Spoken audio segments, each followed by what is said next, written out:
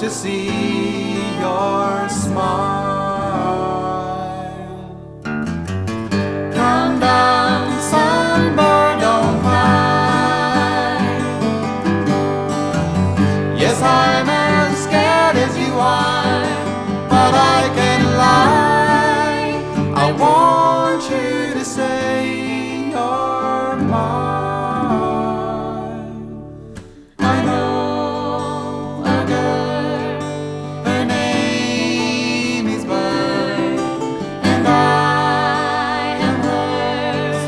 It's been so long, but still I can show her love.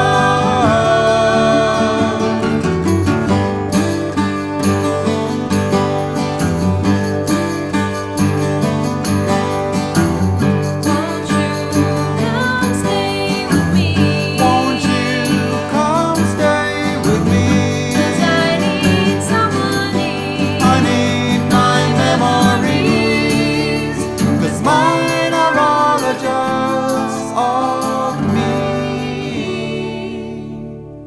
I know a girl, her name is Bird, and I am hers.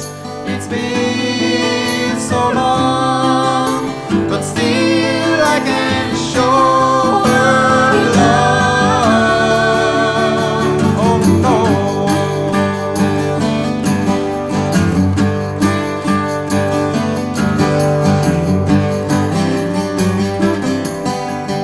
La la la la la.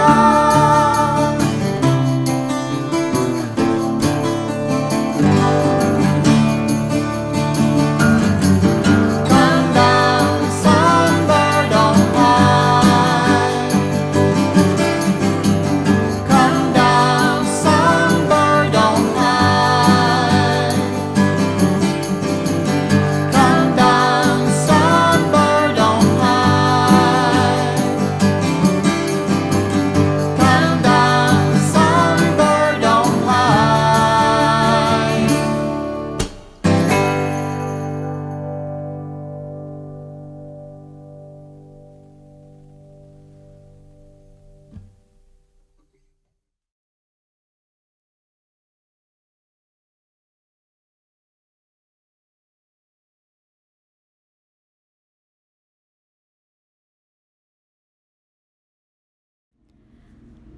I was born in a tiny mining town up in northern Minnesota, about an hour-ish south from the Canadian border. The little town that I grew up in was called Virginia, Minnesota, and it's on what is known as the Iron Range, which is a community of mining towns, and it's strip mining. So basically, huge swaths of earth just get lifted from the ground, and as a result, you just have a whole lot of holes in the ground, huge holes in the ground. And the dirt up there, it's iron ore, so it's all red. So it almost looks like a mini, like, Grand Canyon. Lots of craters that get filled in with lakes, lots of holes, and mining was the biggest industry up there. My great-grandfather actually had immigrated to Minnesota. I don't remember when, but he immigrated to work in the mines, and I know that during World War I and World War II, the mines of Minnesota really fueled the steel production during World War I and World War II. So that was what caused my great-grandfather to come over. He came over with a lot of different Scandinavian immigrants who ended up in Minnesota. My great-grandfather came from Finland, and he ended up working in the mines, and I believe he passed away still working in the mines. So somehow it was related. Of course, he had a family, and I don't know very much about my grandfather, who died fairly young, but I know he was in the Army and Army engineer, I believe during World War II. My father also, first he was in the Navy and traveled around the world in the Navy in the 60s and early 70s. He was lucky enough to avoid Vietnam, but he also then came back to Virginia, Minnesota, and started working in the mines himself until he was laid off. And actually the mining jobs up there were really, really good jobs to have. There are, a lot of benefits, part of a union, you make a good salary. It's a really very well-respected career, and definitely nothing that anyone would look down on if you're from that area. My father was laid off when I was younger. I was born in 1980, and basically once my father was laid off, my family struggled a lot. We did not have a lot of money, because of unemployment, and my mother was a stay-at-home mom of myself and my older sister, who's 2 years older than I am. So we struggled a lot when I was younger. We didn't have a lot of money, and the house that we had basically fell into disrepair, and by the time my parents divorced, when I was about 10 years old, and my father moved out, and we tried to stay in the house, but it was just too expensive during the cold winters of Minnesota, and so we had to leave the house, and it ended up being condemned and torn down, really just a few months after we moved out. So that was definitely a sad moment for me. I can't really say I would recommend growing up in northern Minnesota. It was a very harsh and difficult place to grow up. It was brutally, brutally cold in the winter, sometimes getting down to like 50 degrees below zero, and then you factor in a wind chill and the fact that winter just can last from, October, early October even, till May. It can be a very long and difficult time when, you basically don't even want to leave your house for weeks on end because it's just so cold. Unfortunately, I wasn't very active in sports or outdoor activities, particularly in the winter, so I did not get on very well in Minnesota. It was not a very pleasant place for me to be.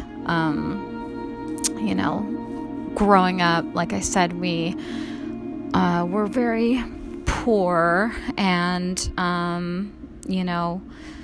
had definitely a little bit of teasing happen because of that. I never really felt very secure in myself or in my my home life.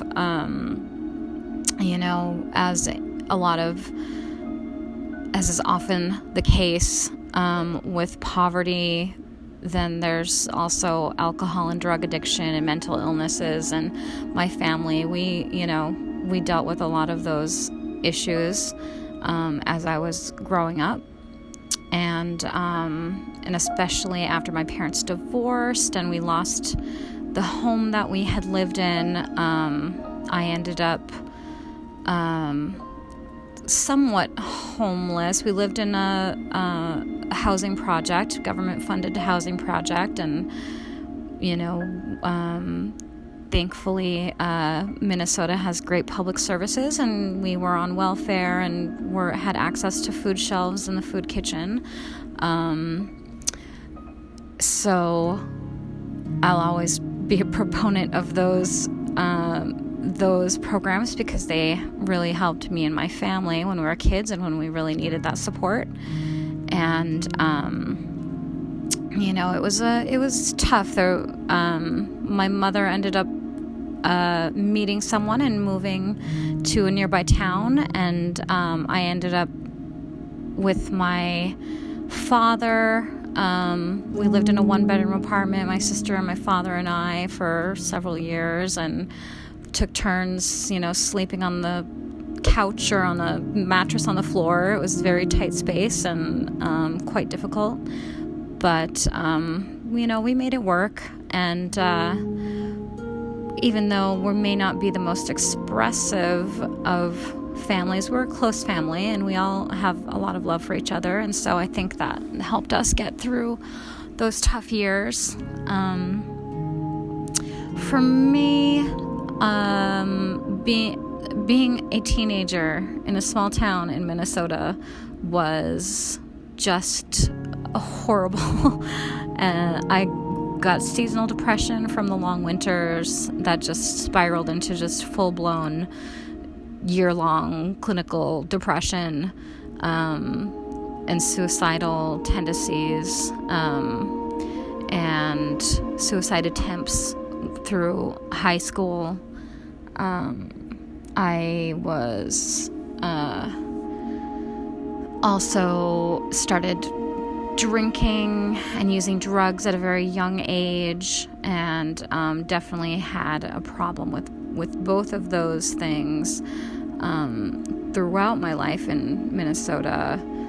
Finally, when I turned 21, my sister had moved out of the state, and she was living in San Diego at the time, and it just happened that she had a roommate who moved out and had a little tiny room that she was willing to rent out to me. And so after struggling in Minnesota, and actually I had dropped out of high school at this point, I was working full time and was able to hold down a job and have an apartment, but my life had spiraled out of control, definitely because of alcohol and some hard drugs. I had lost several friends to alcohol and drugs and suicide. And so finally, when I was 21, I was able to get out, and I just packed up my car. I think I had maybe $200 or $300 to my name.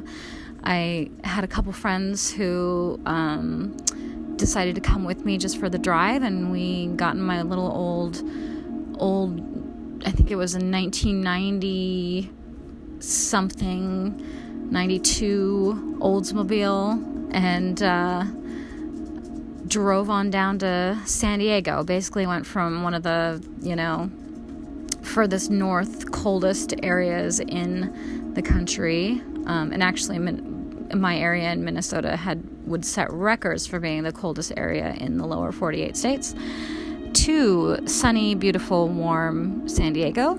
So that was an amazing change for me. I was able to transfer. I had started working at Target in Minnesota, and I transferred to a Target store down in San Diego. Despite all of the problems that I had, I was a very hard worker. And even in Minnesota, even in the throes of depression or, alcohol and drug abuse, I was able to hold down my job, and I took it seriously. And so, I worked really hard as soon as I got to San Diego, and I got a couple of promotions at Target. So I got to, make a little bit more money and became a manager at one of their stores. And I think I ended up being at Target I think I was 17 when I started, and must have been 2003 when I finally moved on, 2003 or 2004. So I was there for a good amount of time.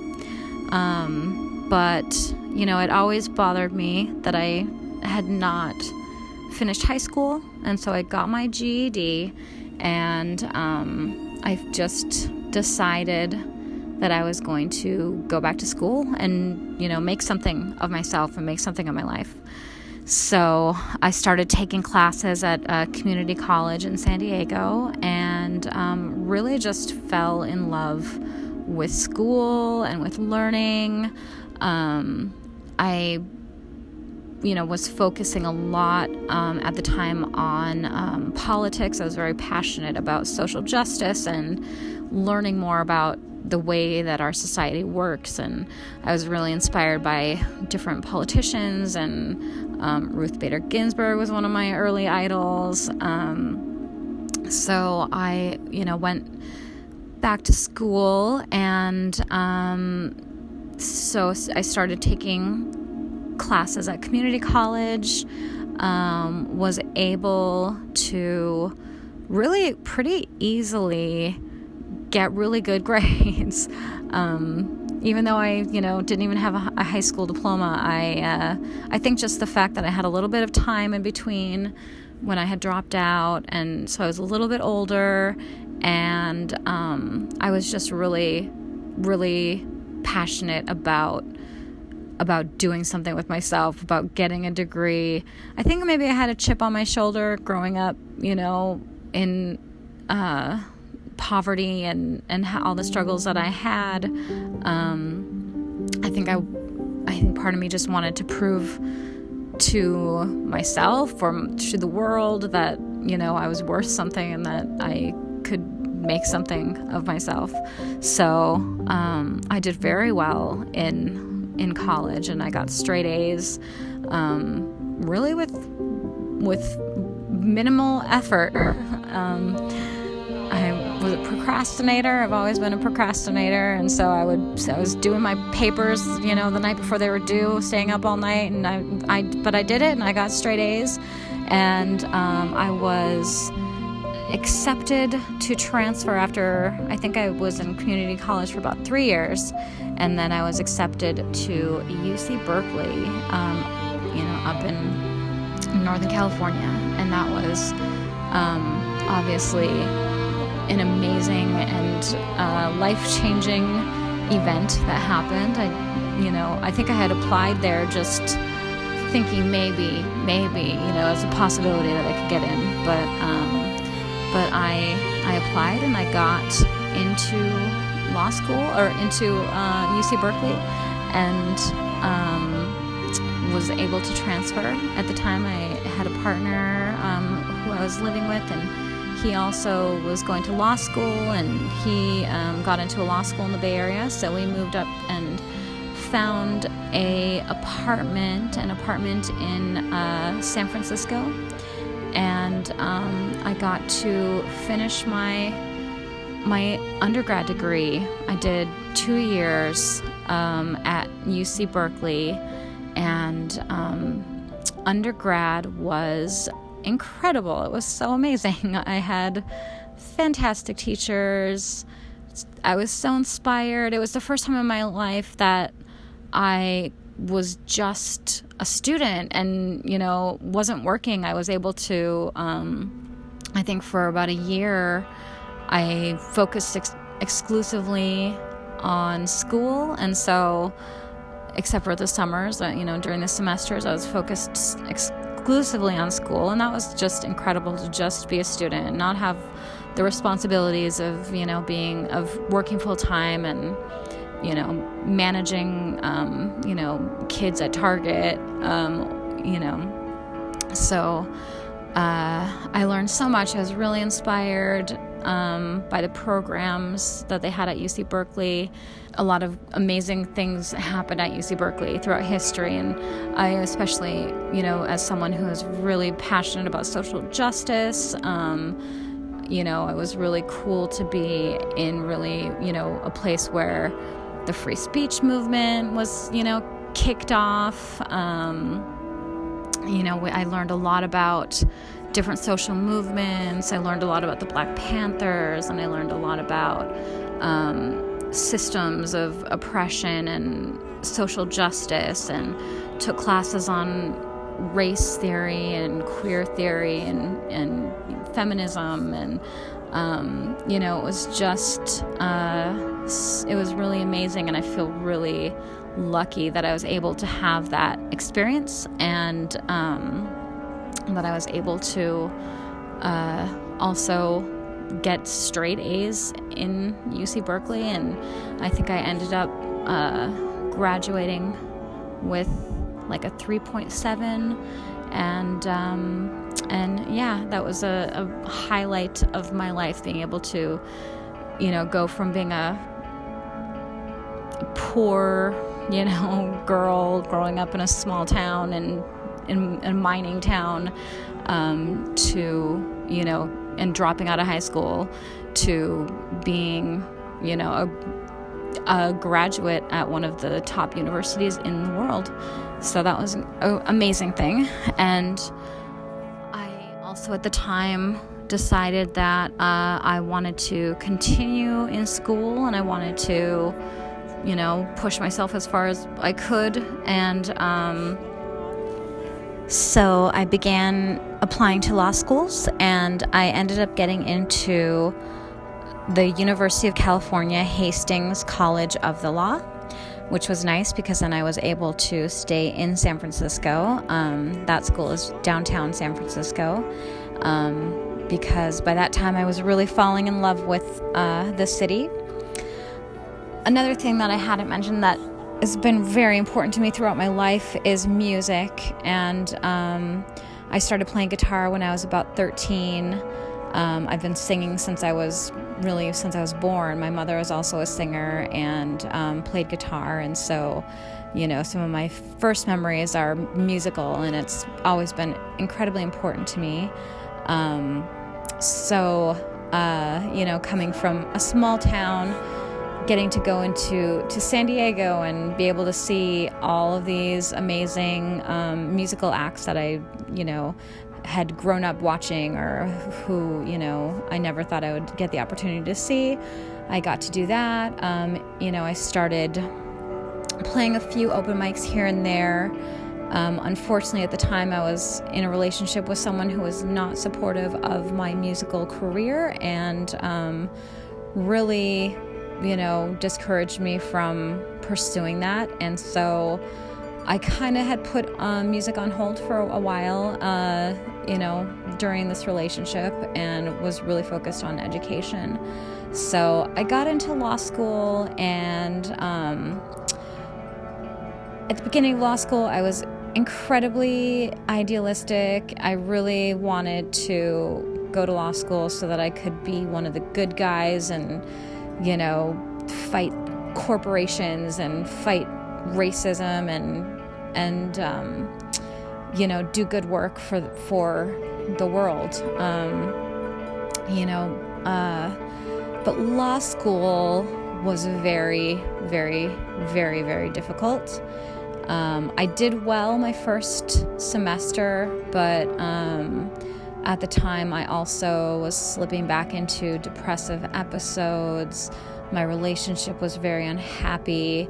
I didn't really have a community of friends yet. When I was going to UC Berkeley, I was commuting every day, and so I never really got a chance to make a lot of friends in college. And so, I was kind of threw myself into law school, but pretty soon I was very unhappy. It was very difficult, and I was just kind of losing my inspiration and passion for the law. And it was during my second year of law school, I was getting a summer internship, and I found an internship working for a firm that I thought I would really enjoy working for. We were suing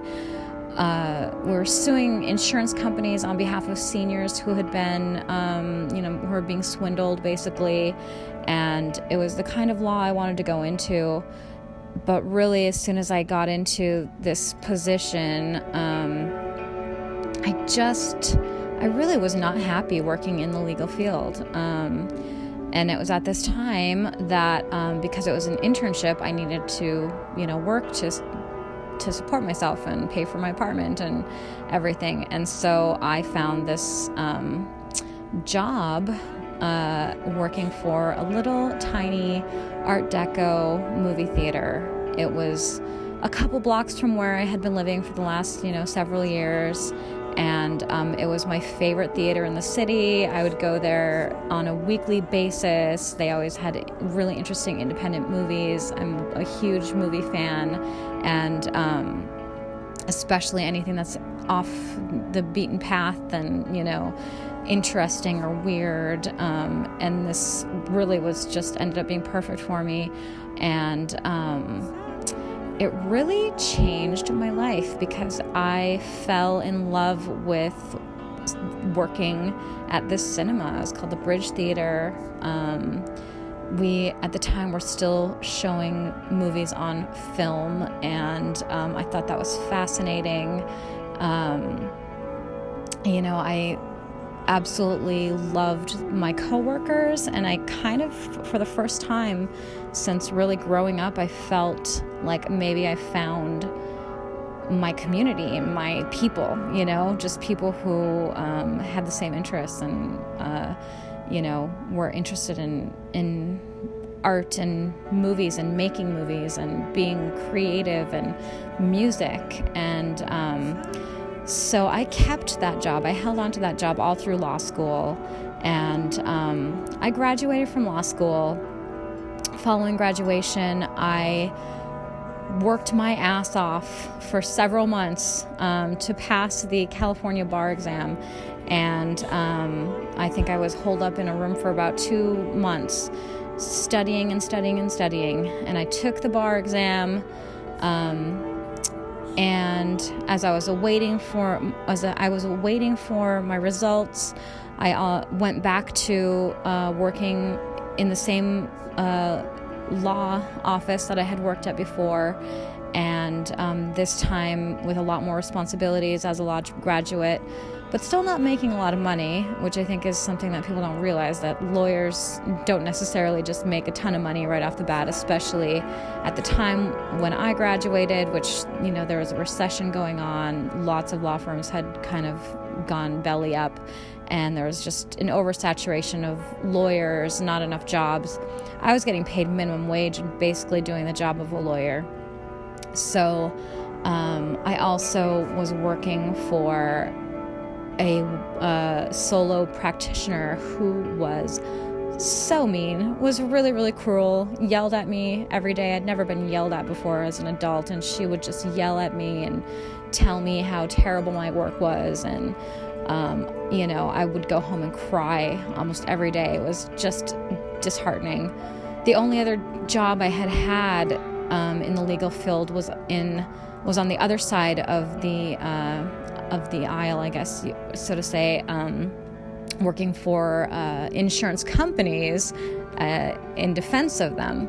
And this job was it was bland and boring, but I also noticed that a lot of the new lawyers would just get yelled at and screamed at by the partners and the experienced lawyers. So it was really just eye-opening to me getting into the legal field, how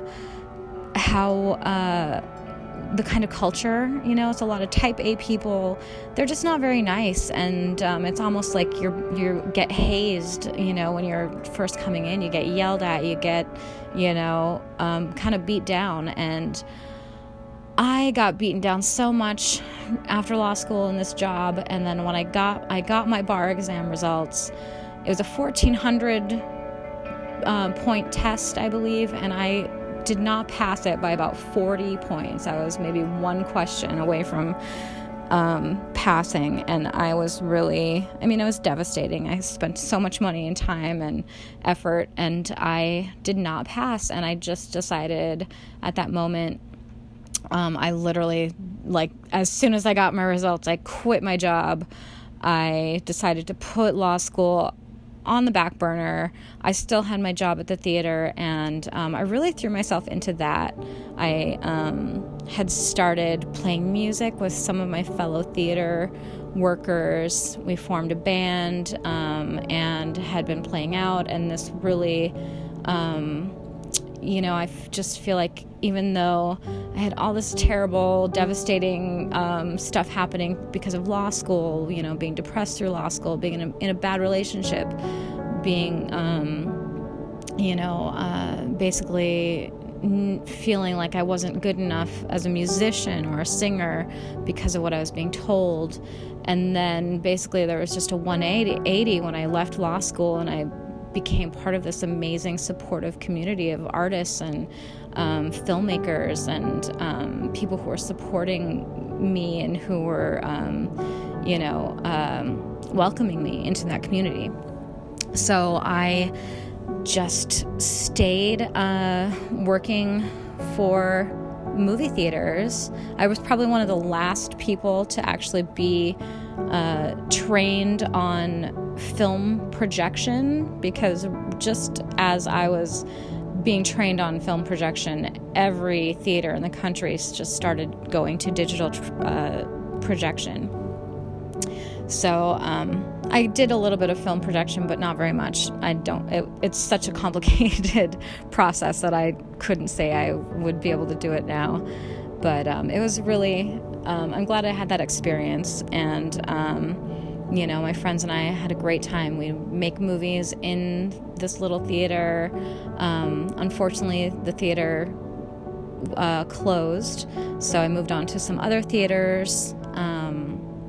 And became a manager for several independent movie theaters in the city of San Francisco. I just love the little theaters, the little one-screen theaters, the special events, the midnight movies, the opportunity to see any independent film, that is up and coming. And, I made it a habit to probably go to the movies at least once a week, often many more, and to really frequent all of the theaters in San Francisco. Also, working on music, going to open mics, being part of a band. It was great. I think I also, around this time, was active in theater in San Francisco, got to, be part of an amazing queer theater troupe that ended up evolving into a kind of burlesque and experimental performance art events. And so I got to do a lot of really amazing things, and I'm just so grateful that I had the experiences in San Francisco that I was able to in the years that I lived there. But I guess I'm a bit of a restless soul, because then after being in a relationship in San Francisco, and I was actually engaged to be married, we moved to Vallejo, about 45 minutes north of San Francisco, and I was commuting into the city for work, and I was just burnt out. I was burnt out from commuting all the time. I was kind of tired of constantly hustling. I'm working full-time plus driving Uber and Lyft, plus having a band, and again being in a relationship that was not fulfilling for me. And I somehow convinced my fiance at the time that we would just sell everything that we owned and buy tickets somewhere and just go on an adventure. And he had always wanted to go to Asia, so we decided on Thailand. Literally sold all of our stuff, packed up my car, dropped off one carload of things and my 2 cats with my dad to watch, and my ex and I went off to Asia, and we traveled throughout Thailand, throughout China, and it was amazing, an amazing experience.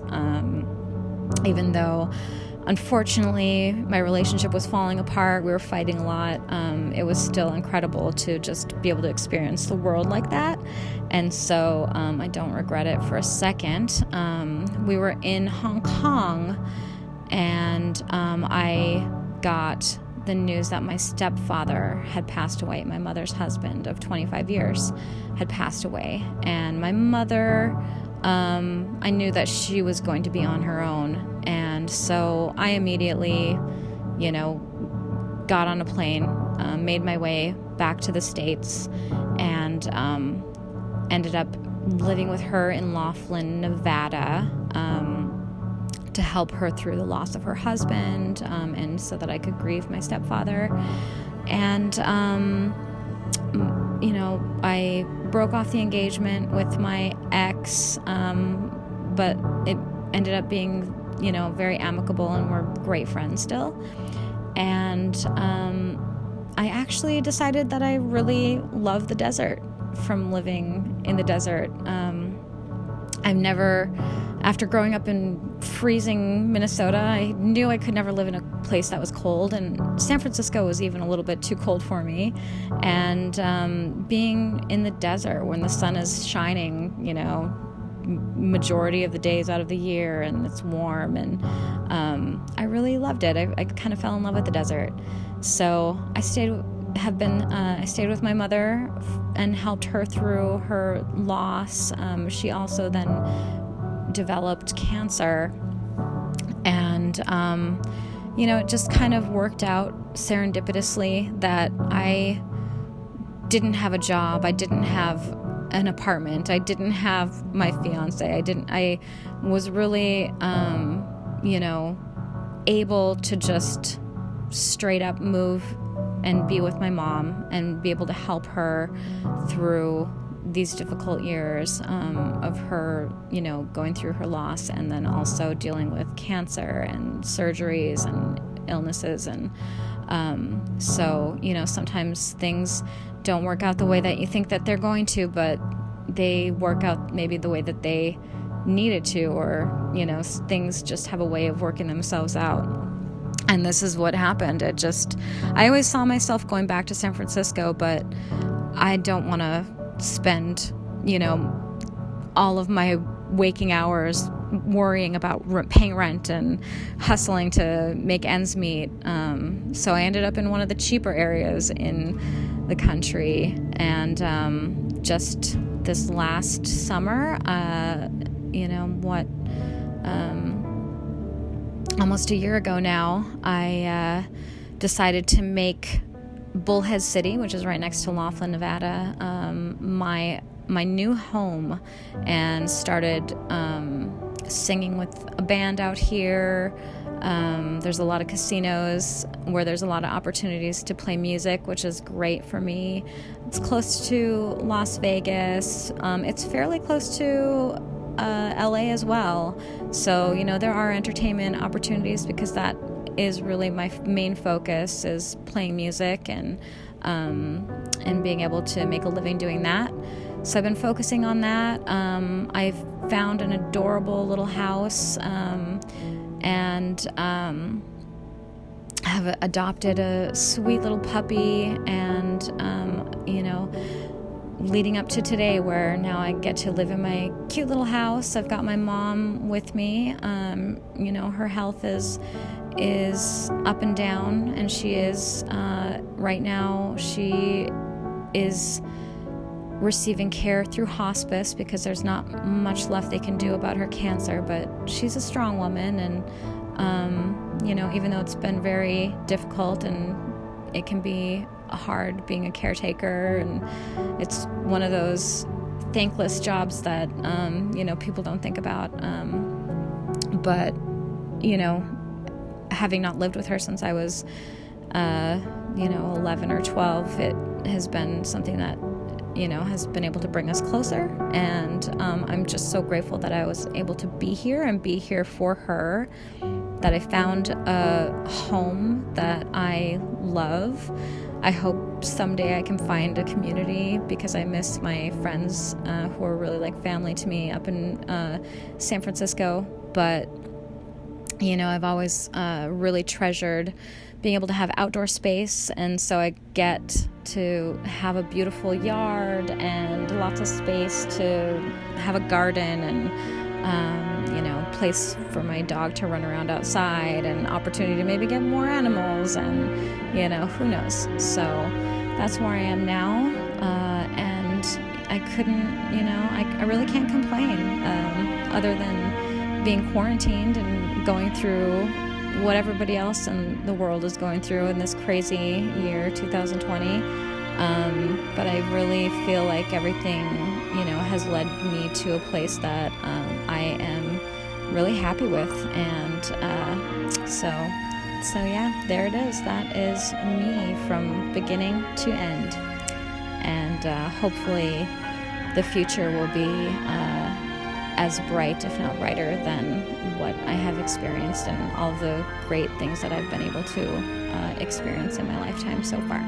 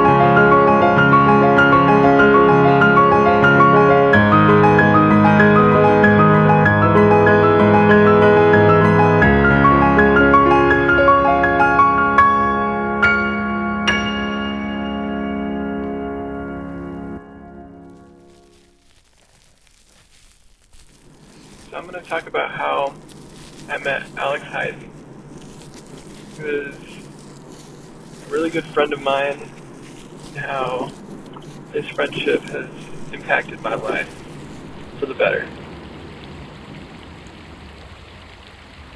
All right, we're working on cup number 2 of some coffee. I'm gonna try to pause it there so I don't get too overly caffeinated and not make sense while I'm telling the story. But I am purely caffeine powered this early in the morning.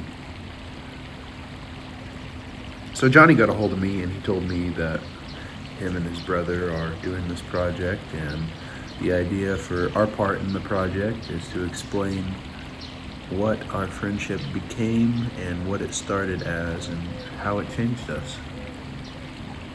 So I guess my side of this is going to start with a little bit of a backstory. I was 19, going on 20, and I had unreal death anxiety, just untreated, unchecked, and it was making me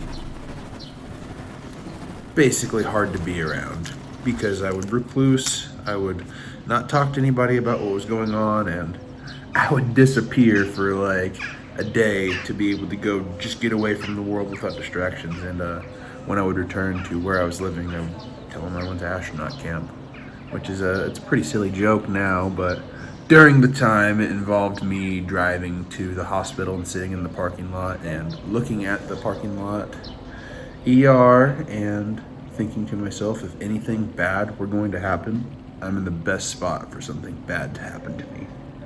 Which is a weird thought, but it was my security blanket. And security blankets can come in a bunch of different shapes and sizes. And some of them are better than others, and I don't think that this cope that I was creating was a good cope. However, it was one that was able to make me function in the real world. In 2015, I think, I was in a relationship and wasn't going so hot. I had to move out. I had not very many options, so I made a post on Facebook saying that I needed a place to live very soon. And I lived in my minivan for about a month or so, maybe a little longer. And finally somebody got back with me. And I agreed to check their house out. Went over there and there was like already 5 people living there, but they said rent would be really cheap. And I didn't have a job at the time, so it would be perfect because I had some money saved up.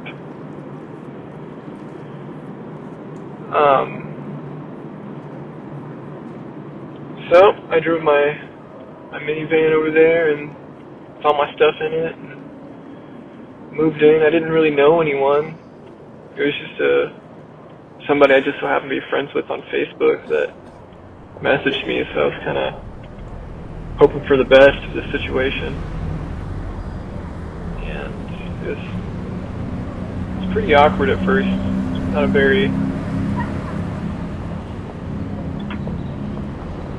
very extroverted person, I guess. So, about a month and a half goes by of pretty much not talking to anybody, just reclusing in my room and being a weird guy. I walk into the living room and there are these people there having a band practice, and it was like hardcore music, which I had never really been into. Super loud and aggressive and energetic. And I wasn't that into it, honestly. Like, it's kind of annoying. After their band practice was over, everybody left and I started having a conversation with this guy, Alex Hyden. And he's kind of a bigger guy, bigger than me at least. He's not like a huge guy or anything, but he's kind of an intimidating guy, especially after listening to him scream. I started to talk to him a little bit about music, and he told me to play one of my favorite songs on a speaker. So I played a song by Gorillaz called November Has Come, and he loved that song. And I think that was the beginning of our friendship. It was over a song, which is kind of funny. But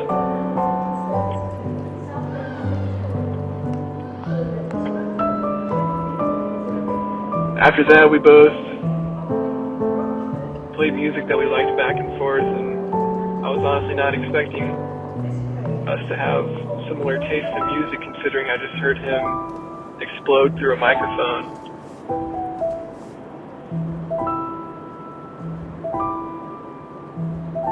The two of us, shortly after, bonded over similar humor, liking similar TV shows.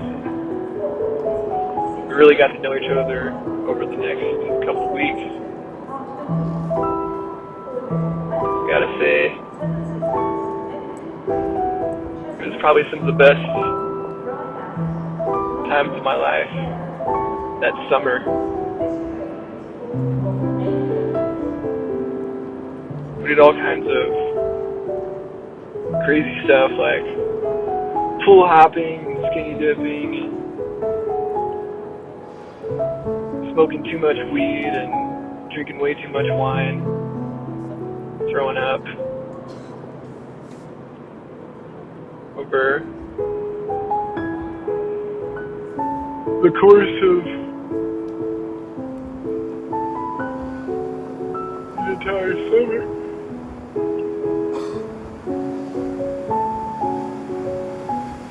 Something I began to notice about Alex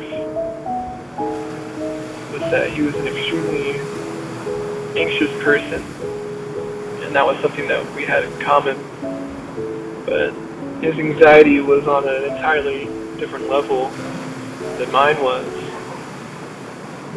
His anxiety was like a critical in comparison. And there would be times where he would start feeling like chest pains and he thought he was having a heart attack, so I would take him to the hospital. And it happened quite often. He always seemed to feel kind of guilty about it, but I told him there was nothing to feel guilty about. It's what friends are for, try to help each other out when the other's in need. I was socially isolated. I didn't want to take any chances anymore. My life was broken down to going to work, going to sleep, and playing the guitar when I can, because music was just about the only thing that didn't make me anxious. I had convinced myself that I had a gluten allergy. I had convinced myself that I had all these health problems that just weren't real because of me being hypersensitive. And the hypersensitivity came from doing a copious amount of research chemical acid, which I thought was going to be some kind of spiritually enlightening thing. And it was, but in the worst way possible. It was able to be a mirror for me to look at this person that I'd created at 18 and think, if I keep doing this, I'm going to die. And that reflected and magnified in my mind back and forth, just saying, hey, if you died, are you sure that you're a good person? And that's been a driving force in my anxiety, even to this day. I mean, it might sound a little, I don't know, selfish to think I better be good for the sake of being good. But I've been able to tell myself that I'm going to be good to help others in the world. And that's been easier to do than to just do it for myself. I've always been kind of empathetic like that, so being socially isolated wasn't the best for my mental health at that time. But anyways, I was living at this punk house where we were paying like $125 a month for rent. So I was broke and I was able to save a little bit of money, but again, it wasn't going anywhere because I was too nervous to do anything. The people that I was staying with at the time, people I was playing music with at the time, had told me that they found this guy that needed a place to live. And I said, okay, yeah, who is this guy? I mean, I'm down. I'm always down for cheaper rent, and that's essentially what it boiled down to at first. And I looked this guy up on Twitter, and I was like, oh, he's pretty normal. He's a pretty good artist. That's pretty cool. And I remember it must have been an old picture, but he had drawn this spot-on recreation of Rolf's face from Ed, Edd n Eddy. I was like, I might actually get along with this guy. That was one of my favorite shows when I was growing up as a kid. So, you know, at least I had something to work with to think, okay, this is what this guy might be like. He and I came up with all these crazy nonsense words that we would yell at people through a dryer machine, like foil tube. We'd say like olive Nexum, which is Mexican Villa backwards. And we would just yell at people and for no reason at all, but it would definitely get some weird reactions. We got chased down the street by one guy, and another guy thought Alex was one of his like best friends and like ran to the car, and it was really funny.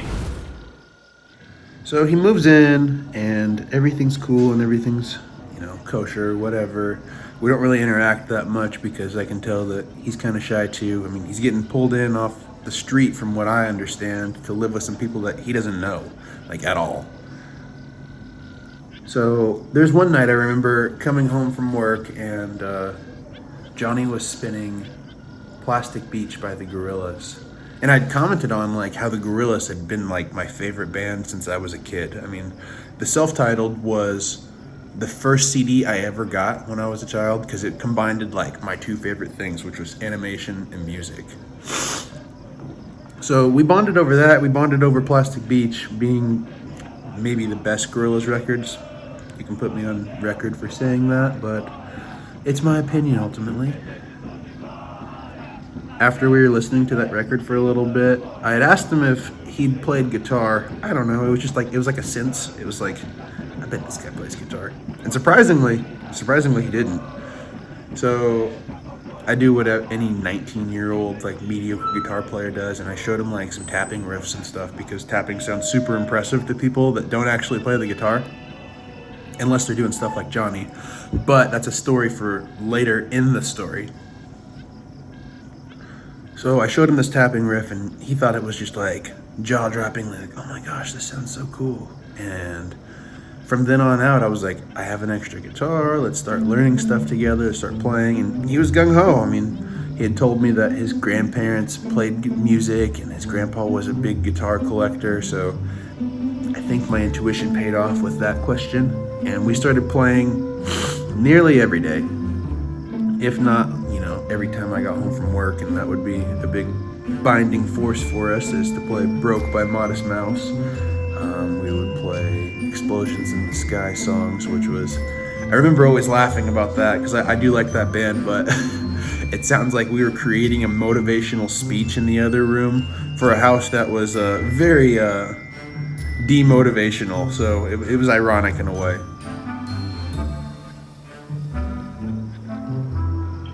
After hearing his band play so often, they would have band practice at our house like at least twice a week, if not more than that. I mean, there was always an instrument in somebody's hand in that house that it really inspired me to try to learn how to play a guitar. And Alex knew how to play guitar, and he was really good at it. So he lent me one of his like first act guitars or Squire or something, and tried to teach me some stuff. I was definitely a slow learner,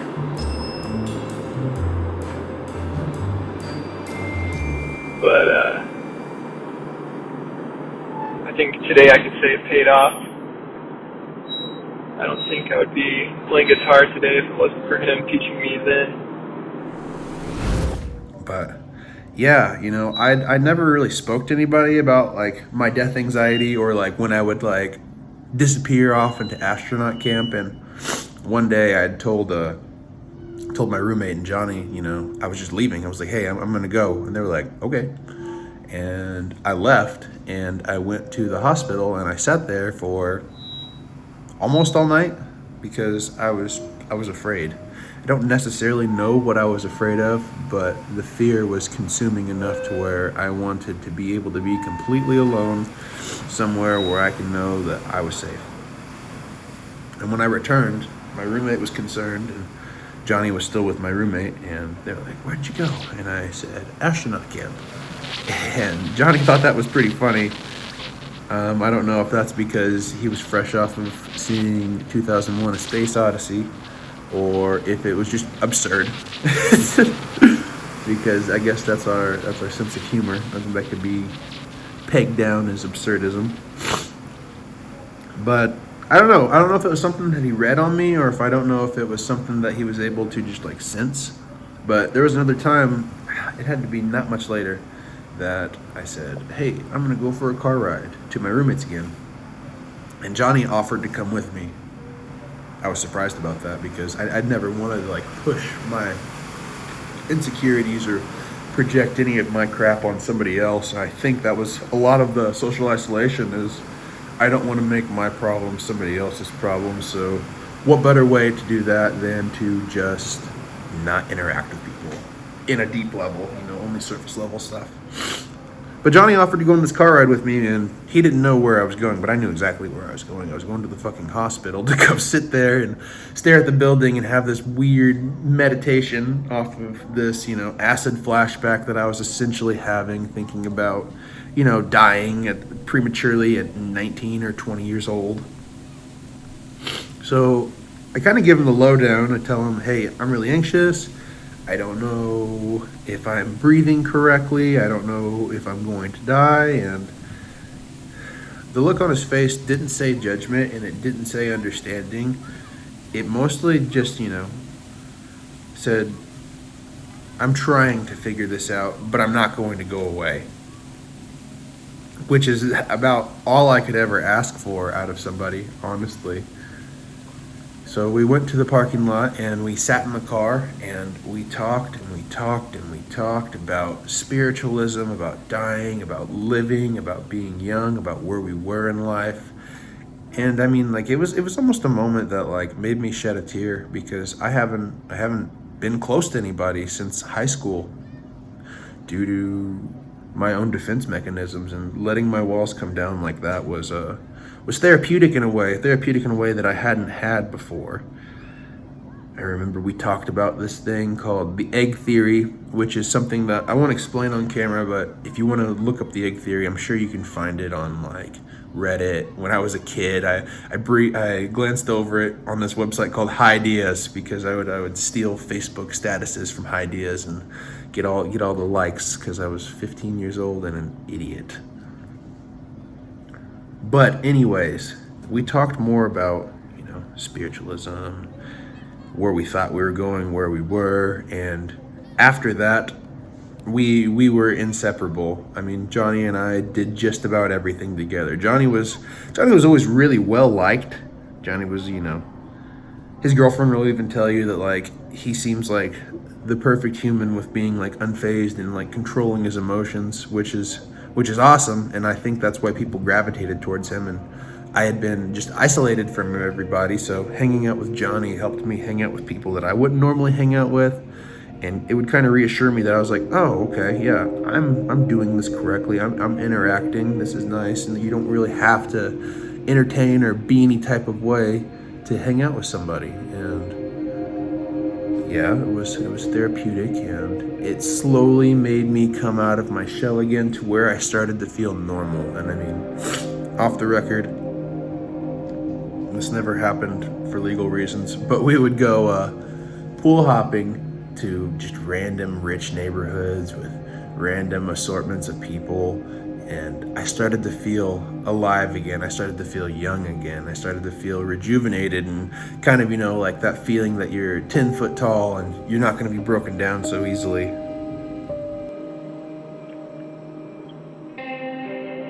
Time skip a couple months forward, I've moved out of the house that I lived with Alex in to another house with a guy named Liam, who I'd met through Alex. He was in Alex's hardcore band, Out of Step.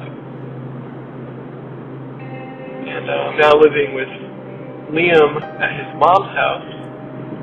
His mom was a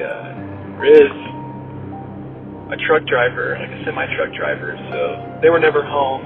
So it was just Liam and I living in their house. During this time, Alex would still come over, and they would still have band practice and stuff at that house. It only took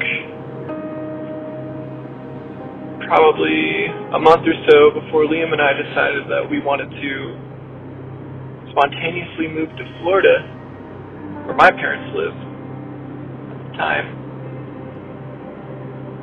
So he and I packed up what little things we had and left to Florida, left everyone. And Florida was really cool for a while. Getting a job was kind of rough. He worked at a restaurant off the pier where he did dishes. And I worked on the pier shooting these little slingshot helicopter things into the air. I tried to sell those because the pier sold a little market up there. Eventually, that wasn't cutting it. I needed more money, so I got a job at Walmart. And working at Walmart was a complete shit show. I worked in the lawn and garden section, and it was a brand new Walmart. It was actually the grand opening of it, and my manager there was super lazy. He was just like never around. And the coworker that I worked with in the lawn and garden section, there was just two of us over there. She was having an affair, I ended up finding out later on, with my manager. So they were just never there. They were always just like out in the parking lot drinking or doing whatever, I don't know, in the parking lot. It just left me by myself in the lawn and garden section. You know, you'd have all the older people that thought they were really clever to check out all their groceries in the lawn and garden department because they never thought there'd be a line, but it always turned out there was already a line of other old people who also had that great idea. It's just a constant shit show of old cranky people trying to check out groceries. So I eventually got tired of that, and I just left the lawn and garden area and like hid in the warehouse with all the warehouse employees and helped them move boxes. And oddly enough, no one ever said anything or noticed. I never got fired, or I just went to the warehouse and it was like nothing ever happened. So things went left, right, up and down with all of the stuff with the house, with the people that we were living with. I mean, it was a punk house, and like punk bands, those things are only built to last 1 or 2 years. We ended up moving into our basically third musketeer's brother of ours at a house. His mom was kind of living at, but she was a truck driver, so essentially we were living at this house for free while she was on the road. And Jonny was running out of options when it came to Springfield. I feel like he ended up moving to Florida with Liam, and then as he moved to Florida and went through his own thing, you know, I wasn't mad about him leaving or anything, but he did leave me with a new sense of being, honestly. I was able to take what I had learned growing up again, all over again is what it felt like, growing up all over again with Jonny. And I applied that to myself and got myself into situations that I normally wouldn't have, and I progressed in situations that I wouldn't normally have either. And after all of that happened, Jonny returned home from Florida after, you know, brief phone calls and stuff. I remember hearing the day, he's like, I'm coming home. And I was like, what day, what time, where at are you going to be? I'm going to be the first person to see you. And there's still like evidence on my Instagram of me, Liam, and Jonny on this cold fucking night. This place that was like the redone Lemon Drop, where I just like posted a photo that said first. It was Jonny and Liam, and it was, you know, it was like the gang was back together again. It wasn't long after getting that job at Walmart that our landlord at our house kind of pulled a fast one on us and tried to raise the rent at the last second. And I mean, even with the four of us all having our own incomes, we couldn't afford that rent. So Liam, my mom, my stepdad, and I all had to move back to Springfield. And I think it was definitely for the better. Florida, I mean, at least for Liam and I. I'm sure my mom and stepdad would love to live in Florida again. But I think moving back to Springfield for Liam and I was a really good thing. I think we missed our friends. We couldn't really make any friends in Florida. It was mainly just like people on vacation, the college crowd. So if we did make a friend, it wouldn't be for very long. They would just, leave in the next couple days or so. It was just hard to find anyone to talk to other than each other, which spending every day with, your friend is fun and all, but I think eventually, you get kind of tired of one another.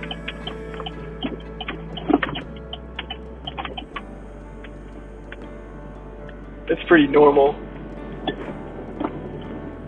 But we moved back to Missouri, and we didn't tell anybody we were coming back. We wanted to make it a complete surprise because we were really excited and we wanted to see the expressions on everybody's face. And it just so happened one of our favorite bands were playing at this venue downtown.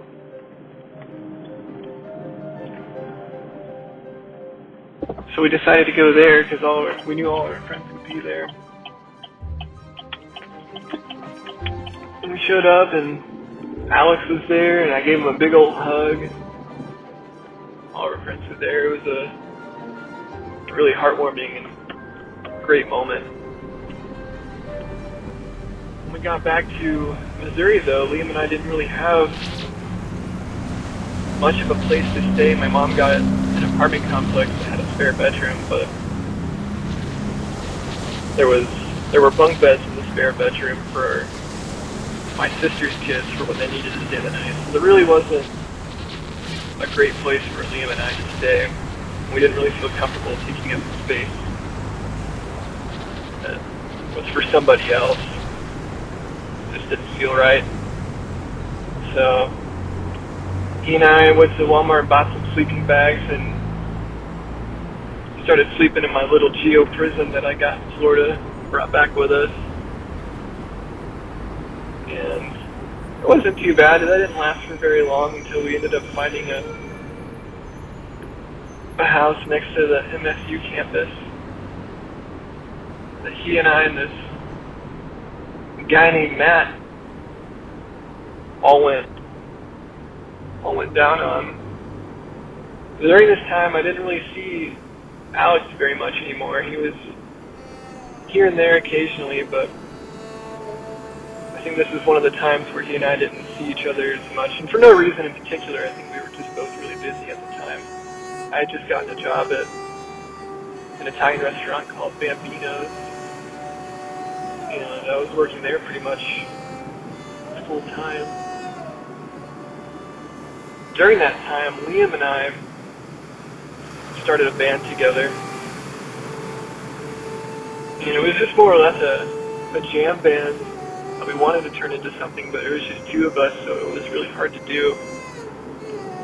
But in the process of all of that, I think that really helped me take off with knowing everything I know about guitar today.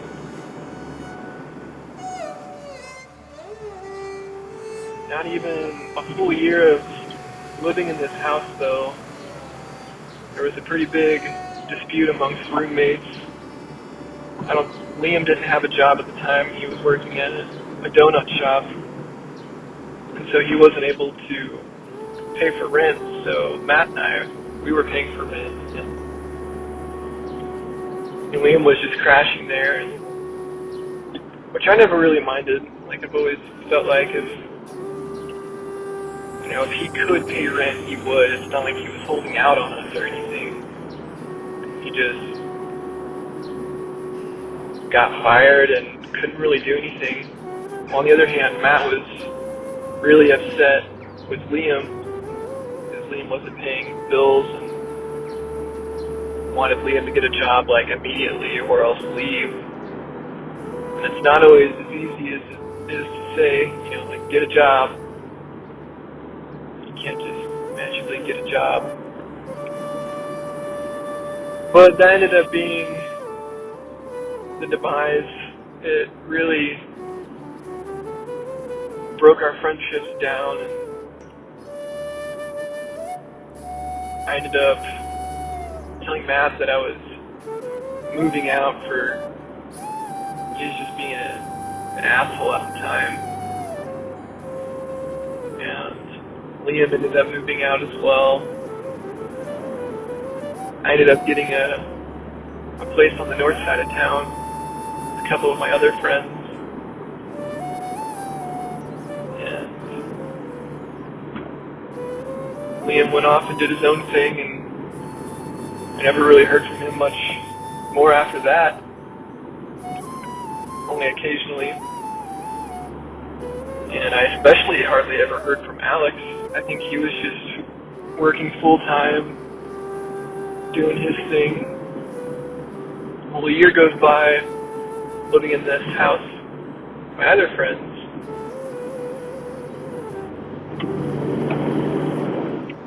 And we end up having to move out because the previous owners wanted to move back in. And so we get a place right next to the place where I actually currently work. That was awesome. And I posted a video of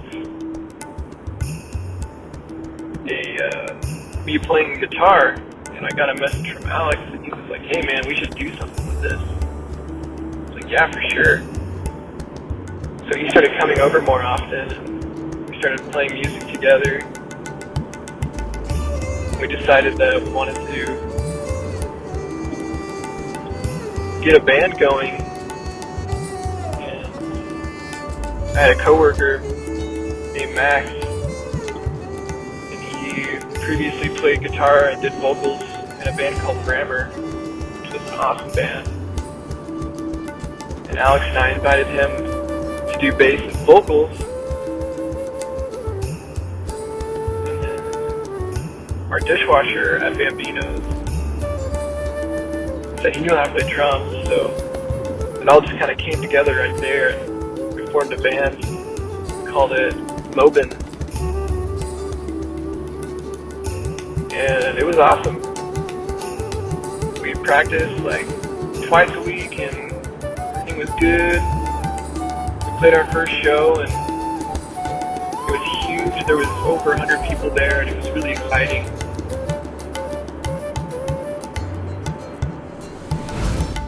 So Jonny and I went back to the same business as usual with all of our friends. We were running around, running amok, and reminiscing about when we were being, a little more crazy with a little less consequences because we were a little younger. But some time goes by, and I get into a relationship, he gets into a relationship, and I think everybody here knows how that goes when you're super young and you're trying to be super serious with a person that you, again, isolate yourself. That might just be me, but I've always found a way to reconnect with Jonny. It's like something that doesn't skip a beat. It could be like I could be an old man in the nursing home, and I would stumble in there and sit next to this imaginary GameCube that I'm imagining in this weird retirement home, and we'd start playing Smash Bros. Like we were 20 years old. And that probably honestly will happen, between that and him sustaining himself purely on Mountain Dew. He'll live to 90 years old completely preserved by the dew. So if Mountain Dew is out there listening to this, give him a sponsorship. You won't regret it. Also, he could probably buy a bunch of music equipment through the sheer strength of his stomach being able to digest dew. I have the worst stage fright ever. It's weird how something can be so stressful and so fulfilling at the same time. That's exactly how I felt in that moment. So we were able to start like our real first band. Gosh, that was like last year. During this time last year, where we would come over and make songs, basically paying homage to our favorite band that we found together called Surf Curse. And that progressed into, one of the most beautiful summers that I had ever had. during that, I mean, Alex and I pretty much spent every single day, hanging out together. I began to notice that his anxiety that, for the past 4 years of knowing him hasn't gone away. Throughout this entire time, he's been having severe panic attacks and having to go to the hospital. So I started hanging out with him and taking him to the hospital and stuff. Everything was pretty much just like it was before. So,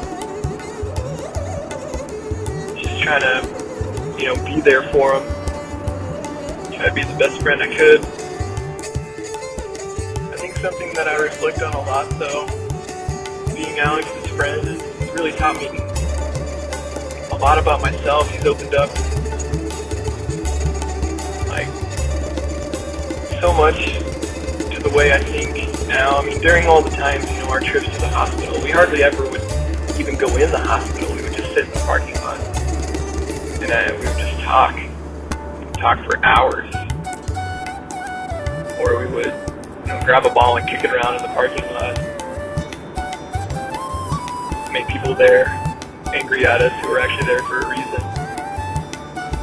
But he definitely, I think, showed me who my true self was. And it's hard to put into words what that even means, but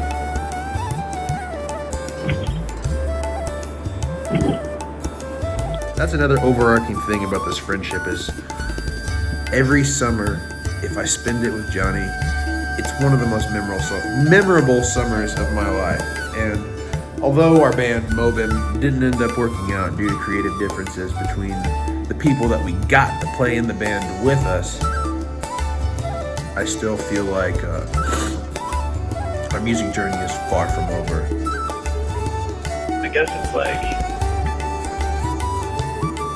I feel like I've become more of an outgoing person.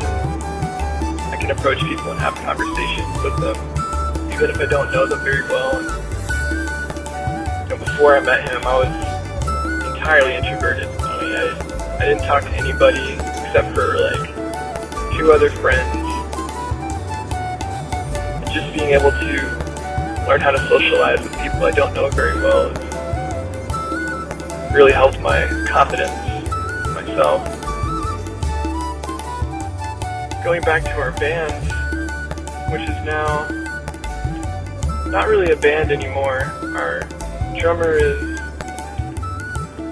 moving away, and we all agreed that we didn't really want to do it anymore without him. Alex and I decided that we still want to play music, so. We recently started this band that's kind of an 80s post-punk thing, which, again, I feel like that's a natural transition for anybody that's ever played punk music. Post-punk is the next logical step, unless you go far left and get out of music altogether. But we both found a passion in playing this style of music, and I think now we're just having another summer that's going to be completely memorable and in the books. We're practicing in my apartment, pissing off all my neighbors with this little drum machine, which I don't think it's too loud, but it's kind of silly that we've got 3 guitars and a vocalist, and on top of that, we're in a 1-bedroom apartment on East Sunshine. We'll give you more details about the address just in case you're my neighbor, because it's not me. I don't know that guy either, but he sounds like he's pretty good at guitar.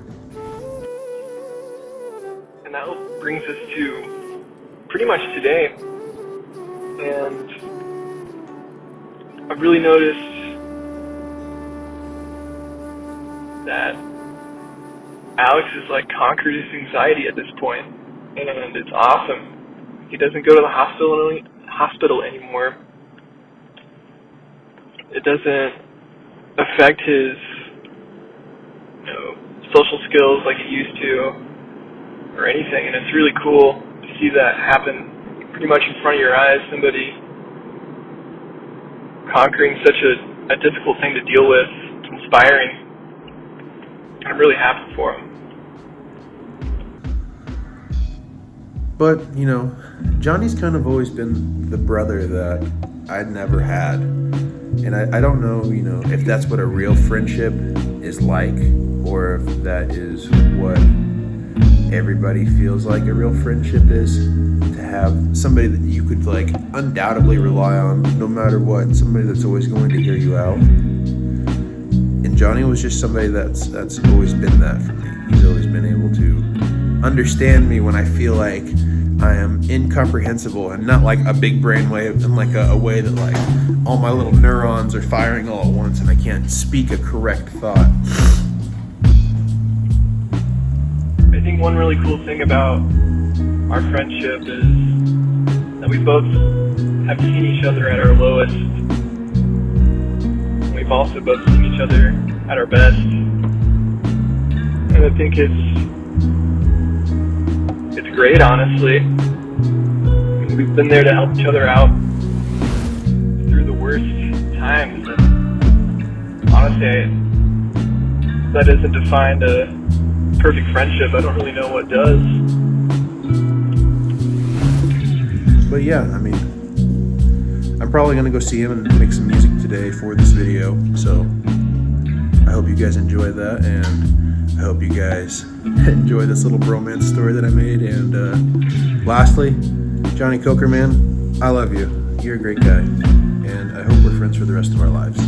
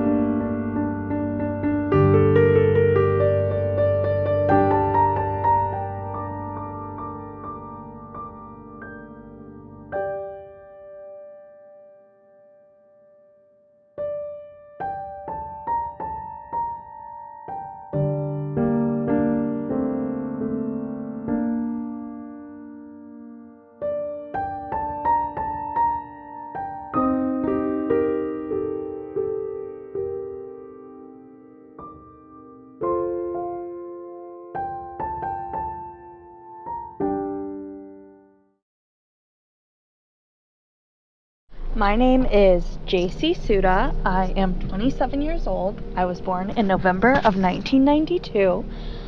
My mother and father actually got pregnant with me out of wedlock, and obviously at that time it was a little more frowned upon than it is now. So my parents got married in May of 1992, had me in November of 1992, and actually were divorced by the time I was 3. Whenever I was 3.5, my sister was born, and so they conceived my sister after they got divorced. What a time to be alive. So I don't really have very many memories from growing up. I think most of my memories start about high school and beyond. But my very first memory was after my parents were divorced. My sister was sitting in her car seat in my dad's duplex kitchen floor, and I was playing jacks by myself, trying to teach my sister how to play jacks.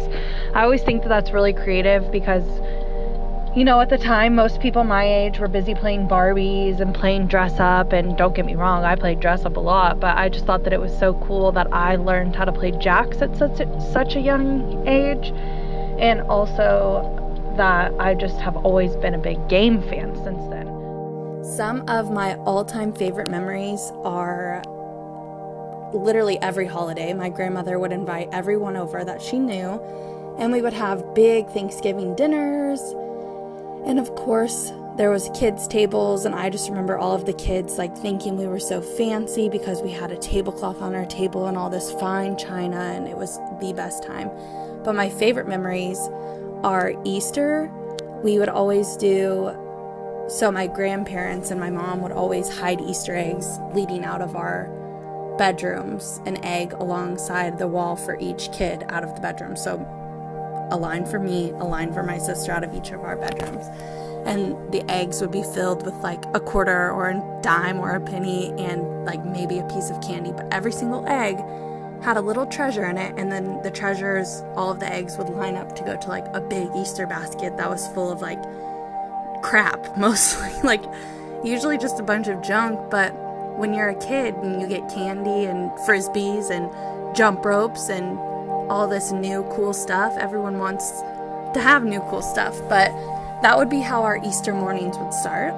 And then we would have our entire family over for Easter lunch, like a late lunch. My grandmother would make ham, and we would just have deviled eggs and sweet potatoes. Oh my gosh, the sweet potatoes were always so good. And then all of us kids would hide, like all of my second and third cousins would come over, as well as my great aunts and everyone else, the whole family. And all of us kids would hide Easter eggs outside for the adults to go find, and they would try to find them blindfolded. And one time, whenever I was leading the line of adults out of the front door, I walked my great aunt's head right into the corner of the house, and we had a traumatic injury. I wouldn't say it was traumatic, but she definitely bled. My entire family is so clumsy. Every single holiday, someone is always getting hurt. Now that my grandmother's passed away, we still try to do the big family stuff, but usually it's like just our immediate family. But one Christmas, whenever I was like, I don't know, maybe 11, I stepped on 4 pencils that were face up. Rewind. One Christmas, my grandmother and grandfather got me a brand new bedroom suit because my mom just purchased her first home. And so we were filling the house with, new furniture and stuff. And so my grandparents got me a desk and got me all of the desk supplies that would go on the desk. So pencils, scissors, markers, like every single supply that you can think of that a child would need in their bedroom. And my grandma put all of the pencils face up, or I guess pointy side up, and I unwrapped them and set them on the floor. And my sister and I were trying on all of our new outfits. We came out into the living room and we were doing like a little can dance in our new clothes, showing them off, modeling them, because we were crazy. And I stepped on the pencils with my right foot, and then I lifted my leg up to do my second high kick, stepped on the pencils again, and then fell to my knees. Had to be rushed to the emergency room, had to get the pencil lead taken out of my foot, and still to this day, I don't even know how many years ago that was, a lot of years ago, still to this day, little pieces of pencil lead will work their way out of my foot. So, disgusting, traumatic story there. One Easter, my grandfather cut the tips of his fingers off in a lawnmower. Like I said, we are a very clumsy family. Every single holiday, someone is always getting hurt. So now we should have known that we should not be doing anything on holidays together because we're a hot mess. But we've had a lot of fun together. Some of my favorite memories are travel memories. I love to travel, and so anytime I get the chance to travel, I'll do it. I don't care where we're going. But whenever I was a kid, the very first family vacation that we took that I can remember was to Galveston Island, Texas. And it was right after a hurricane, so there was a ton of seaweed all over the beaches. There were all of these little bottle cap jellyfish all over the beaches. And we spent most of the time indoors playing games. And the time we did spend outdoors, it was raining and muggy and gross, but we still had so much fun. We went to this butterfly palace, and the butterflies as you can imagine, were flying all over the place, and they landed on you. And then right next door to that, there's this rainforest one where there's all of these birds and iguanas and exotic animals, and that was really cool to see whenever I was younger. So I know I previously mentioned that my family is really, really competitive. We are very competitive when it comes to board games and card games and things like that, and we are way too loud always. You have a group of women, so my mom, my aunt, my sister, myself, and my grandmother, and then just my grandpa, who did not enjoy playing games with us. But you have 5 women who are very loud and outspoken and stand up for themselves around a kitchen table, and we just love to play games. So I can say we love to play board games, but when it came to sports, I was never the athletic type. My mom put me in t-ball whenever this story is so embarrassing. My mom put me in t-ball whenever I was like 5 or 6. T-ball, where you have a tee that you hit the ball off of. Not baseball, not anything super competitive. And I went out on the team because my best friend, who is still my best friend to this day, played on that team with me. And the very first game, I went and cried the entire time, sat in the outfield with my back to the game and cried. And then whenever I got on the bench, because obviously they were like, okay, she doesn't want to play, I turned my back, not to the fans, I turned facing the fans and cried and screamed the whole time. So I was never really a sports person, as you could imagine. My mom also was, whenever I got into 5th grade, I really wanted these Michael Jordan basketball shoes, and so I begged and begged and begged her to buy them for me, and she said she would buy them as long as I played basketball. So again, I go to one practice, and I cried the entire time. Did not want to do it. I was not good at it. And now, you can't find me doing anything else other than playing sports. I'm not good at it still, but it's still really fun, and I love to do it. Sports or travel. So, another travel story is whenever I was much younger, I don't know how old, we went to Disney World as a family, and that is one of my all-time favorite family vacations. Not because it was like extremely fun. I don't really remember what we did as a family, but I remember walking into Disney World for the first time, looking around and realizing that anything that I could ever have dreamed up came true at Disney World.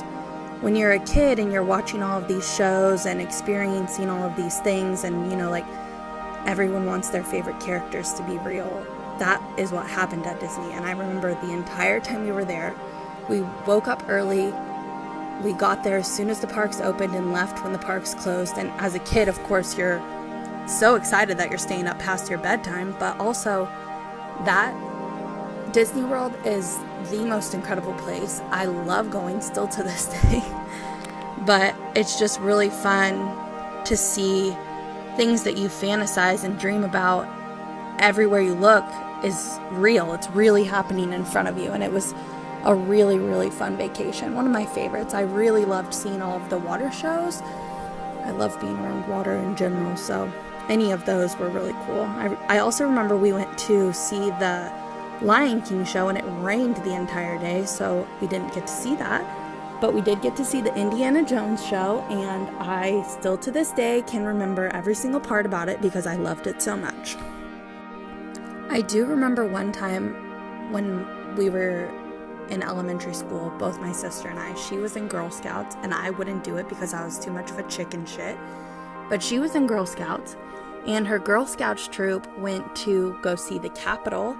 And I also remember that was whenever I fell in love with politics. I've always been a very political person and a very firm person to stand in my beliefs.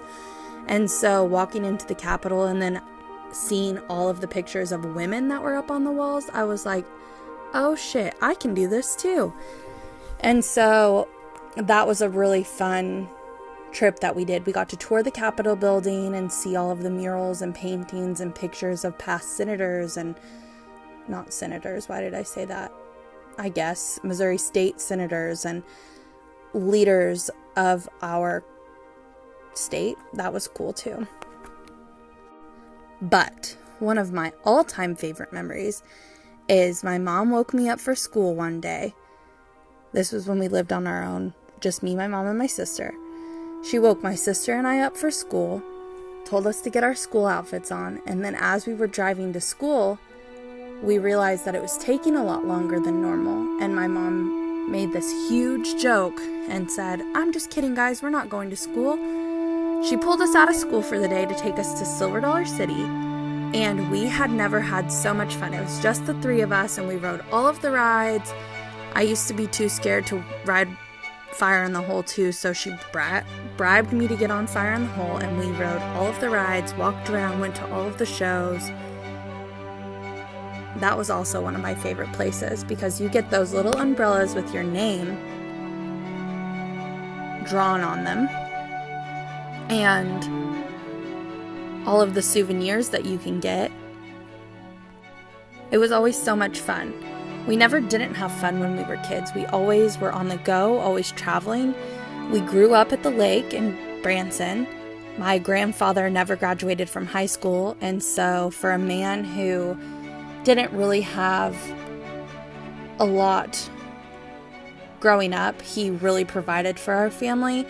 He taught me how a man should treat his family, and my grandparents, every day that we always came over, they always sat around the dinner table together. We always had dinner together, and still to this day when we go over to my grandpa's, we all sit around the table and eat dinner together, put our phones down, and just have a moment of laughing and catching up, and everyone filling us in on their latest gossip or their funny story. And my grandpa always has a joke. Sometimes they're very inappropriate, but he always has a joke that will get the whole family going, and it's very fun to listen to him talk and tell stories about his life. When my grandfather was younger, he actually fell into a quarry in Springfield, and he was knocked out for a couple of hours, and they had to call the fire department to rescue him from the quarry. He was also a part of a, quote, biker gang. He likes to call himself the biker gang, but he said it was a bunch of 12-year-olds dressed in leather jackets and jeans and Converse riding their bicycles around town. So that was his biker gang. Oh my gosh, I am running out of things to talk about. I don't know. It's difficult to think back on your life. I guess the next thing I should talk about is just how amazing my friends are. I have been friends with my same group of girlfriends since 5th grade, and, well, a little after as well. But if you want to talk about a group of women that you can literally do anything with, travel with, chat with, call any time of the day or night, this is them.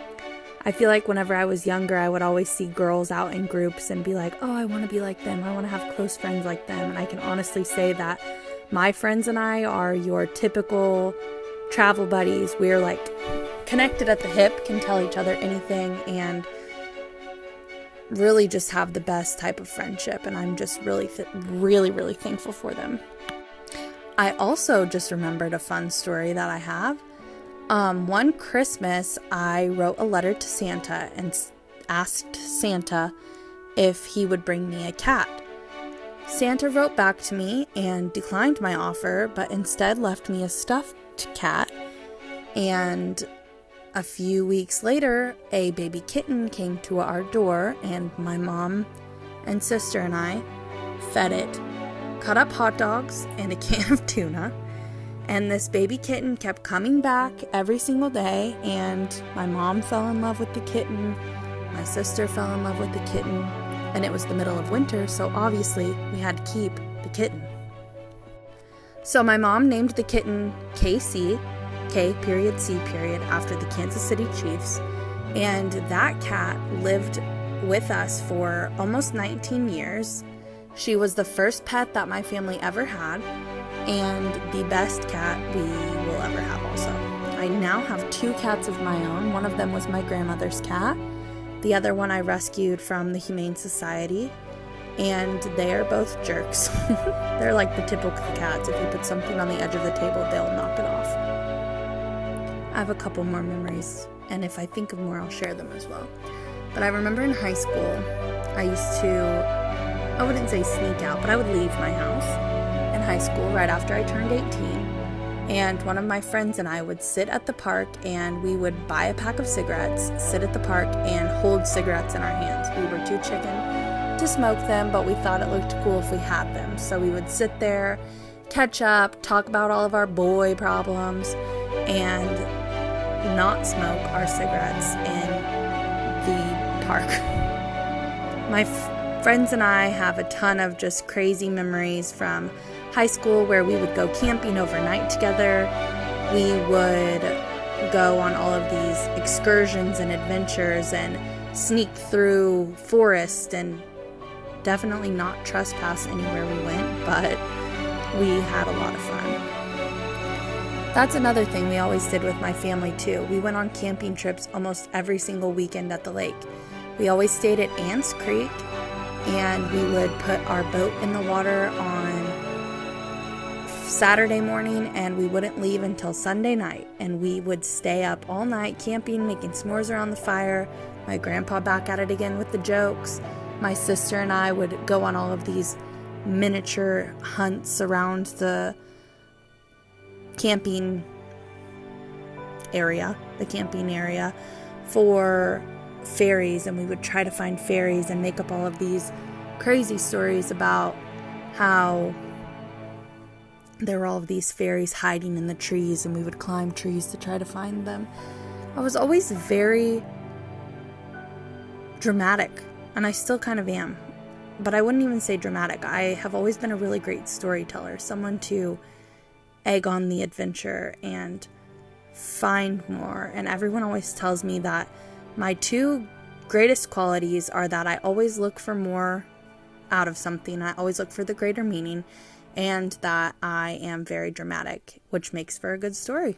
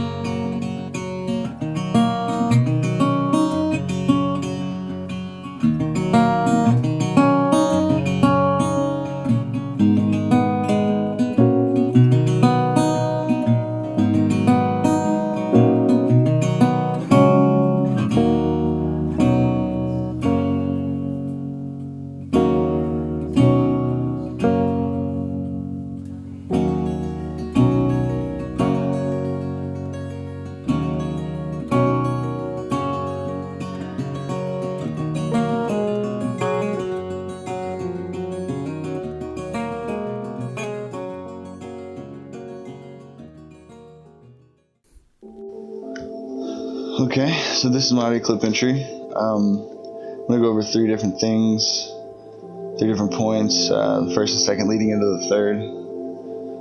First and second being 2 impacting moments that I've seen throughout my life, and then the third being how those 2 things affect me on my day-to-day now.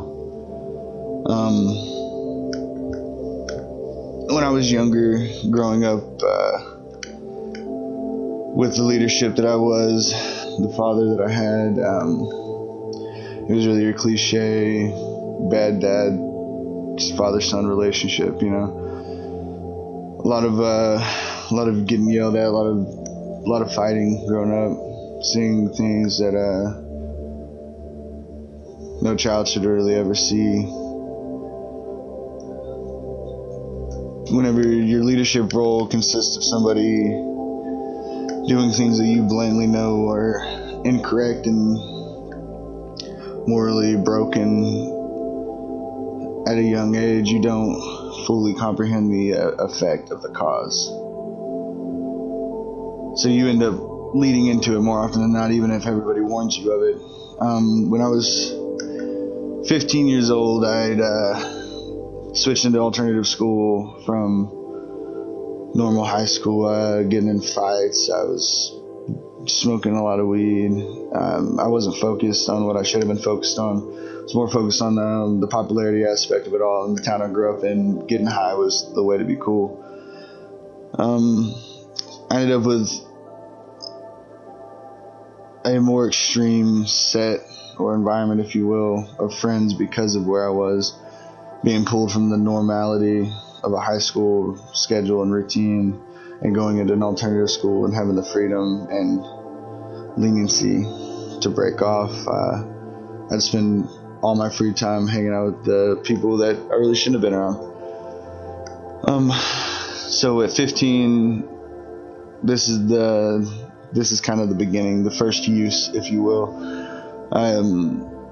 We had spent the entire day, just hanging out, smoking.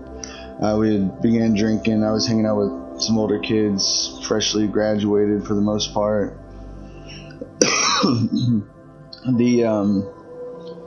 The night was coming close, and they wanted to take it up a notch. They knew a guy that had actually worked at the McDonald's on the way, getting off work, and he cooked meth. So this was my first real experience moving into that, being in a setting around it other than the negative aspect of it, of my father. Just knowing that what he was doing was wrong, and now here it is in front of me, what am I going to do? I was scared to shoot it up, obviously. I was too young to really be even near over a phobia, and a phobia that I carry to this day of needles. So we ended up putting it in vitamin capsules, and we just took it like an ibuprofen. I spent the whole night, from damn near 14 hours altogether, getting high and talking about just reality, the concept of any type of religion and how that affects the social stance. I seen now at that point a positive light of it. I didn't understand the effect to come down the road. I didn't use again for almost another year, and then the same scenario happened again. So I even felt more comfortable with the normality of it. That leads me into my second time. I'm just going to kind of briefly go over each little snippet. The second moment would be well down the road. I'm 19 years old. At this point, I'm running around with just completely the wrong crowd. I was getting into the cooking of meth. I was selling meth at that point regularly. I was moving into the heroin game. Weed was out of the question at this point. I didn't even sell weed. It was just a casual cigarette, if you will, in that sense. I went to Springfield, Missouri from Sparta. It was 3:30 in the morning. We got to this guy's house. We ended up hanging out for a good chunk of time, just sitting around, just smoking dope, just trying to unfold and understand this guy. This guy actually ran with the Hells Angels at this time.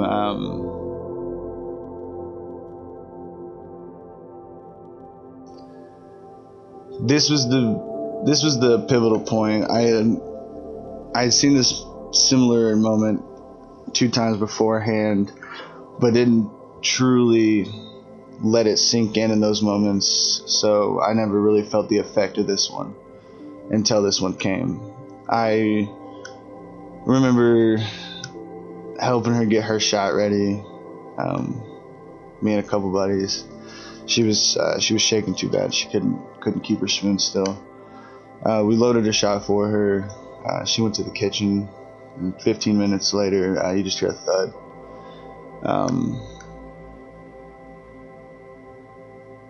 The 2 prior times, I didn't go up and physically engage myself into the scenario. I was more sat back in the moments instead of right there. So stepping into that kitchen was a different type of vibe. The air was was thicker and chilled. There was just some type of just knowing of what you stepped into before you even were stepping up to it.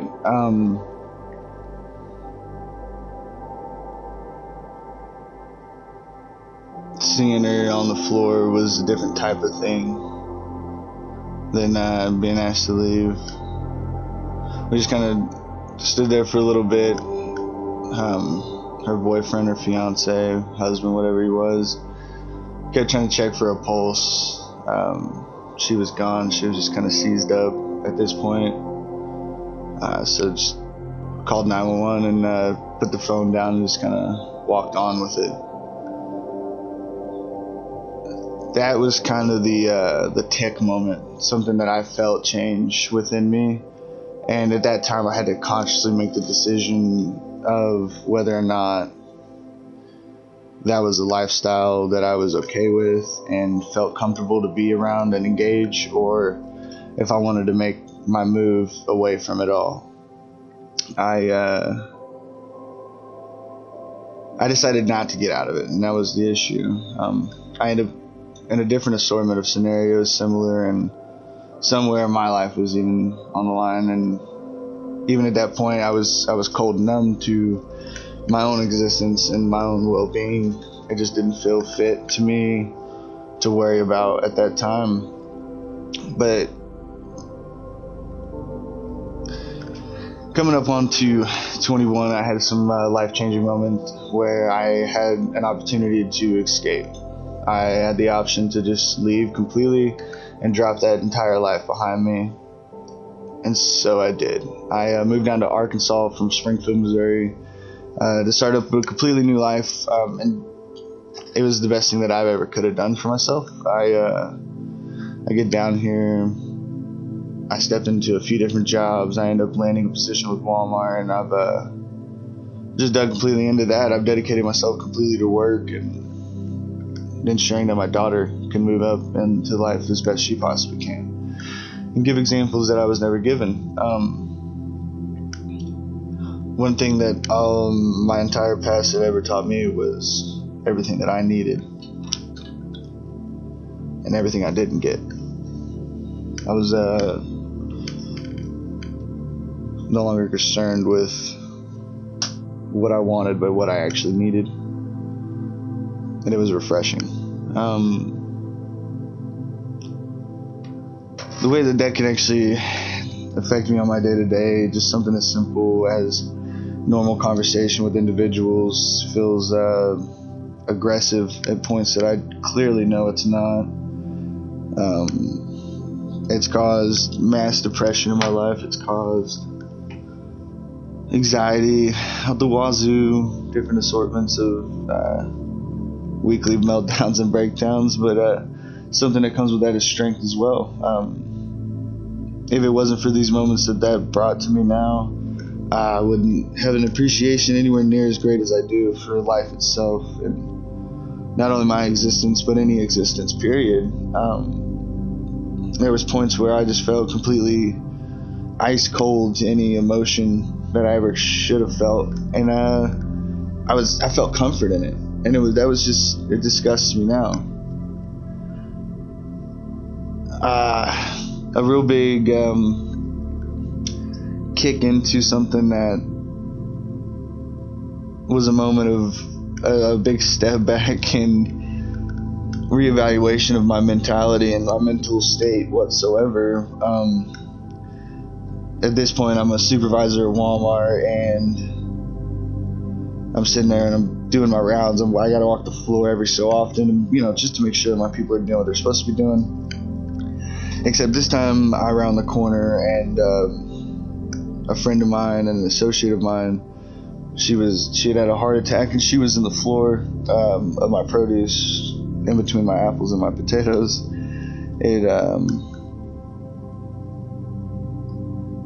I had taken time out of my life in between to be trained for scenarios like that so that I could be of assistance, because with my anxiety came a natural state of wanting to be enough so that people didn't feel the need to scuffle behind my back about that I'm not.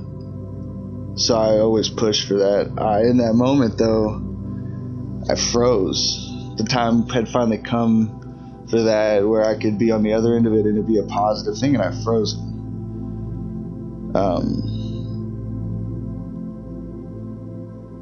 That ends up unfolding completely. I was asked multiple times if I was okay. She didn't make it. As soon as I received the phone call, she had passed on the ambulance ride to the hospital. I was kind of in an offset. I had gotten a hold of my own therapist at this point. I'd given him a call just to express the situation, so I felt as if I was connected to it and not just a stagnant individual.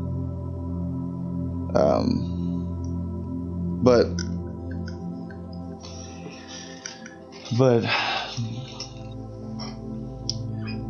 I end up with an entire meltdown. The following week, I end up in the psych ward, spending 5 days there.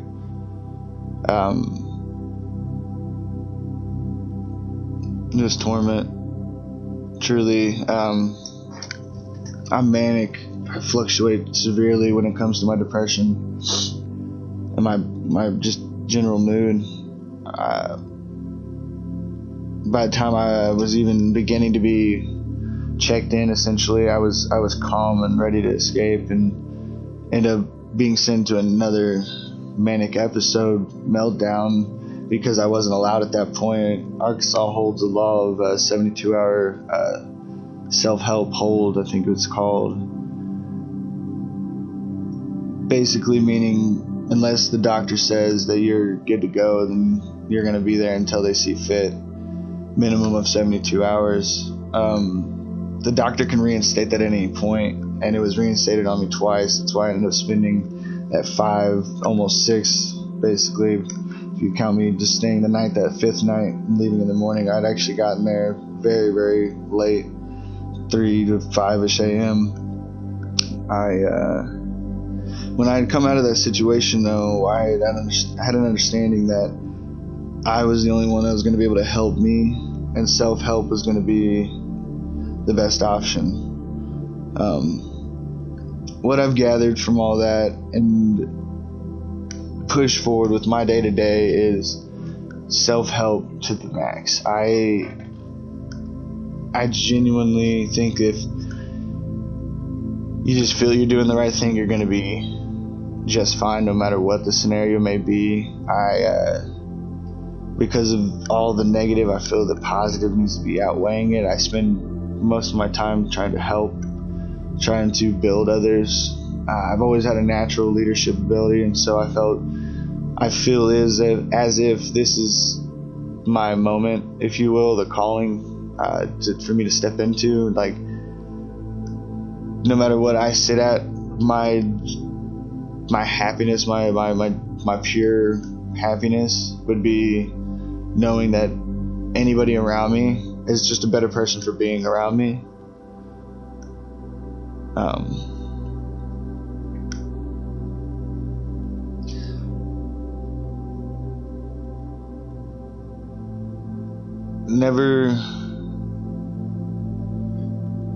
Never do I think any person doesn't deserve a second chance. And I'd be damned if I wasn't the one to hand over that chance, because of all of them that I've been handed. I mean,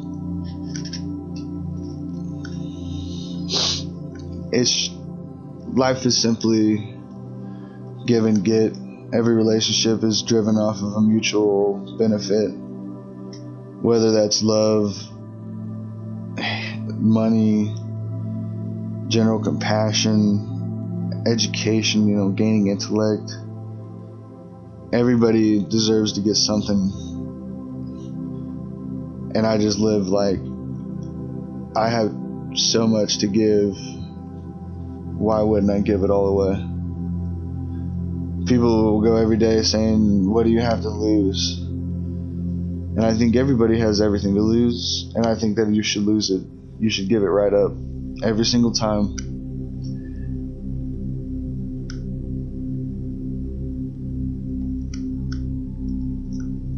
most people get caught up in the day-to-day and forget that another day is happening elsewhere. I'm attempting not to ramble on and ramble off and go into like a whole existence spiel. Just advice that I can always give, and advice that I've always wished I'd gotten, was to dig as deep as you possibly can into yourself to escape yourself, and don't lose yourself in the process, because your mental and physical form are separate, and until you acknowledge that, achieve it, and then bring it back to unity, you can't do anything for anyone or yourself. The thought of you must love yourself in order to love is such a broad statement. People hear it and think that they need to be content and possibly even ecstatic about what they are in the moment. I see it as a passage into understanding that every single day you need to step out of your comfort zone, achieve and conquer, just find whatever barrier you gotta find and overcome it. Because daily growth is not only healthy for yourself but the others, because you now have experience to give. And that's the gaining love for yourself, understanding and knowing what you can withstand, what your threshold truly is, and breaking through that so that you can reach out and love somebody else. Because people always are caught up on the meaning of life, and they get lost in that and forget about living it. And I know that sounds like a blanket statement, but what it truly breaks down to is life. The meaning of life can only be simple, because everything is as twisted and complex as you want to make it. Meaning of life is to just live, gain that experience and give it, because as something as large as a society, and all the way down to some village or a specific individual, when it's all done and said and done, you're gonna have one thing, and it's really just your question to ask yourself: what do you want to have? So look at all these experiences that you go through on a regular basis. It could be positive, it could be negative, it could be a loved one dying, a friend dying, just something close to you being taken away, something that you thought you deserved but you got it taken. Know that was supposed to happen. Whether you like it or not, everything happens for a reason. Everything has purpose. You just have to ask yourself what you want to gain, what you're willing to lose to pick up something else.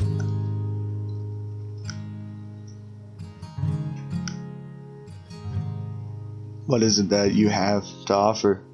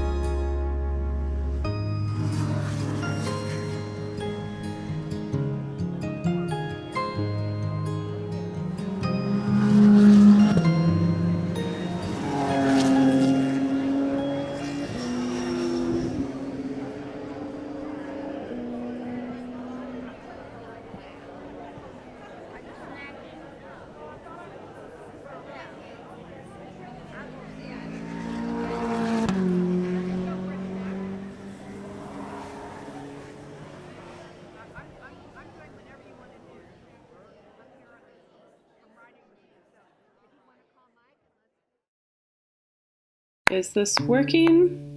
I hope this is recording. The recording I did yesterday didn't work. I wonder what that clicking is, if I can turn that off. Okay, hopefully this works. So, all right, let me talk about myself. I am from the Ozarks. I was born in the Ozarks. So the Ozarks is a region of the Midwest that is southern Missouri, southwestern Missouri, and northern Arkansas. I'm from the Missouri side. I'm from Springfield. Let's see. So my parents, my dad's a doctor, and my mom is an artist and an art teacher. They got married. They hadn't known each other very long. The person who introduced them was named Anne, so they thought it'd be cute to spell my name kind of in honor of her, so that's why my name is spelled oddly. It's Megan, not Meganne, but it's spelled Meganne. So that's my whole life. I've always had my name misspelled and mispronounced. Particularly, I remember we had a substitute teacher in elementary school in the PE class, and she was calling roll, and she said my name Meganne Rosen, like she literally enunciated every vowel in my name, M-E-G-A-N-N-E. And then my last name is Rosen, rose like the flower with an N on the end, so you'd think that'd be hard to fuck up, but she did. So Meganne Rosen. So then throughout elementary school, people thought it was hilarious to call me Meganne. So, but that's not my name. My name's Megan, or Meg. A lot of people call me Meg. Okay, so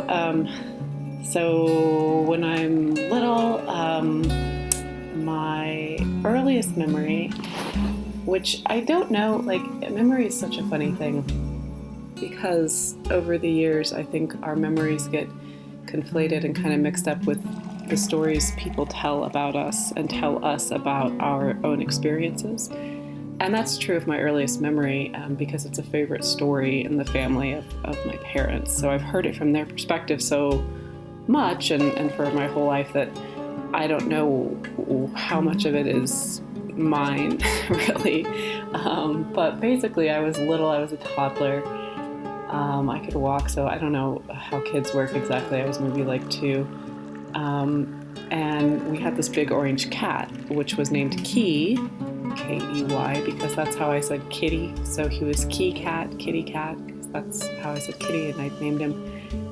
And for some reason or another, I decided that it would be a great idea to pick up this big orange cat and put him in the toilet.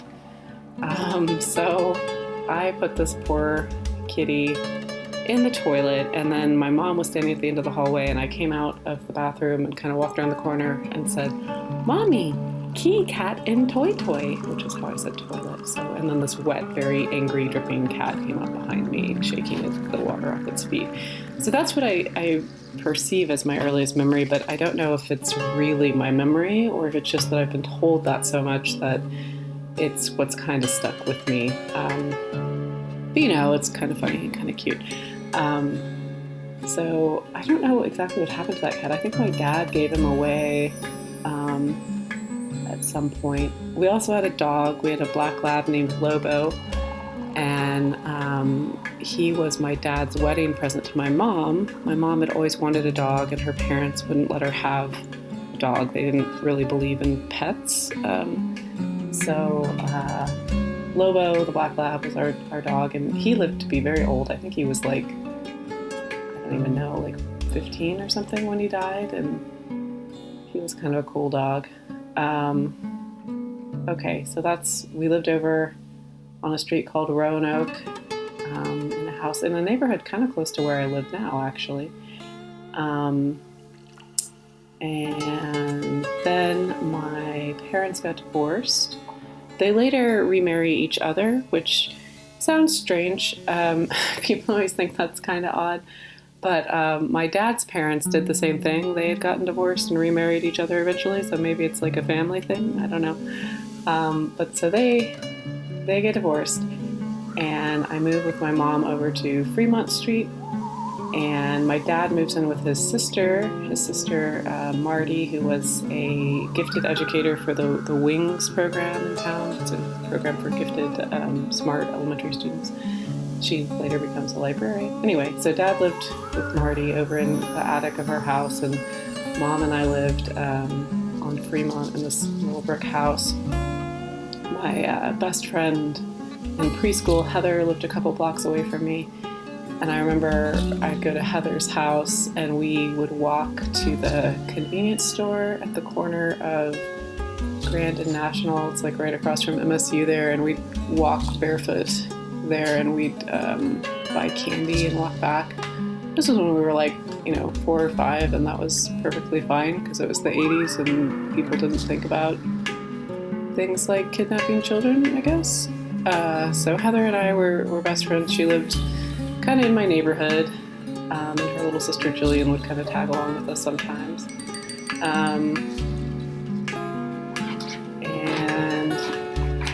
what else? When I'd go over to Marty's, where my dad lived, she had cats. I was always a big fan of cats. And she had a cat named Nefertiti Tutu, who was a Siamese, who I thought was super cool. And at my mom's, we had Lobo, the black lab, and then we also had a big Great Pyrenees dog. They're like really huge, fluffy white dogs, and I named him Sam I Am, and I could ride him. He was so big, and my mom would kind of just let me hang out outside with Sam I Am because they're herding dogs, and his job essentially in his brain was to herd me, so I'd hang out with Sam I Am. I spent a lot of time with my grandparents, my mom's parents. My mom worked a bunch of different odd jobs. She did like freelance writing and editing kind of stuff. So I was over at their house a lot. When I was at my grandparents', I would help. My grandfather had a big vegetable garden, and he had already kind of started losing his sight at this time. And I would help him find his tomatoes and peppers and stuff that were ripe in his garden. And then my grandmother had her roses, and I always thought that was really cool, helping them with their gardening stuff. What else about that time? My favorite thing to play with when I was a little kid at this age were She-Ra dolls, which the 80s version of the She-Ra cartoon is very different from the new super woke remade She-Ra cartoon of today. I've been watching the new one with my stepson, and it's pretty awesome. It's very pro body positivity and pro equality and different gender identities and all these things, and it's really cool and super positive and intersectional feminist based, and that is not how the She-Ra of the 80s was. The She-Ra of the 80s was just this kind of really silly, really flat cartoon show, which I liked, but I liked the toys more because they were the size of action figures, so they were much smaller than Barbie dolls. They could interact with X-Men figures and stuff, but they had real hair that you could braid, and they had little outfits that you could take off and change, and my mom and my grandma would help me make little outfits for them. So I was super into She-Ra dolls at this time. And then later, after my brother's born, we would play with action figures and these She-Ra dolls when we were in elementary school, and we would have these long days and weeks long story arcs that we would act out with these figures, and we didn't keep their identities the same as they were whatever they were made to be. We made up these different characters and these backstories that they kind of played out, and I don't know, Max is a filmmaker now, so maybe that helped, that was his early sort of narrative work, I don't know. Anyway, okay, so parents are divorced, She-Ra dolls, friend Heather walking around unsupervised because it was the 80s, Sam I Am the dog, what else? My parents get back together. So before they get back together, my dad, his dad died when he was in college in a car accident. His dad was also a doctor, and his dad was a veteran. He was a Marine doctor in World War II and was one of the only survivors of the ship when it went down. So he had this very crazy, kind of traumatic life. he lived through all that, and then he died because he fell asleep driving and hit a tree. So it's super tragic and terrible. But so he left some land just east of town to all of his children, my dad and his siblings, and my dad took his piece of the land and decided to design a house and build a house on it. So my dad's a doctor, not an architect, but he decides to design this house out there. It's out on Pearson Creek. So there's Pearson Creek at one end of the property and the railroad track at the other end of the property. And then this like hillside that in the spring has all these wonderful wildflowers and stuff because we never put any like chemicals or anything on the lawn. So you go out there and there's all these like super artificial looking golf course like lawns, and then there's my parents' house that still has all these trees and wildflowers, and it's kind of wild and it's really pretty. So Dad decides to build a house there, and somewhere in the foundation of the house I carved my initials into the foundation when it was being set. And during that time my parents decided to get back together. Both sides of the family were opposed to this. My mom's side thought she was crazy. My dad's side thought he was crazy. So the only people at the wedding were the guy who married them, his wife and their daughter, and me and the dog, Lobo. So Lobo was the best man and I was the ring bearer. I held the ring. And they got married on this little kind of patio thing in the backyard that has like a fire pit built into it. So they got married there. Just them. They were kind of like, screw you, to the rest of the family who wasn't into it. And so they get married. I'm like 5 at this time-ish, or close to 5, something like that. And then my brother's born. I'm like 5.5 years older than him, so then he's born. I'm in kindergarten, I think, at that time. That's probably how old you are when you're 5.5. So I was in kindergarten. I went through elementary and middle school all at Hickory Hills, which was an elementary and middle school combined. I was in Girl Scouts. My mom was our Girl Scout leader most of the time. I played basketball because my dad really wanted me to. I was not very athletic, but he thought that was, he really wanted both Max and I, both of his kids, to be basketball players. I mean, we're tall, so I guess it makes sense, but Dad coached our basketball teams and stuff. We traveled a lot when I was a kid for like family vacations on spring break, and in the summer we'd fly to go to like beaches on both coasts and stuff, but then we'd go on these like epic road trips where we'd drive all over, and Dad thought it was really important for us to see a lot of the national parks. So we'd go west, we went to Yosemite, we went to Yellowstone, we went to Bryce and Zion, we went to the Grand Canyon and the Petrified Forest and all that kind of stuff. We went to Mono Lake. Mono Lake was one of my favorite things. It's in California, and it kind of just looks like an alien landscape. So we'd go to all kinds of things like that. My dad would pull over so we could look for like neat rocks and stuff. He was big into that kind of thing. We went to one park up in, I think it was in one of the Dakotas, where there were preserved dinosaur footprints, which was super cool. So we did stuff like that, and then we'd always go to museums. We went to lots of art museums all over the place. We went to Mesa Verde, to the Aztec ruins. I remember at one point we went to a Native American reservation in the Southwest and watched someone doing like traditional pottery. And my parents have a lot of traditional pottery. My mom's a weaver. She's a weaving professor, so she has some Navajo weaving, some things. She always said we had Cherokee heritage, so I think she sort of she embraced Native American culture because she's really proud of that. Which I think everyone in Missouri thinks they have Cherokee heritage. It seems like it's just kind of a thing here. But that was always a big thing with Mom. She'd get us the like storybooks of classic Native American myths and things were things that we read when we were little. Reading was always a really big thing in my house. Let's see.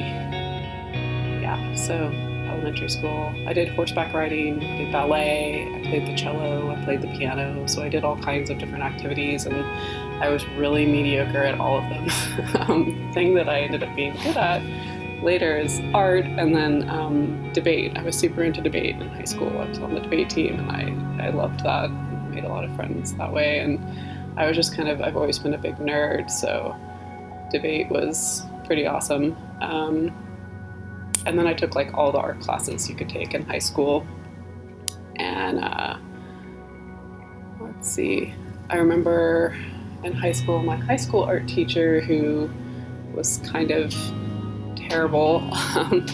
There's this thing, so like when you graduate, you can have honor cords if you have a certain GPA and you're in like honor society, so I had those. And then I also wanted to do the seal of excellence. You could get a seal of excellence in different subjects, and I wanted to get the one in art, and I asked my art teacher to sign off on that, and she wouldn't, because she said she didn't see art as a big part of my future. She didn't think that art would be something that was important to me, because she said that I was book smart, and so art wasn't really for me, which at the time was totally devastating and really upset me. But I think back on that, as art is kind of my whole life and what I do, and so I've thought back on that particular teacher and kind of been like, whatever, you were wrong. Okay, I feel like people are mowing the lawn outside, and I don't know what to do about that, so I'm sorry if there's lawnmower noises. My neighbor's retired, and her great joy in life is mowing her lawn every day. Okay, so after high school, I apply to several different colleges. I end up getting a full ride to Drury, so I go there. And while at Drury, I don't declare a major until they make me, and I declared art history because that's what I had the most of.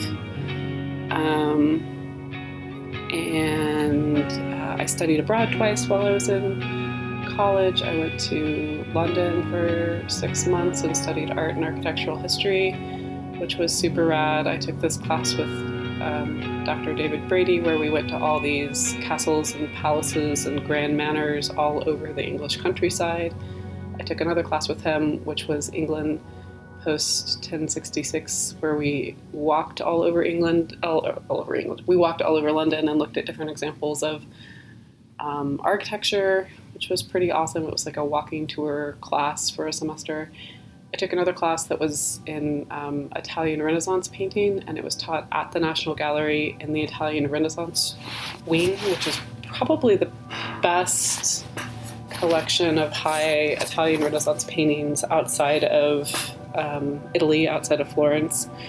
So that was pretty incredible. While I was in London, I traveled a lot. I went up to Scotland, I went to Barcelona and looked at all Antoni Gaudi's buildings and stuff. I had a judge's pass to Cannabis Cup in Amsterdam, so that was a trip. That was quite an experience. This is all when I was like 20. I went over to Ireland and traveled around, so I went to Prague. I went to Prague in December, and it was super cold and got dark at like 3, so it wasn't the smartest time to go to Prague, but I didn't really know what I was doing, and I just stayed in a hostel and went around, and it was pretty cool. Okay, then I went to Italy for summer. I went to Florence and did classes I took were in printmaking and in I can't remember the exact title of the class, but it was basically like the iconography of women in Christian art from the time. So we went around to a bunch of different areas to look at frescoes and went to a bunch of different museums, and it was pretty incredible. I traveled all over Italy while I was there, and it was pretty rad. So I've had a lot of really great opportunities. I majored in art history. I graduated, then I became a paralegal, which is kind of weird. I had this degree in art history and I needed a job, and I applied to all kinds of things, and the job I got was as a receptionist at a law firm. And then after being there for a year, they fired both of their paralegals, and they decided that I was smart and I could figure it out, so I became the paralegal specializing in class action suits and multi-district litigation cases, particularly with pharmaceutical and medical device malfunction. So I worked on like Fin, the diet drug, class action, stuff like that. So I did that for like 6 years and I hated it.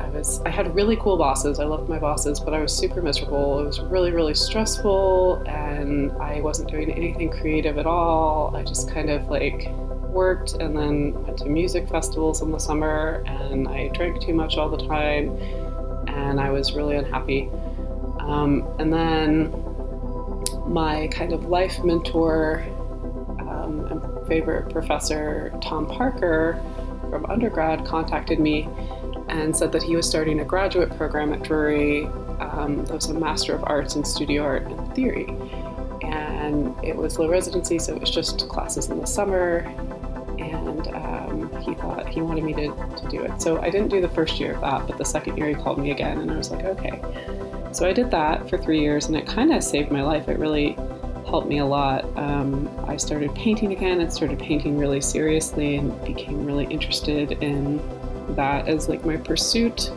I got back into reading art history and art theory again. And at that point I decided I needed to quit the law firm. So quit and I was a waitress. And I also, after I finished my master's degree, it's not a terminal degree, it's like a terminal degree would be a PhD or an MFA, a Master's of Fine Arts, so I just had an MA, but even with an MA you can teach in college just as a per course instructor. So I started teaching at Missouri State University. So I was a waitress and I was teaching, and then I co-founded this space called Art Factory 417, which was like a residential and studio space in this old brick building on College that used to be a brewery. So me and John Coleman and H.E. Crone and Jeremy Mosier and Carlin Forrest and a bunch of these artist types kind of created this space. I didn't live there, I just had a studio in the basement.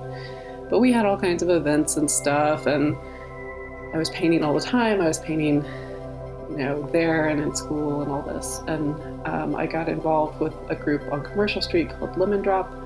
They were an independent record label, and then they also had a space for band practice that also was like a venue and also was a gallery. So I joined with them and kind of became their artistic director, basically, and did all the visual arts programming. And then the founder of Lemon Drop, who was the executive director, decided to step down, and so I became the executive director there for like a year. And then I stepped down from that because I was on the board of directors for the Springfield Regional Arts Council and had gotten really involved there. One of the things I'm really proud of that I did was I started the live art area at Arts Fest. Arts Fest is like this big arts and crafts fair on Walnut Street every first weekend in May. And I'd always thought it was kind of weird that there wasn't anyone actually making art at this event called Arts Fest. So when I was on the board, that's one of the first things I really pushed for. And we set up all these we built these walls and plywood, and I had a bunch of artists from the area who did kind of graffiti style art come and make art in the middle of the street and during that festival. And that's still a thing that they do there, so that's pretty cool. It's like 10 years later and they're still doing that, so that's kind of neat. So I was doing that, and when I was doing that, I met Pat and Russ Rupert, who are artists and kind of arts activists in the area. And we, with Gerard Nadu and Jonathan Gano, started a space called Idea X Factory, which was like a space for installation art and conceptual art idea exploration. And we did a lot of events there. We got some really big grants and national funding and stuff. So I was doing a lot of stuff. So I stopped being the director at Lemon Drop. And then my friend Laura moved back to town. She'd been living in Italy for a few years. And we started a gallery called Arts and Letters, which was a ton of work and was pretty cool. So we had a gallery space, and then we also had like a boutique where we just featured stuff from local and regional artists and people who made jewelry and who wrote books and made zines and made clothing and stuff like that. So we had that space, and I did like figure drawing classes there, and she taught language classes. So I had a lot of jobs. I was teaching at MSU, and I was running arts and letters, and was helping out with Idea X Factory, and I, for a while, was still waitressing. I eventually stopped because it was just too many things. And so we did that for a while, and then I was teaching at MSU, and then I also started teaching at Drury. I was teaching in the arts administration program there. And then I decided to go to grad school. Laura wanted to move, so we sold arts and letters in the spring of 2016. And I got divorced also at the time. And so I applied to different graduate schools. I decided I wanted to go and get my terminal degree so I could maybe be a full-time professor someday. And I just felt like I needed to get back on track on making my own work, because I'd spent all these years at these different not-for-profit groups and at my gallery promoting other people's work and helping other people get established, and I'd really kind of, again, abandoned my own work. I wasn't really doing as much with my painting anymore. So I got into California College of the Arts in San Francisco. So I sold my business. I let my ex-husband have the house, and I packed everything up, and I moved to California. So I lived in Oakland for a couple of years, and I went to school in San Francisco, where I student taught as a graduate student. I had a studio practice, and I worked at a gallery there. And it was a really, really good experience for me. I studied abroad again while I was there. I took a class in Germany, and was able to go to some really cool international arts things like Sculpture Project Münster, and Documenta and Kassel. So we traveled. I went with a bunch of curatorial master's program people, and we got to meet all these artists and curators all over Germany, and it was pretty rad. On the way over there, I stopped in London and stayed with my cousin and got to go to his opening. He's Jonathan Meyer. He's an artist, a British artist. So grad school was really great. I met the people who are kind of my closest friends. I lived with my cousin for a while, and then she moved, and my friend Jen Brandel moved in with me. She's an architect and a ceramicist. And the whole time I was there, I had a long-distance relationship with the love of my life, who I am now married to, and he's super wonderful and really has made me a better person.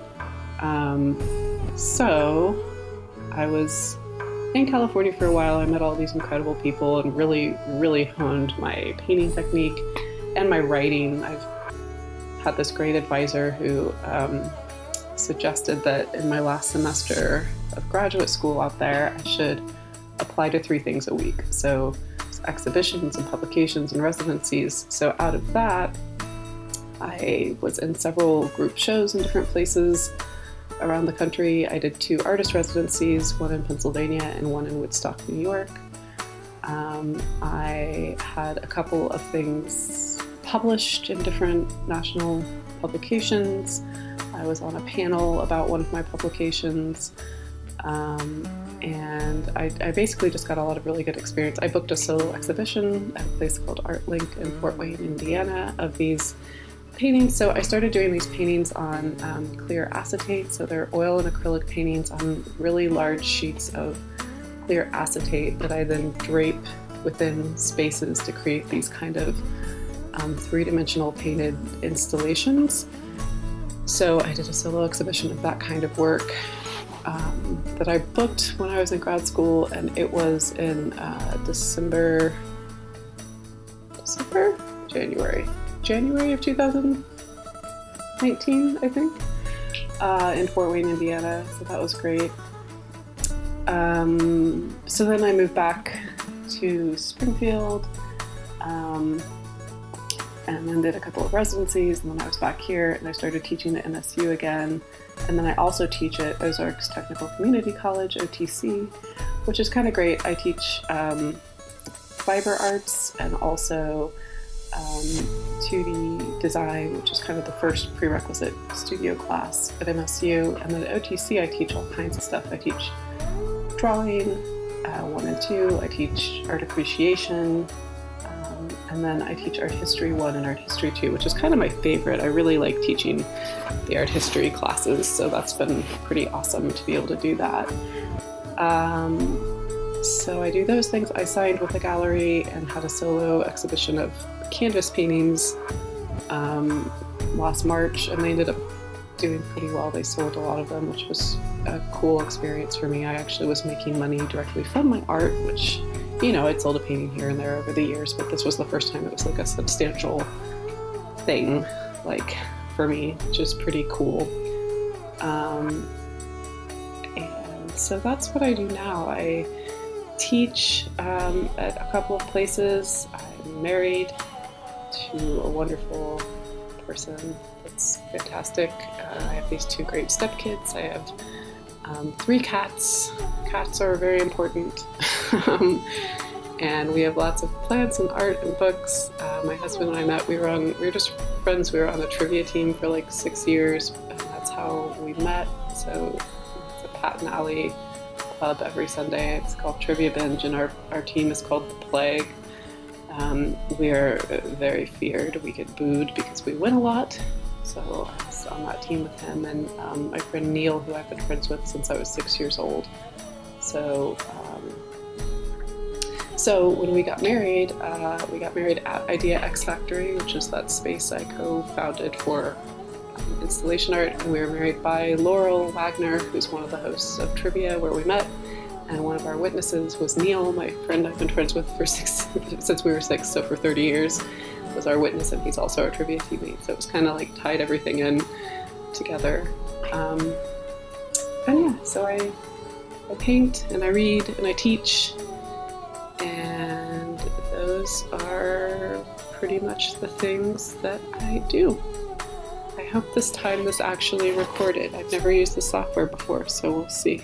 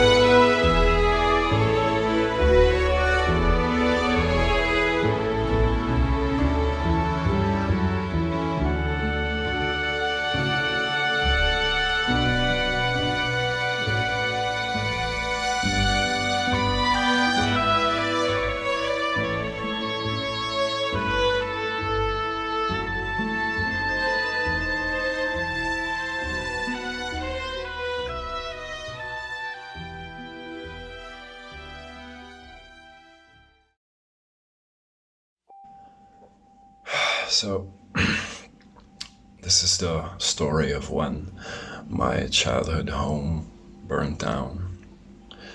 I was my parents' first child, and they were both from the city. And when they had me, they wanted to move into the countryside, so they did. When I was about 1 year old, they bought an old farm in the countryside, which is quite rare in Belgium. But it was really way out there, dead-end streets surrounded by farmlands, really beautiful. I suppose it was 1986, and in that time, a lot of farmers just weren't able to pass on the torch to their children, I suppose. And a lot of people ended up buying the farms to renovate them, fix them up, and turn them into a house. I'm really lucky because it was a very beautiful place to grow up, and the house itself was very special. I didn't really know better at the time, but it was hundreds of years old. I do remember it had all these old farmhouses that were on the same property that we didn't really use, and I would love going in there and just experiencing the smell of how an old building smells. And when our house burned down, it wasn't when we were kids, and I'm lucky maybe. Though, if that had happened while I was a kid, we would have moved into another house, and given the fact that I'm a kid, then that new house would also be my childhood house. So perhaps for that reason the loss or the experience maybe would not have been so bad. I've got 2 brothers and a sister, and about 2 years ago, in the winter, all of us found ourselves living in that same house together with our parents. I had lived mostly abroad since I was 19. I am 34 now, today. And before I moved back to Belgium, I had been in California for maybe 6 years. And I wasn't really planning on going back to Belgium. It's just that our mother had always been sick since we were really small. I think the first time she got cancer, I must have been 6, maybe 7. And it wasn't the good kind of cancer. It was the kind where the doctor sits you down and prepares you for a terrible loss. And it is quite strange to grow up with the knowledge that your mom could die. But on the other hand, the fact that people die is something that we should be able to understand as a child. I don't think we really knew how to process it. We just went on living with the occasional sadness and fear that we could lose our mom at any time, because she didn't have the kind of cancer you could cure, and luckily she was a very healthy person, and by that I mean she lived a very healthy lifestyle. It was completely unfair that she would get so sick. But thanks to her healthy lifestyle, she went on for a long time. By the time I was in California, I can't say that she should have been alive anymore. But she was. I was in a tricky situation, trying to secure a green card via my relationship, which I want to say was really great, but not good enough for us to manage to get married, so that I could move on with the whole process of legalizing my presence in California. As time went on, I became more and more anxious about the fact that at any moment I would have to go back home, because at any moment my mom would tell me I'm about to die. At some point, I got very depressed. And looking back, I can understand that this knowledge in the back of my mind that I would have to go home was a big reason for that. In the end, I did not wait for my mom to tell me that she would leave. I just couldn't deal with the uncertainty anymore, and I got in such a bad way, I ended up pretty much having to go home. I couldn't stay committed to any of my projects, knowing that at any point I'd have to abandon them. So finally going back home was a big relief to me. And it was very strange to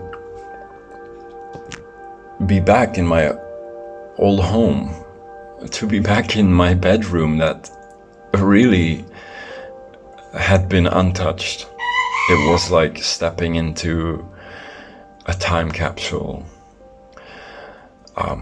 My first brother is autistic, And he had never left our home. He was still there in the same room. My other brother had been struggling with his mental health, depression, and on the verge of psychosis many times. So he was also still living there. And my sister had gotten into a relationship with someone in California, which had her spending a lot of money flying over there to visit.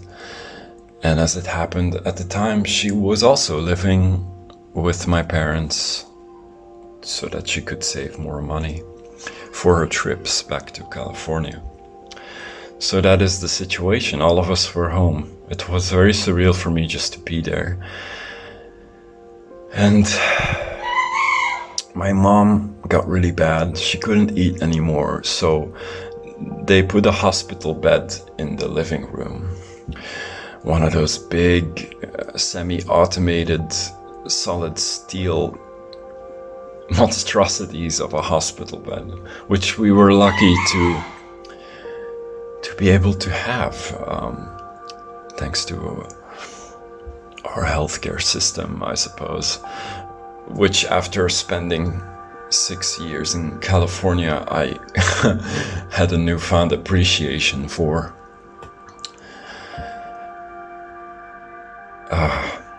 My brother, I think, having to watch my mom just waste away in front of us, I think it was too much for him. It was too much for all of us. Even though we have had a lifetime to prepare for it, we always knew it would happen. It didn't make it any easier. You know, when someone has cancer, you can find some relief, some courage and hope in the idea that you're gonna beat it. But that was not a reality for us at that time. We had so much more time with her than we had bargained for. Anyway, that didn't make it any less sad. My brother went totally insane, for lack of better words.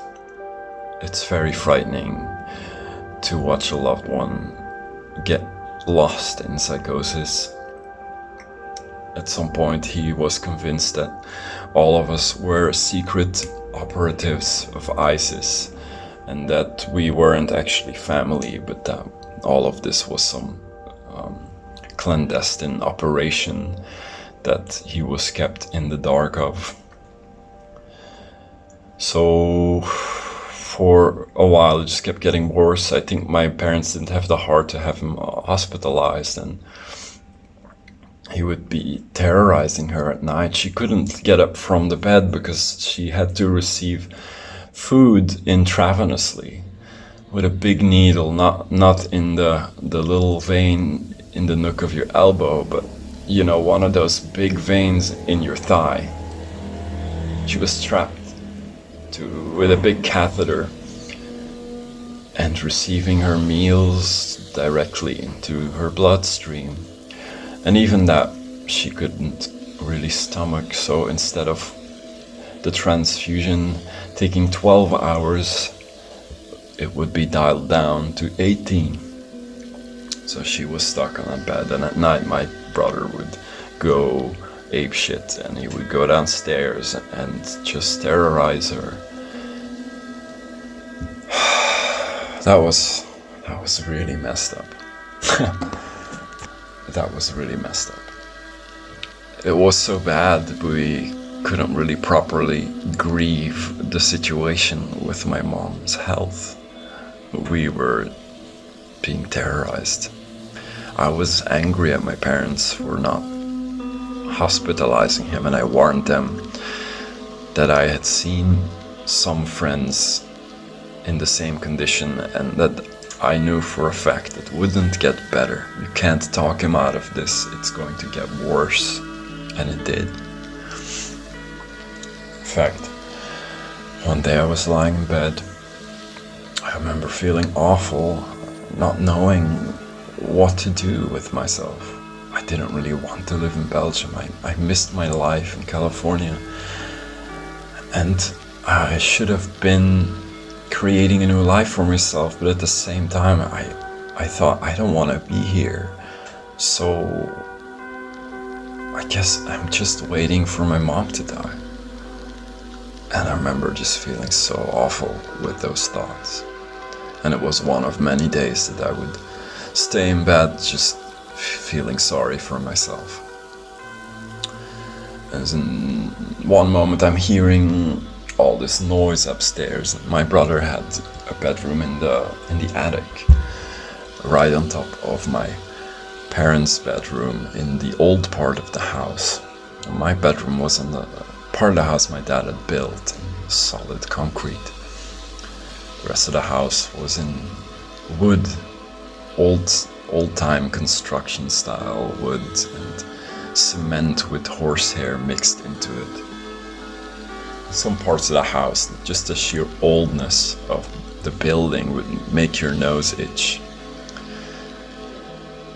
And I heard noise, I heard things knocking about. I thought that my brother was just having one of his many fits of rage where he stamps around and throws furniture around or out of the window. It didn't seem extraordinary. They were the kind of noises that should have alarmed me. But they didn't. I just thought, well, there he goes again. And in fact, what I was hearing wasn't objects knocking about. It was the roaring noise of a fire that had gotten out of control. I never been close to a fire that big. I'd never been party to the sound of it, and I can tell you that it's very frightening. It's a very frightening sound. I heard my brother panic, and somehow his panic was different from his psychosis-induced panic. I could tell something very bad was happening. And I often think back of that first minute where I knew something was happening, but I didn't know what. My brother was shouting, it was out of sorts. I think he may have said fire, there's a fire. But to be honest with you, any given day could be shouting any other thing. I thought maybe there's a fire, maybe he put out a cigarette in his waste bin and there's some scary flames, and I was hopeful. I thought, well, I can just run up there with a wet blanket. I didn't even make it up the stairs on the way to his room. Just from the bottom I could see these flames shooting out of the bedroom door. There was nothing to check on there. Like, there was nothing ambiguous about it. That was not something that I could solve with a wet blanket. My first instinct was really dumb. I have to admit. I thought, I don't want to, I want to grab my wallet, I want to grab my computer, I want to grab my shoes, and then I'll run outside. So that's what I did. I go downstairs. And when I go downstairs, I realize how much time had actually passed since the fire began. And I don't know how it started. We didn't really think about that. For me, it was a really big I told you so. I'd warned everyone of the seriousness of my brother's condition. And I felt a really strange sense of relief as I ran out and watched the house burn. Because having been locked inside with the insanity of everything that was going on, I somehow felt like whatever comes after this should be better. My brother had a choice that day. It was go to the police or go to the hospital. I think watching your house that you've lived your whole life in burn. And for my father, the house that half of it he built himself, drove home the reality of the situation, and my brother was promptly transported to mental hospital. Somehow a reporter got there before the firemen did. And we live in rural Belgium, but Belgium is very small, very densely populated. So by our standards, yes, we are in the middle of nowhere, but it is not more than 20 minutes from a firehouse. Anyway, before the firemen got there, one of the local farmers drove up with his truck onto our parking space in front of the house, and we climbed up on top and tried to, point our garden hose at the fire, which wasn't easy because the fire was happening at the very top of the house.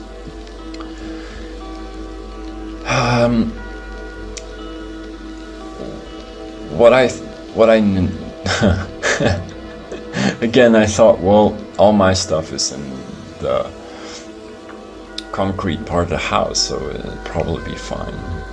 It wasn't fine because apparently when you have a house fire, you'd expect the damage to be caused mostly by the fire itself, but in fact the damage, the real bulk of the damage, will be caused by all the water that they will have to spray on the fire to put it out. That's a lot of water, and it will get onto everything and into everything. And given the fact that after a major fire you're not allowed to set foot in your house, and you're supposed to leave things as they were so that you don't get in trouble with the insurance people.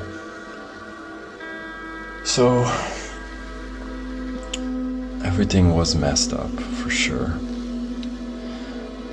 During the fire itself, I knew that next to my brother's bedroom in the attic, there was another room, where the kind of room where you put things that you don't want to throw away, but you don't quite have space for them at the same time. And in our case, that was a lot of memorabilia. And I can't say right now that I am sad they are gone. I will never see my big box of action figures again, and I find it sad now that it's gone, but I can't honestly say I would ever taken a look at them. Anyway, the sad part was boxes full of pictures and videotapes with all of our childhood memories. Though at the time of the fire, our concern wasn't the loss of memorabilia, but the fact that that room was like a tinderbox from hell. It was full of paper and just highly flammable things, plastic, toys, old clothes, old furniture. And it's in that part of the house that wasn't really renovated. It's just the building materials were as flammable as they get. So once that started catching fire, we knew that it was really bad. And the floor quickly gave in, and the fire just traveled a floor down to my parents' room. My sister was crying. I'd never seen her like that. I think it was a combination of our already dire situation culminating into an utter catastrophe. Because she shared my feeling that it was a disaster waiting to happen, not having my brother hospitalized.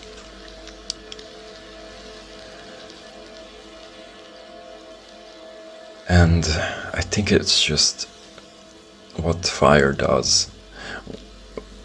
I started thinking about that prior to this recording, and fire, we have such an ancient relationship with it. For the most part, it's been in our possession.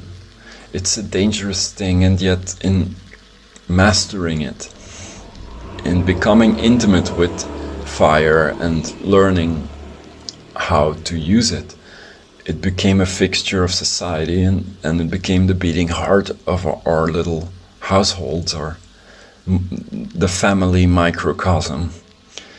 Fire is at the center. And again, I was lucky to grow up in that old house in the countryside where we still heated our house with a fire, where the gentle warmth and the cozy crackling noises of an open fire seeped into my soul during my childhood. There's something very comforting about it, and everybody knows. Everyone's enjoyed it. It's a universal human experience to enjoy the warmth and the reassurance of a campfire. And all that warmth, all that coziness, none of it is there when the fire is out of control, when it is somewhere you don't want it to be, when it is uncontrollably engulfing and devouring your very home, the very roof over your head. Then the noises are absolutely terrifying and inexplicable. Honestly, I heard things, I don't know why it sounds like that, but it's so frightening. And it's an ancient kind of fear. I guess that before we learned how to make fire, it was as rare as a shooting star, or an earthquake, or a tornado. When would you see it? Would you ever see it in your whole life? Now we see it all the time, we take it for granted. And then, if you're unlucky, you might watch it burn down your house. In a way, it was beautiful that we were all there, and that we had all been living there and reliving our family experience, bonding over the tragedy of my mother's loss, and over, to some extent, the loss of our own lives, due to the fact that, of course, we would all live there to be with her. Even though I should say, I think I would have lived there regardless, because I just couldn't live anymore with the knowledge that my mom was that sick and I was somewhere out in California, trying to keep everything together.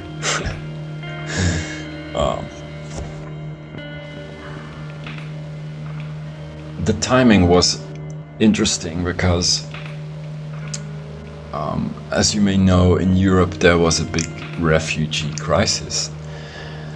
And Belgium had taken on a lot of them, which was good. But for us, normally we would have been provided by the government a temporary home, a temporary rental home that insurance would cover. And there wasn't any, because they were already occupied. So we had to scramble. My mom was stuck on his bed, which luckily we were able to roll out of the house.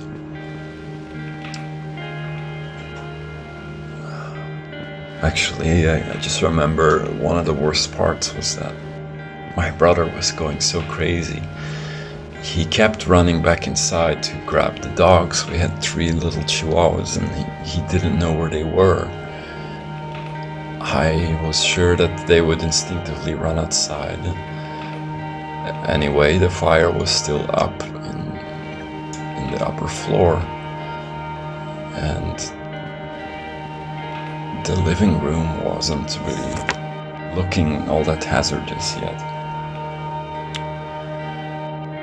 But I remember that awful feeling of just running outside not being enough. Like I had to restrain my brother, and I had to make sure everyone else was okay, and I couldn't do all of it at once. When the police showed up, I as I mentioned before, was just terribly relieved that this nightmare with my brother's illness was going to move into a better direction. That feeling was so overwhelming. I didn't really experience much sadness. I felt the intensity of everything, the shock. It's hard to describe. The finality of that experience, especially if the fire takes place while you are at home. You know, the TV is still on. It's so strange. And it was cold outside. It was winter in Belgium. That first month where it isn't just getting colder, it's that month of the winter where the cold really bites down, goes up exponentially and sinks into your bones, and you start to feel cold on the inside. I remember standing there. We were not hugging and crying, we were standing a few feet apart, kind of giving each other space to process the shock. Our neighbors were there, trying to figure out what being a supportive neighbor means in that moment. I was very grateful for their presence. We didn't have really much of a warm relationship with our neighbors. All the houses are several hundred meters apart, interspersed with meadows and orchards, but everyone was there, and it felt really good, even though there wasn't anything they could say.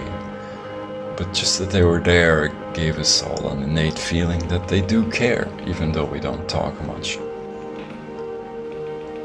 That was one of the most beautiful things about the experience, is that it allowed us to feel that deep down people really care. And it's a good feeling. I guess the level of luxury and financial security we enjoy in Belgium covers up a lot of that and removes a lot of the circumstances that would allow you to feel that everybody cares. That feeling shows up a lot more often if you live in a country that has more uncertainty. Though I am lucky that that it is a rare thing for me.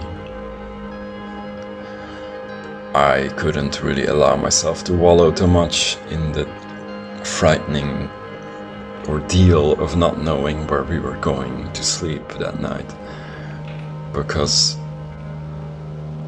everybody cared about us. The government may have not have had an empty house available, but they would have given it to us if they could, and that still felt good. It still meant something. Our neighbor invited us for tea, and we sat there shell-shocked, I should say, surrounded by all the other neighbors, kind of speechless. And it was very awkward because my brother was still there. The cops hadn't taken him with them because he was going to go to the mental hospital. Those people hadn't shown up yet. And I haven't really explained what it was like to be around my brother, and I can't, because it would just detract from the fire, honestly. The fire for us was just an expression of his insanity at that point, our helplessness with him. And he was sitting there in a state of maximum fear. He didn't know what was happening, really. He just knew that the worst had happened. He was gonna go away. And in his head, I can't imagine how much of a nightmare that must have been. And he wasn't able to tell us at that moment. His fear was just absolute. The look in his face just still haunts me. The combination of someone in his state and the disaster of suddenly losing your house. I don't know if I will ever see that again. The days after, me and my dad spent a lot of time at the house. The part that wasn't touched by the fire, the part that he had built. The electricity was out, the water he managed to shut back on. And we were just trying to salvage what was salvageable. It was very strange to be in the house. Ice cold. We even slept there at one point. Because my mom, my brother and sister had moved in with my aunt, which was a really good thing. And I was very welcome there. I don't know why, but I needed to just be alone. I think my dad felt the same. We said, yeah, we're doing this, that, and the other. You know, he said, I'll try to fix something before the water damages it further. And whatever we said, I think we were dealing with the shock in our own way. Maybe it felt reassuring to be in what remained of our house, so that we could get some sense of what was going to happen next, so that we could tell ourselves, well, we can fix this. We can begin to imagine what that would look like. We'll make it better. And he did. He built new floors. That part of the house got rebuilt. It took more than a year, but now it's made of concrete. Now if somebody exits their bedroom and walks across the hallway, we can no longer hear by the sound of their footsteps who it is, because the concrete floors are silent. We lived finally in another house. It took, I think, a month or two for it to be secured.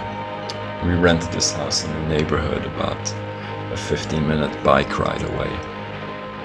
A neighborhood that has the nearest shop near our house, the nearest fry. For you Americans, I should say French fries, but they're very much Belgian fries. And that's village where we moved to is where we used to get them. My brother Elias, the autistic brother, he was just so happy that now we could have fries in walking distance because he loves them. Very quickly we settled back into a warmth. The fact that my brother was now in a hospital gave us a lot of relief. It was actually a nice time. It was a bonding experience, not just for the family, but it brought us closer to our neighbors as well.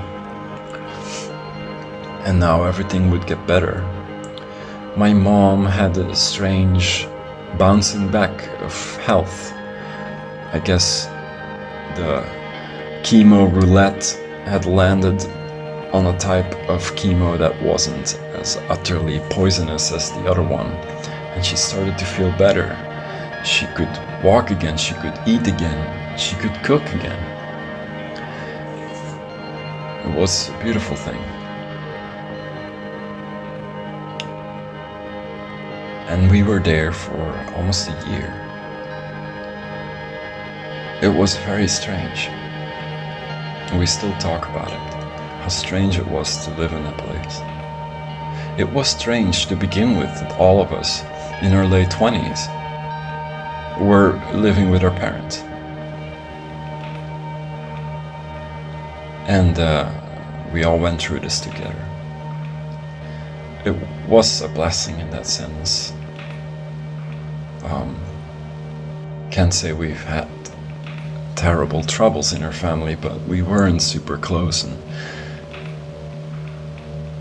the fact that we came closer for a while because of this fire ended up meaning a lot, I think, to my mother especially.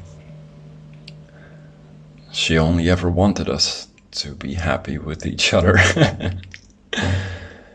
That's all she ever wanted.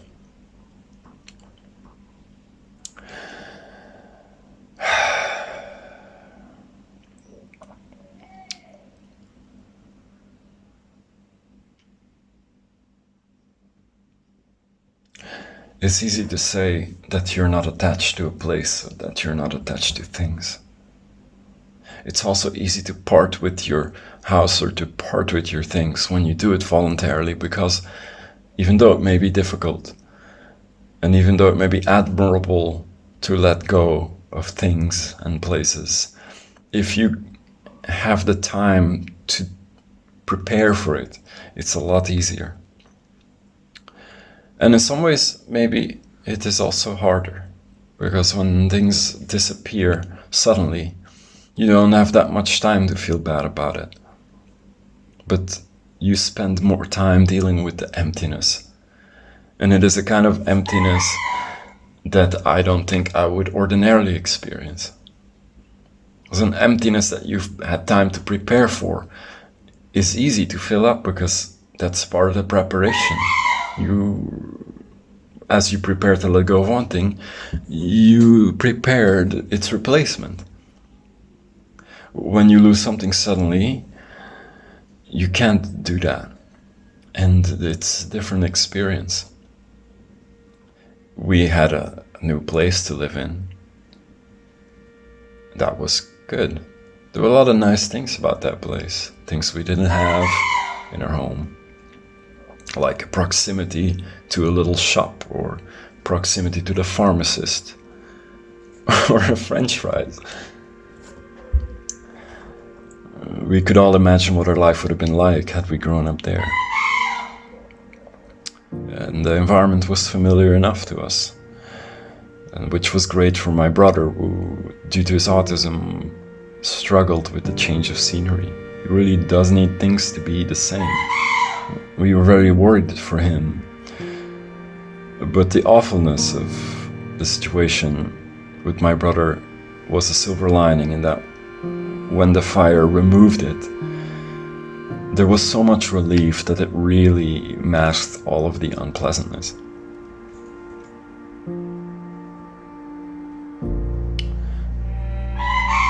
I think in the end, a house fire is a very personal experience. I find myself worrying that in this story I haven't focused enough on the fire itself. But how a fire affects you, I think it has a lot to do with what's going on in your life.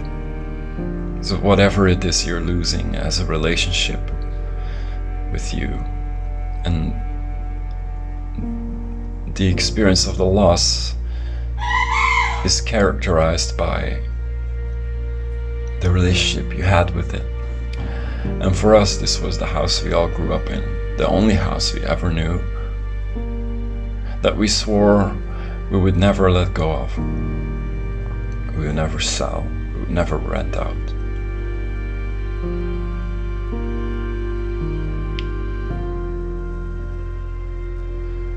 And I'm really grateful that I had my epiphany of leaving California so that I could spend at least a few months there. So that the nostalgia, the awkwardness of being back in my childhood bedroom with no clue what to do next, I'm glad I was able to have it. It's easy to say that we shouldn't be attached to things, but your childhood home is, I think, something that should be exempt from that philosophy. And today it's still there. My mom isn't. And now the existence of the house is exponentially more important to everyone. I can't imagine losing it. Although the old part of it is gone. The 200-300-year-old wood floors and ancient masonry. Some of that remains in the farmhouses. And the rest is now shiny, new concrete. And I guess in that way, the house belongs more to us now than ever before. It's definitely been tainted by our family's drama. I've never gotten to know the people that used to live there. I don't even remember if my mom ever mentioned when they passed away or how old I was when that happened.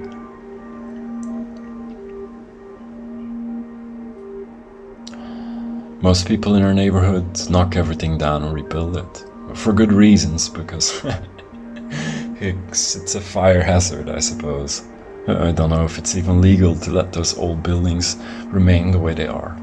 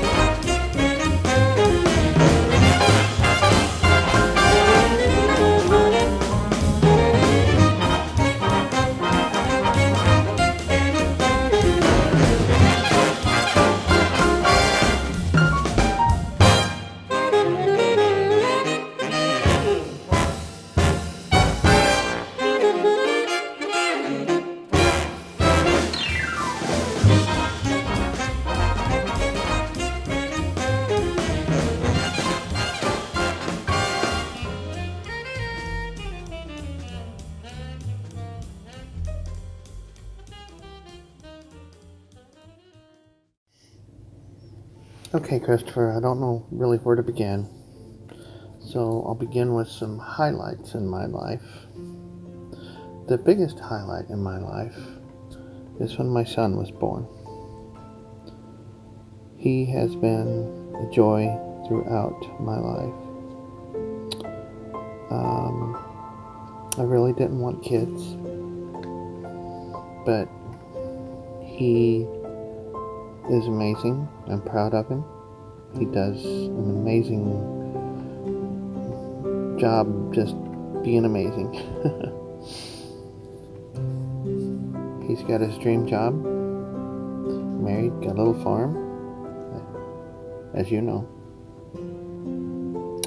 Another one of my highlights was when I met you. I love you just as if you were my son. I think of you always whenever I think of Noah. I'm proud of you too. Glad to call you my kid. Even though legally you're not. But that's okay.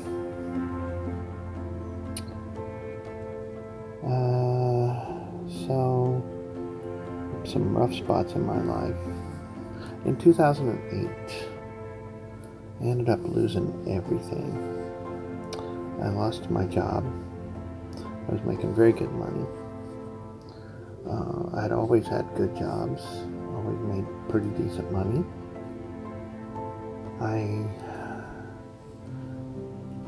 The economy went belly up, and anybody in the company that was making any money lost their job. And so I found myself looking for a job for the first time in many, many years.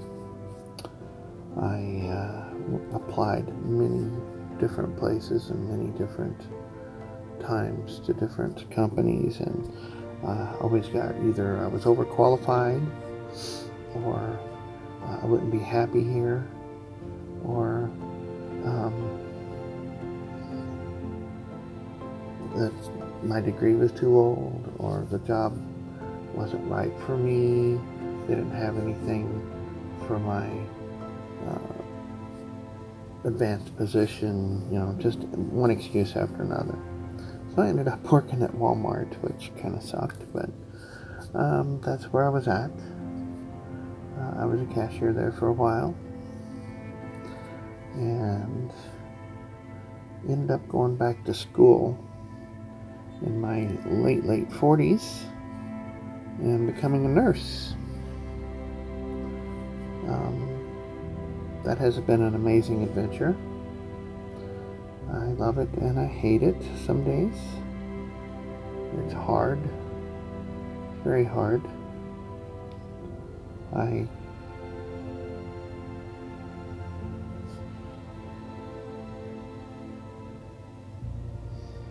don't know. I've been very blessed in my life. I've always been able to make a fairly decent living. I've scraped by a few times, though. I mean, it's not to say it's always been roses. I mean, there's been times when I've had to scrape by. I'm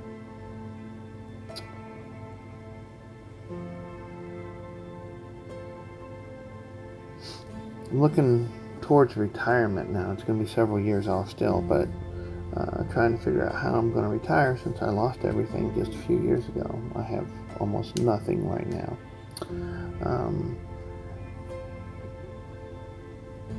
It's going to be tough, but I'm working on it.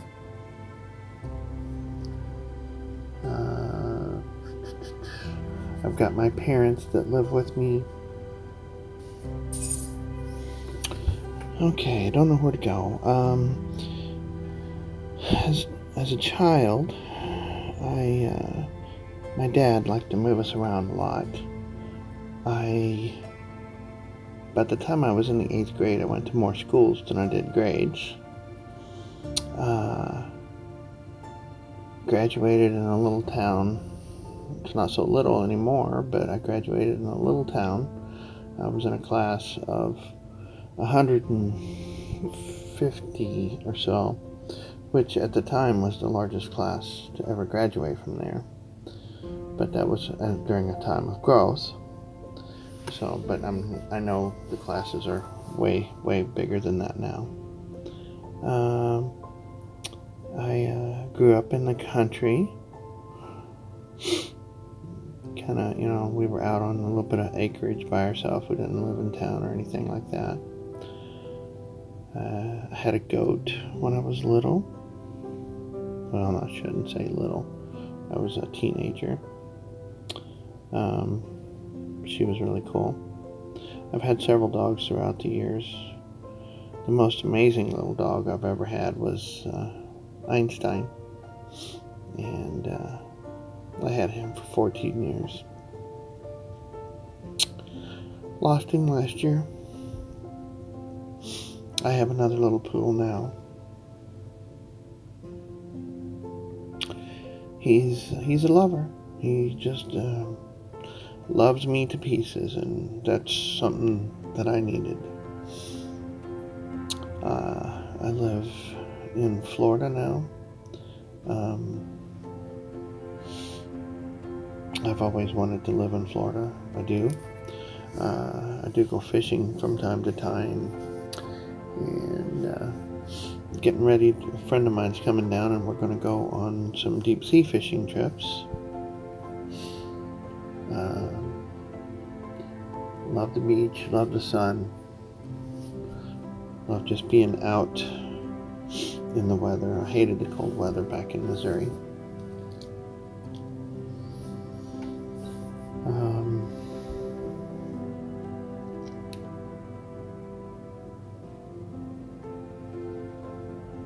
I guess I've had pretty much a boring life compared to anybody else. I've done a lot of things. I've seen a lot of things. I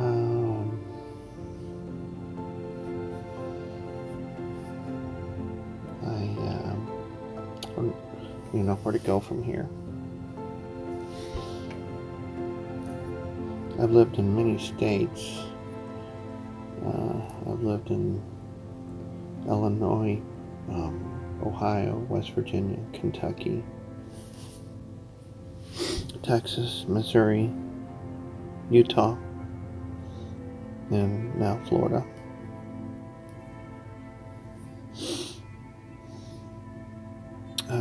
Lived in Missouri for 40 years. It is beautiful there, and the trees are gorgeous. The hills are awesome. But the winters are harsh, or can be harsh. And the summers can be pretty harsh too. It's actually not as hot down here where I'm at. I'm in southern Florida. And it's definitely not as cold.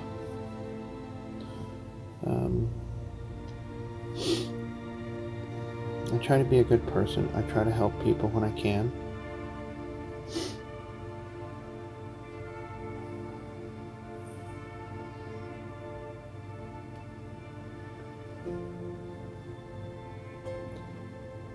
I'm single. I've not always been single, but I am single now. Been single for about 10 years. Don't know that I'm ever interested in getting my heart broken again, which seems to be what always happens.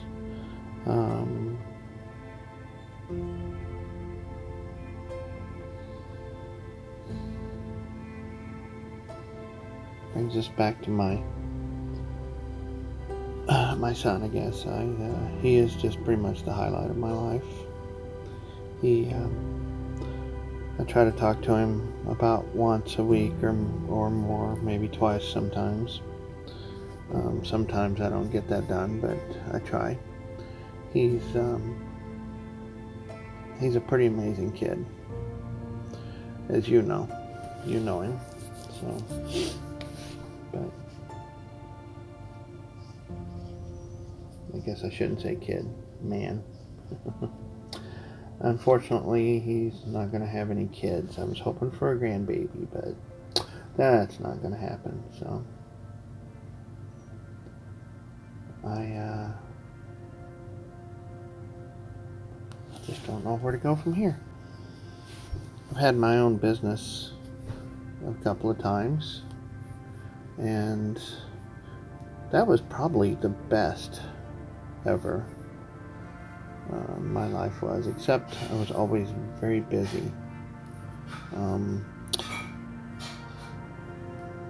When I had my own business, sometimes I would work as much as 100 to 120 hours a week. Crazy. And then sometimes, maybe even just 30 hours a week, something like that, which was pretty awesome. And I still made good money.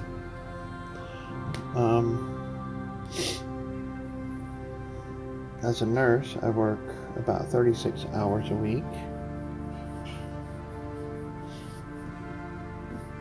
Like I said, I enjoy it most of the time. Sometimes I don't. Sometimes it's hard. Sometimes it's sad. I'm a hospice nurse, so that can be rough. I've seen about everything. I've done about everything. I don't know that I have really much left on my bucket list other than I'd love to have a Corvette. Don't know that that'll ever happen, but I would love to have a Corvette. So, anyway,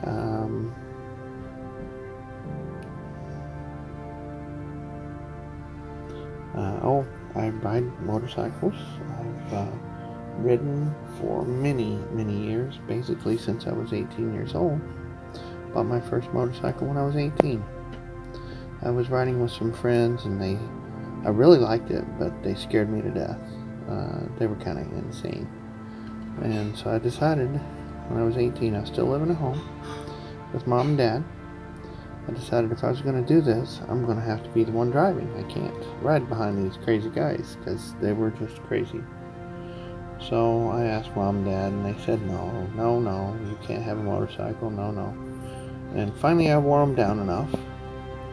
And they said, if you can get it without our signature. So I went to the dealership and rode home a brand new motorcycle that day. And I've been riding ever since. And that was when I was 18 years old. Enjoy it. It's one of my favorite things to do.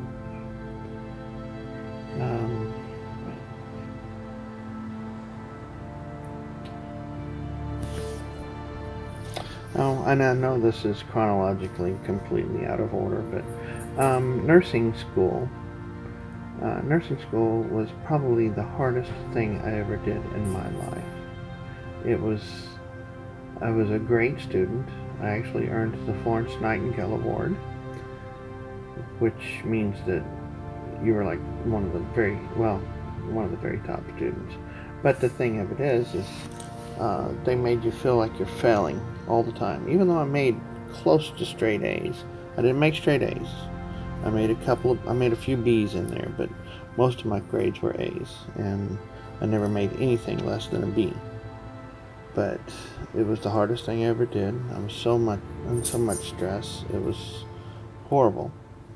But I lived through it. I made it, and I've been a nurse for several years now. And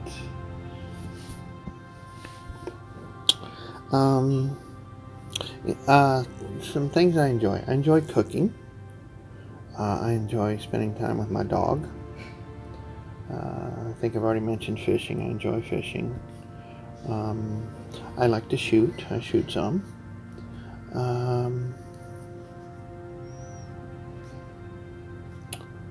I tried to play the guitar here last year, and I failed pretty miserably. I've still got the guitar, and I bought a nice one, so I'm gonna maybe this year or next year I may try to get back into it and see if I can learn. I was learning some, but I felt like I was just going so slow that I was not making very good progress. But I'm gonna try some different things, and we'll see how that goes. But maybe I can learn it. I never have been musically inclined. I have a hard time playing a radio, keeping it tuned. Anyway,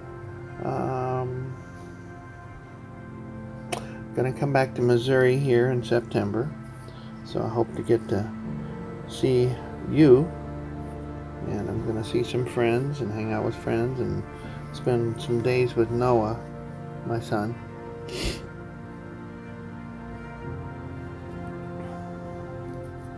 Anyway,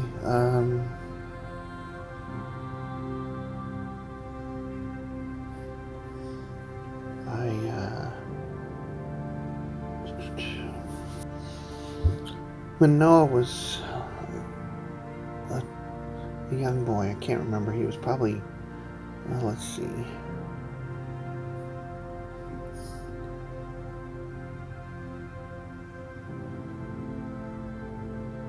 he would have been like 11 or 12. We packed my bike, and he and I rode to Washington, D.C. We toured Washington, D.C. and had a great time. We went with my cousin, and anyway, it was a good time. We rode completely across the country from Missouri all the way to Washington and back, and we had a good time. It was we were a little saddle sore by the time we got there, but we made it.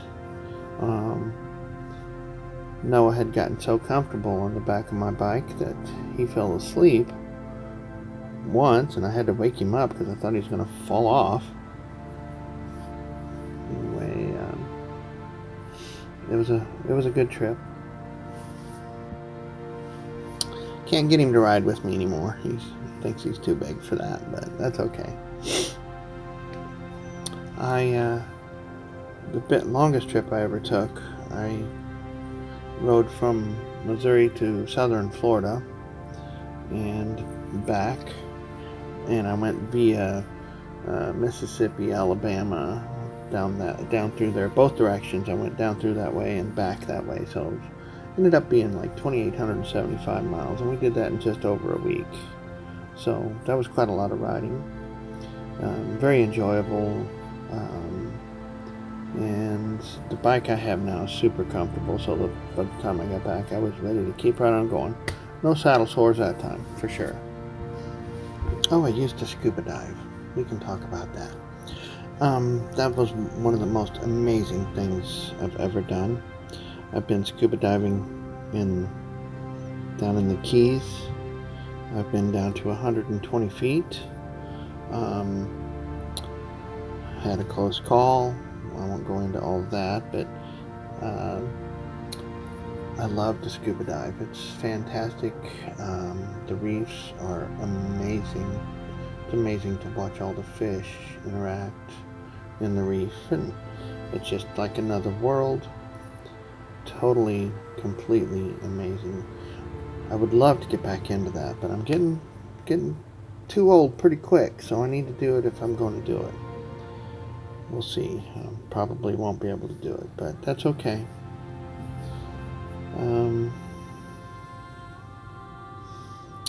Can't think of anything else really to say. Like I said, my life's been pretty boring, except for I have done a lot of things. Nothing special. Just trying to plug along and make it through life. So I guess I'll wrap it up. I hope this helps some. I know it's been kind of just a rambling, so anyway, thanks, Christopher. Love you.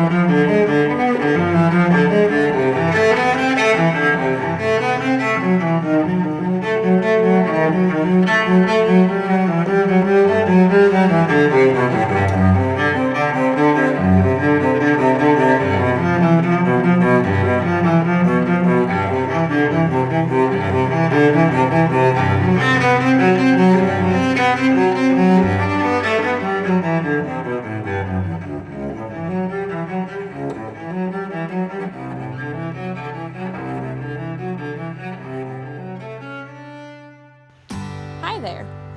My name is Flo Rogers. I was born in Springfield, Missouri, and spent the majority of my childhood living in Chadwick, Missouri, in the middle of the National Forest. My parents were 15 when they met, 16 when they got pregnant, and 16 when they were forced to marry. My mother grew up Southern Baptist and was a cheerleader and a volleyball player, and my father was a pothead who dropped out of school to join the Army Reserves. I spent most of my infancy living with my grandparents and my mother. She would take me to parties with her friends, and I would be passed around all night until I fell asleep or it was time to go back home. My little brother came around when I was almost 3, also an oopsie. My mom was attending community college at the time and trying to get an education, but dropped out after getting pregnant. We were living in my paternal grandma's basement for the most part at this stage until we decided to move into my other grandma's house, then to a trailer park in Rogersville, then to a dumpy mobile home next to my paternal grandparents. When Dad got tired of living next to his parents, my first grade year, we moved to Ozark and lived in different apartment complexes. My cousin John lived with us off and on throughout that time as well. He became like a brother to us, and we loved having him around. One time he broke his leg and was staying with us, and the landlord just so happened to come by and see him and the kitten we had. My dad lied and said the kitten was his, and that he was leaving in a couple days. But that was the final warning, and we got kicked out of that apartment. I was really sad about that. I had some really cool friends in that complex. One girl, I forget her name now, was Iranian, and her parents had the coolest snacks. That was the first time I have ever had dried soybeans, and they were so delicious. When I eat them to this day, I still think of her and our times playing together. Though she was never allowed at my house, and once her parents realized my dad was a raging alcoholic, they stopped inviting me to play as well. So I guess looking back, the move was probably for the best. Before we moved though, my uncle came over and my parents and him were drinking and playing games. My brother and I went to bed, and the next thing we know, my dad comes in our room, yells at us to wake up and get our asses in the car. We were excited about some adventure, and we all packed into the tiny car and started driving. We drove all the way to the Gulf Shores that night/morning and spent the day on the beach. We only had our pajamas, so we stripped down and played at the beach naked. Even though I realized that was a very poor decision on my parents' part, I still look back on that memory with fondness. After getting kicked out of the apartment complex, my father decided it was time to own his own home. So we moved into our very own, well, Grandpa actually bought it, but we were paying him back, but our very own mobile home, next to my paternal grandparents, and that's where I stayed until I moved away. During my childhood, I had plenty of adventures and misadventures. I grew up in the middle of the woods, so we had very few neighbors, but when one of those neighbors had kids, you better believe I was working on making them my friend. One of my best friends growing up was named Milan. She lived in the house next to my grandparents. We used to play all the time, but she only lived there for a short while and then moved away a few hours. However, my mom and her mom worked really hard to let us play together a couple times throughout the year. Another boy that moved in after her was literally locked out of his house by his parents from 8 a.m. to 6 p.m. every day. So we started inviting him to stay with us and play games and eat and such. We used to go hiking in the woods with him and another neighbor boy who is still my friend to this day, named Aaron. One time, we were hiking in the woods and found a cool rope swing on top of a mound of mossy covered dirt. We called it George of the Jungle. Next to George of the Jungle was a tree with a hole in it. It looked like a urinal of sorts, so I dared the boys, because I was the only girl in our group of friends, to pee in the tree. It's odd the things that you remember from childhood. A lot of our playtime was outside. We would run laps around the trailer, hike in the woods, play in the pond, and catch frogs. Oh man, catching frogs was one of my absolute favorite things to do. I would go by myself, with friends, whoever, I didn't care. I just wanted to be at the pond. I would spend hours and hours just catching the frogs and letting them go. I also loved to go for long bike rides down our dirt road. I learned to ride when I was 4, and shortly after that I had a little wreck that caused quite a nice scar on my forehead. I grew up believing that my grandmother sewed me up with needle and thread, because that's what she told me, but looks like that wasn't true. After my brother finally learned how to ride, my mom, him, and I would go for rides together. One time my brother and I were arguing, basically an every hour occasion, and I was trying to catch up to my mom to tell on him for whatever he did, and I rammed into her bike on accident. Her brakes got entangled with my wheel, so she couldn't slow down and just drug me along the gravel dirt road. It hurt so badly. My knee was so banged up and bloody, and she had to carry me home. Luckily, we were basically at our driveway by the time she could stop. She put me in the tub, and my dad came in with peroxide and doused me in it. I squealed in pain, and he told me to stop being a baby. Peroxide doesn't hurt. Haha. Yeah, that's a myth. It hurt like a mother effer. A few weeks later, after my leg had healed most of the way, something was protruding from the scabbed over wound, so I sat down and picked at it, like all kids do. Now this is gross, but it was a long-ass dog hair. I guess we didn't clean the wound well enough, and it was just stuck inside until it, got the energy to protrude itself. Again, it's so crazy the things that you remember from your childhood. When I was in kindergarten, I went to a very, very small school. It was kindergarten through 12th grade, all in one building, and we all rode the bus together too. So we were riding the bus home. Obviously, they were dropping us all off. And on the bus was my cousin and my uncle. And we were getting ready to pull into my grandma's driveway to drop us off. And a semi-truck came around the corner and hit our bus as my uncle, me, and my cousin were all lined up to get out of it. Fortunately, none of us got super hurt. My uncle did get lifted to the hospital by a helicopter, but he was just cut up real bad from the broken glass from the door.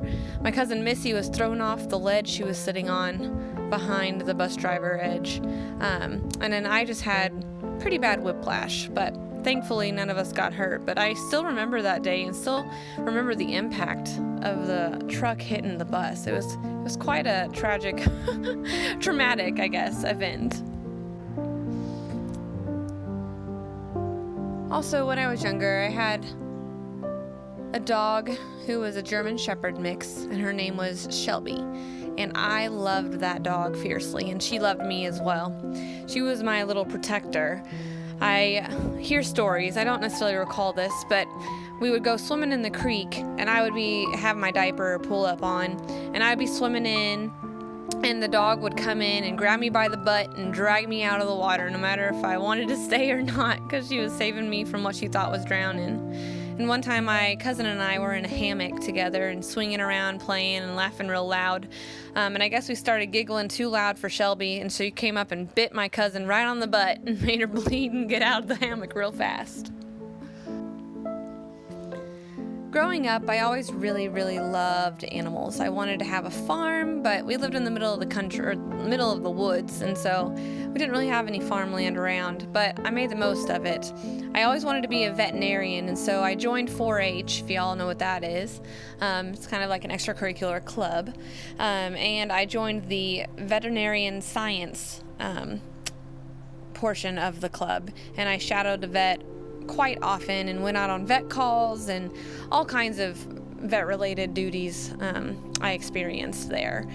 But I also just loved owning animals, and so we bought a couple of 2 Nigerian dwarf goats that were my pets in the middle of the woods, and they were basically treated like dogs, unfortunately. They had leashes and collars and were, tied up to their little shacky old doghouse, but they would get loose all of the time, and I would be roaming all over the place trying to find them. They would go up and eat my grandpa's shrubs, and he was always extremely mad when that would happen.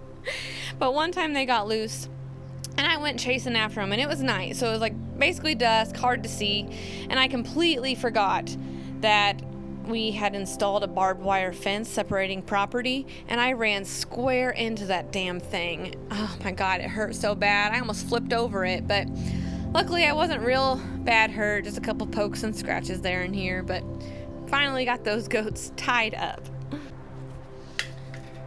My dad was a rural post officer, and so he drove really, really rural routes, and unfortunately that's the best place for people to dump unwanted dogs or cats. And so he would see a lot of strays and bring dog food or cat food and feed them. But one day, I guess these 2 stray cats found a way into his heart, and he brought them home to us. And they were black and white, and they both had socks on their feet, like the white paws. And so one we named Socks, and the other we named Boots.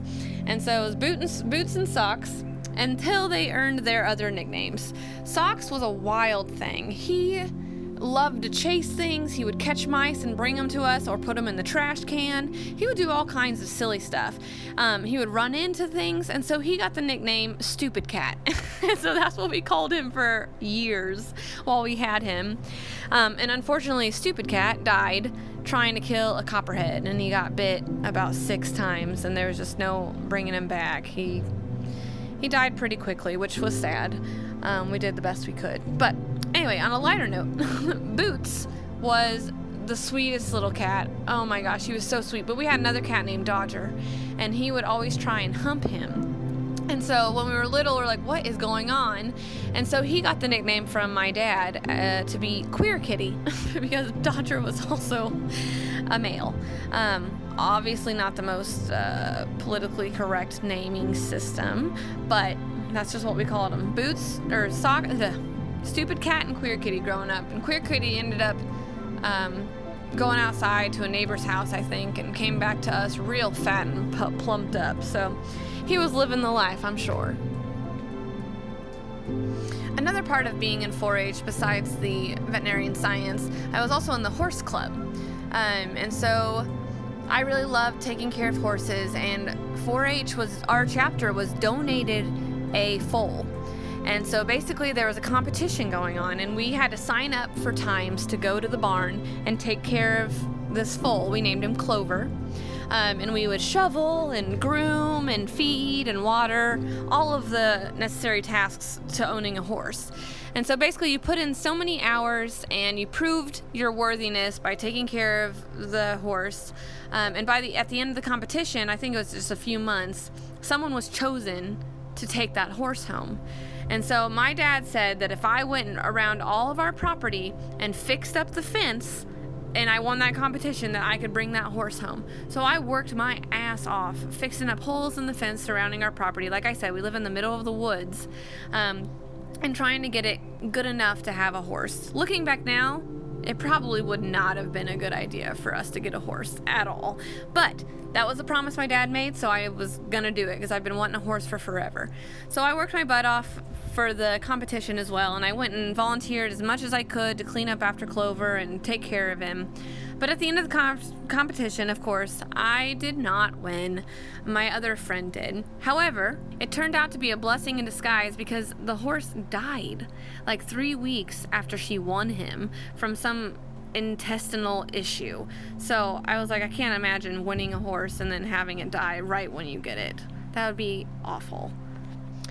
While I was in college, I had such a wide range of experiences. I did not drink before going to college because my dad was a raging alcoholic and I hated it. And so I just automatically hated alcohol. However, my long-term boyfriend at the time and I broke up, and my roommate and her friends decided it was time to go out. And so at this point, I was like, you know what? Okay, let's do it. Obviously, I was underage. Keep that under wraps. But we still went out and we had a great time. And so that was when I first introduced alcohol. I think it was just a couple beers. We just went to a frat party and got, free kegs. But at that time, I also realized that, you know what? I shouldn't be afraid of this. Of course, it's not great for me, but I also have a lot of self-control. And so I can control myself around this toxin and can use it to have a good time if I feel necessary. So after that point, I started drinking in college, occasionally pretty heavily. Most of the time ended in vomiting, but that's because I just don't have a good tolerance for it, I guess. But we would go out on the weekends and go to the dance clubs, and we would go to frat parties, and we would go to house parties, and it was so fun. I don't regret it at all. I made so many friends, and I learned how to play so many fun games, and we just went to themed parties. I realized that going to themed anything is like really my thing, and I really like to dive deep into it. But it was so fun. But besides partying all the time, of course, I did also join some other clubs and extracurriculars. So I was in forestry club, and one of the challenges in forestry club, one of the activities you can sign up to do in the competitions is called match strike. And so basically what you do is you hold an axe and you balance it on you're holding it at your waist level, and you're putting the head of the axe, obviously the dull end, on your forehead. And then you cannot look down, and as you're holding the axe you can get set up, and then you just lean forward a little bit to knock the axe falling forward, and you try and light a match on fire. And of course they're like strike anywhere matches, and most of the time they didn't actually work because the matches sucked. But I have a picture of me splitting a match right in half at practice. But of course time challenge came around, I did not do so much.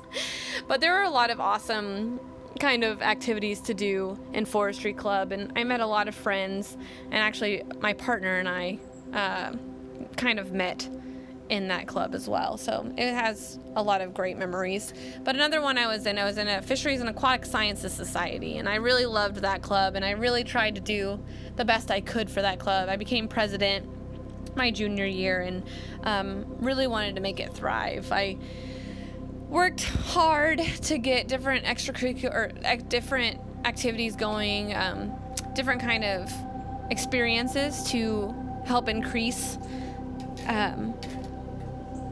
the skills that the members of the club had. So it was a really challenging and fun experience. I also did study abroad while I was in college. And I went to Africa, and it was so cool. We camped the whole time we were there for an entire month, and we saw so much wildlife. We were in Africa in the plains, and we had a guide that was taking us through Kruger National Park, and we went through the park on foot, and we ran into a hippo, and he got pissed and charged us. And we have like some videos because some friends were taking videos after we ran out of the way. But hippos look nice and friendly when you're like looking at them from afar, but they're pretty scary when you get up close. I think a lot of us have a favorite year in school where we just really, we remember things and we really connected, we did well. And I think that year, well, honestly, one of the years, I really liked school because it got me away from my house and my home and, able to connect with others. But anyway, 3rd grade was an amazing year for me. I had a really awesome group of friends, and my teacher was the best. She was super young, but she really connected with her students very well. And while she let us have a lot of fun, she also put in some structure to our day and helped us kind of learn and behave. And so it was a really great experience. I think we were doing a competition of sorts, and I don't remember who all won, but I know there were several students who won, and we were all supposed to meet at the bowling alley. But I didn't have a ride because my dad was unavailable and my mom was working, and so I guess they signed a waiver and let me ride with the teacher. And so I got to ride with her in her new red convertible to the bowling alley, and it was just such an awesome experience. I loved that class. Also, that is the class where the boyfriend swap happened. We were dating as much as you can date in 3rd grade. Holding hands in the hallway, I guess, probably. And me and my friends, we decided, there was a group of 4 of us, and we decided that we were going to switch boyfriends/girlfriends for a week. So we traded off, and I decided that, I liked my original, and so did the other person, so we switched back later that week. Also in this class was where we had so many classroom pets. We had lizards, we had birds, we had rabbit, and I'm sure we had some others, but those are the ones I really remember. Tweety Bird was the name of the yellow parakeet that we had in class, and there was a blue one too, but I can't remember his name, but he was really mean. But anyway, our teacher would let us take home some of the pets on the weekends to take care of, and I got to take home the rabbit occasionally. Couldn't take home anything else because we just didn't have the capacity for care for birds or lizards at the time, I guess. And that really kind of developed a love for rabbits for me, so I ended up getting a pet rabbit after that, and I named him Scuttles. And he was black and white and a little miniature, I can't remember the breed, but he was like a little mini bunny, so he was really small and he was so sweet. I would hold him and carry him around everywhere and cuddle with him, but unfortunately Scuttles got some kind of he had it when we adopted him. He had some kind of virus that we just couldn't seem to get rid of, so he died at the vet center, unfortunately. However, the vet there was super awesome, Dr. Ketchum, and she was amazing, and she actually raised rabbits for butcher, actually, but she saw how distraught I was, and so she offered my mom to let her have one of their rabbits for a pet for me. And so we got to go over to her house and look at all of her rabbits and pick which one I wanted. And so I picked one that was all black, and she was beautiful, and she was just a little bunny, so we had to wait a few weeks for her to wean. And we got her, and I named her Midnight.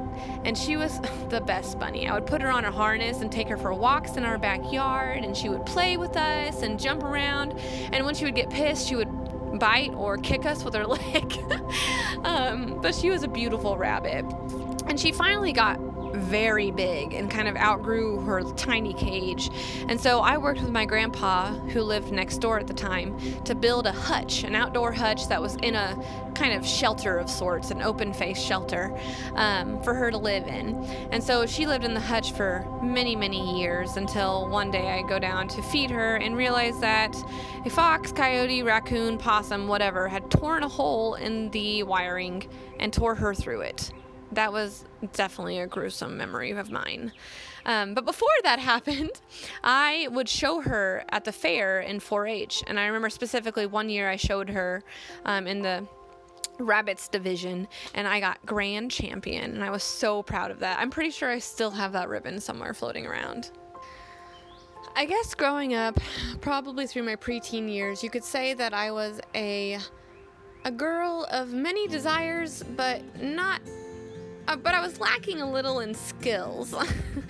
And so I wanted to do everything. I did cheerleading, I did kung fu, I did gymnastics, I tried out for the volleyball team. I did not make it.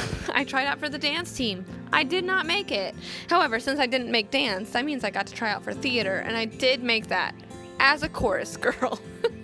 But still, that was an amazing time. I did band, I did softball, I did basketball. Also another thing I am not very good at.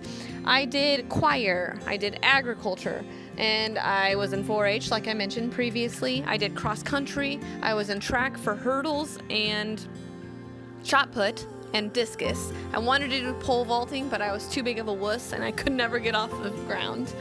I also swam a lot, and I did swimming lessons growing up, but didn't really pursue that as club when high school came around because we just didn't have the money. And then lastly, my grandmother, my paternal grandmother was close to me. She lived next door to us almost my whole life growing up. And so she got cancer when I was in 8th grade. And it moved pretty fast, but by the time freshman year came around, she was still with us. And so in order, I don't know, to make her happy, I guess, I joined the tennis team because she really loved tennis. And so I was like, you know what, I'm gonna try this out and see how it goes. And I was very excited. Our first game came around, and my grandma was gonna come make it. And she was going through chemotherapy and radiation at this time. And so I remember getting ready for the game, and I was so excited because I saw their minivan pull on in, and I saw Papa get Grandma out of the car and wheel her out. And then, of course, right when my match started, she started becoming ill and had to leave. And so, unfortunately, she did come to one of my matches, but a few months after that, she did pass. And so she never got to see me actually play, which is unfortunate, but at the same time, it brings back memories of me and her playing together and practicing before I joined the team. So it does bring back fond memories, but also some sadness. But playing all throughout high school really helped me develop a sense of, I guess, pride, because I was decently good at tennis. And so I really enjoyed playing, and I loved my team. The girls were all great, and we got to travel a lot, and it kept me very busy and very active. So that was good while I was in high school, trying to stay fit and active. After high school, I was accepted to go to a big university, and once I was there, I very quickly found out that I could not be jobless. So I applied to work at the Career Center and got the job, and I absolutely loved it. I think to this day that was one of my favorite positions I have ever had. I went from career specialist in training to career specialist to supervisor in 1 year. And so I was supervising my staff while I was a sophomore in college, which I think is pretty awesome. I feel like I could go on and on about crazy stories from my youth, but I think I will fast forward a bit to catch you up. I graduated high school at the same time my mom was about to graduate college, and was accepted at a big university where I went and got my degree while working several jobs, and of course, making time to party with my friends, duh. That was truly some of the best moments of my life, besides the fact that I put myself in extreme debt, even though I had scholarships and grants. I am so grateful for getting out of my small town home and allowing myself to grow into the person I am today. I have traveled to 12 different countries, traveled to the United States, and found the love of my life and had a baby with him. We are living day by day, trying not to take the small things for granted.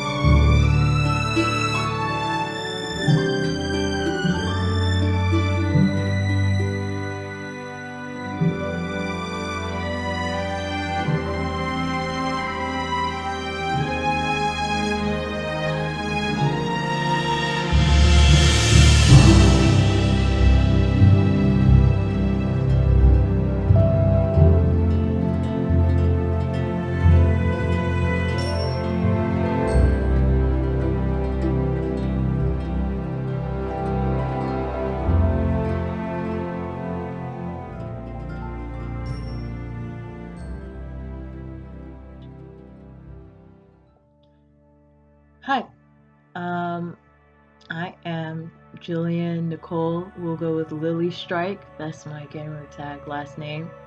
I also sometimes go by Dragonilly because I love dragons, and dragons plus Jilly equals Dragonilly. I'll be telling my life story going from beginning to end, or as beginning as I can remember. One of the first things I remember was I was in kindergarten. I was on my way to school, one of my first days of school, and I sat in my mom's car and she told me, you're gonna do well. You're gonna do really well. And I'm like, what if I don't? She's like, you will. She's like, just try to make all A's. And I said, well, what if I don't make all A's? She's like, you'll make all A's. That was one of the first things I remember as a child that I really clung on to.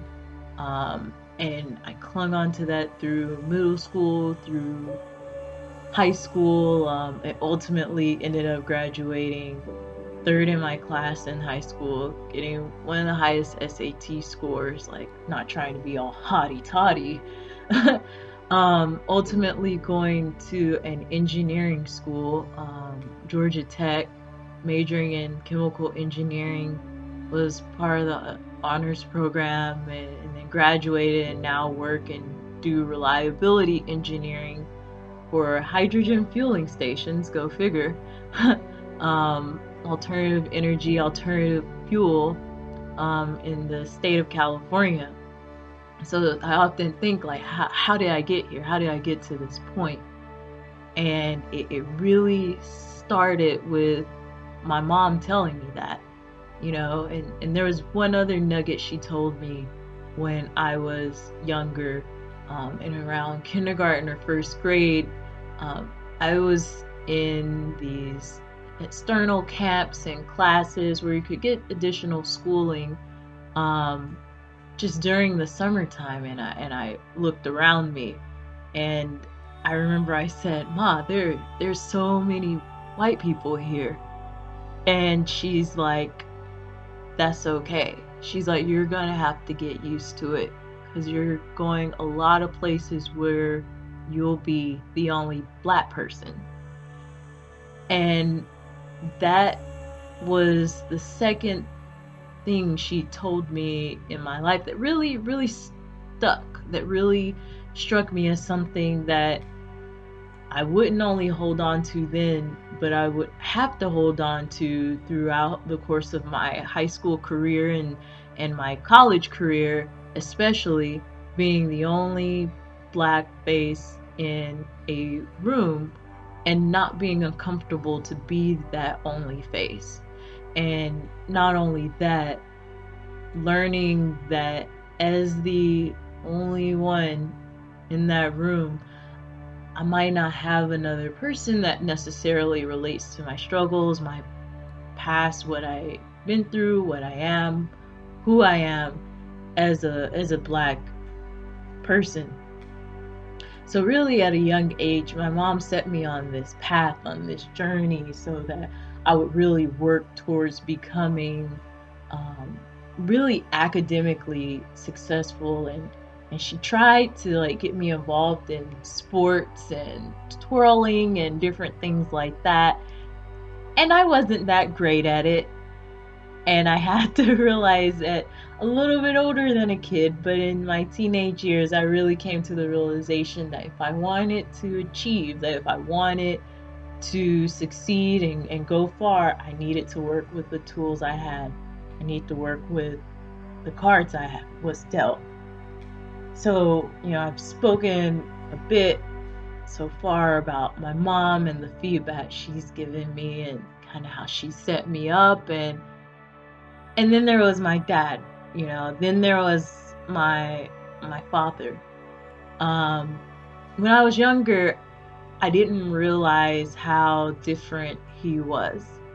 I remember when I was younger, we would play checkers together, And on his way to get the board and to bring the board back, he would quack. He would quack like a duck. He would go like quack, quack, quack, quack, like that, just like a duck. And I never understood why, but it was something he'd do. And when we played checkers, he'd get really into it and really mad, like really, really mad if he lost. And it was odd to me. It didn't seem normal. And then ultimately it wasn't normal, but I didn't take it much to heart. As I went on in my life, my mom ended up telling me, and this was when I was still a kid, that my father was in a car accident when he was in the military before I was born. And so when he got in that car accident, and this was when he was actually stationed in Germany at the time, it damaged his brain.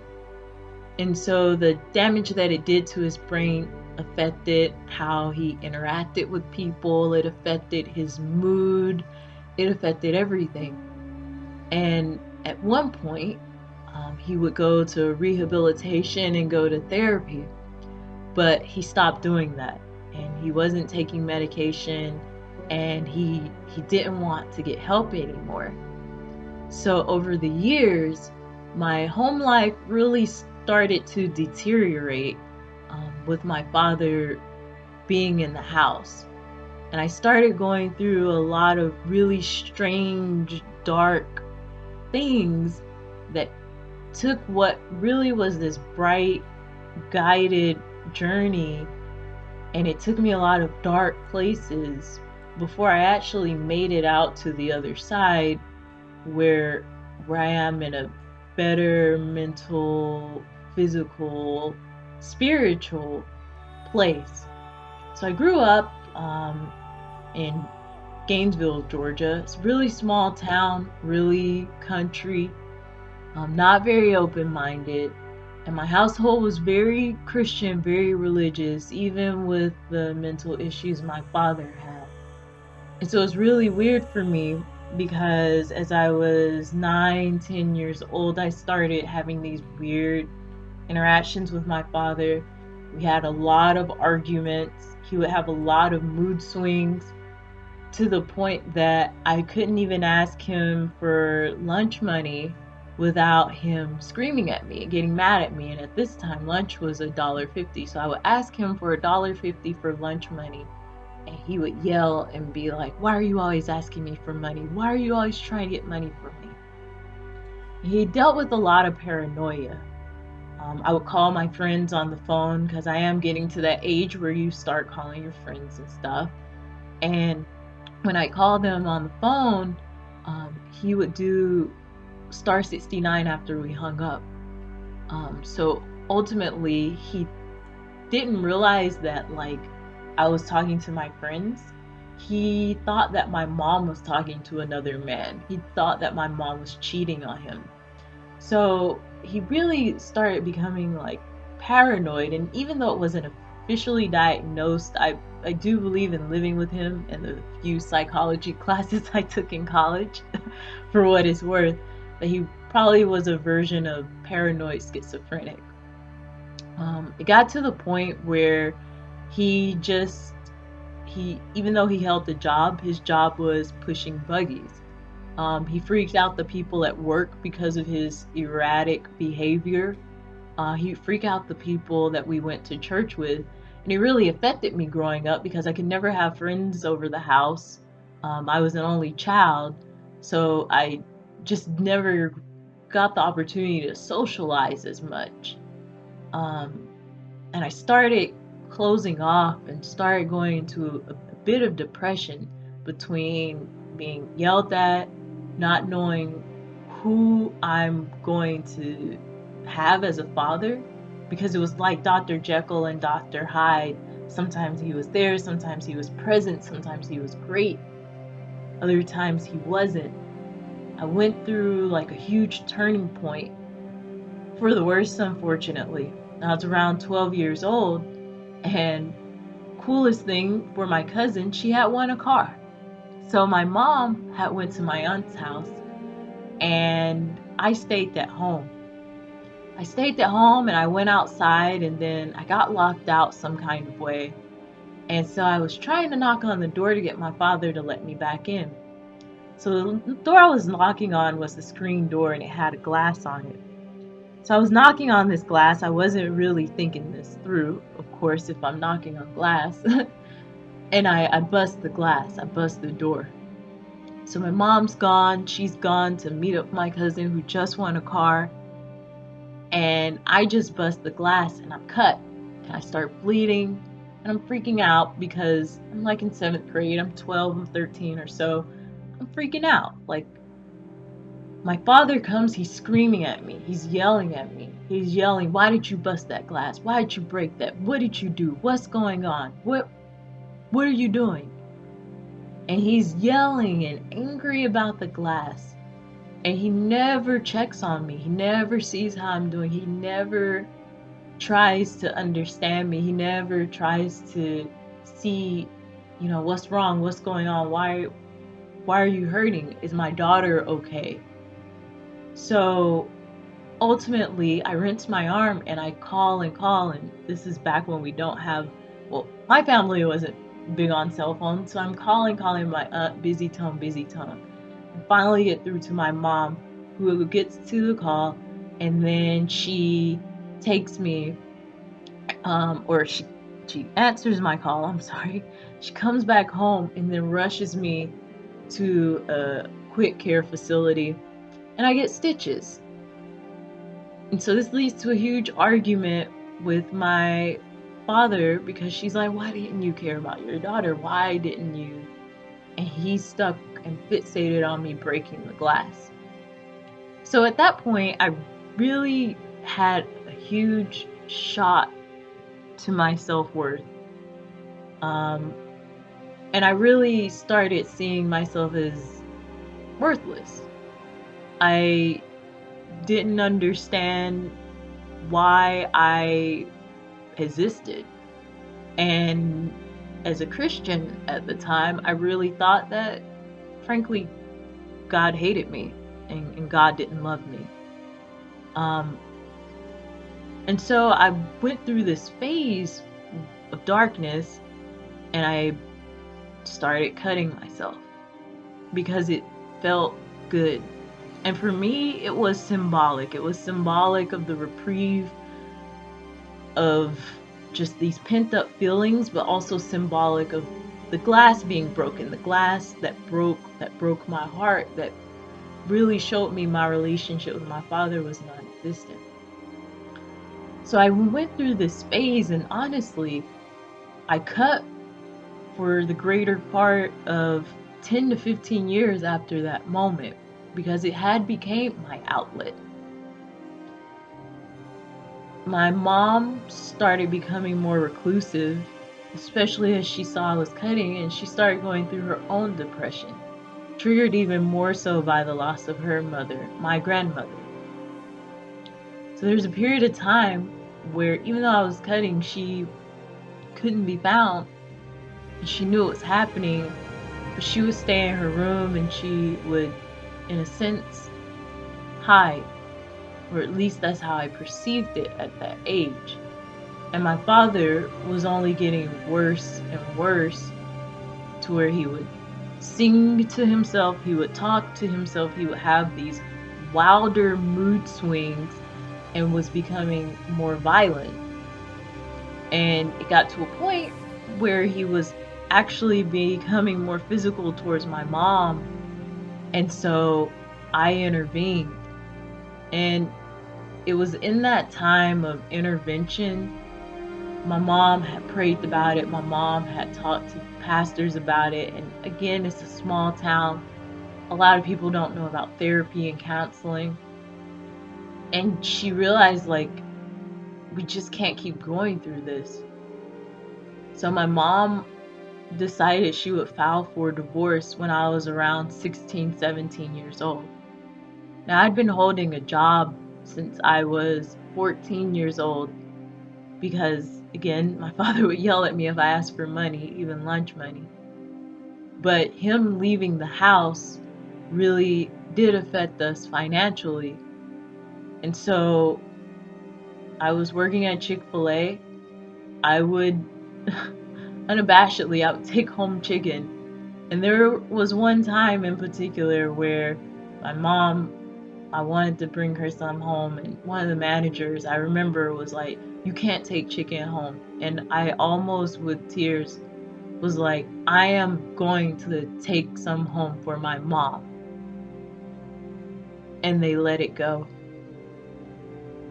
So like at an early age, I started working. I had to kind of sort of stand on my own 2 feet.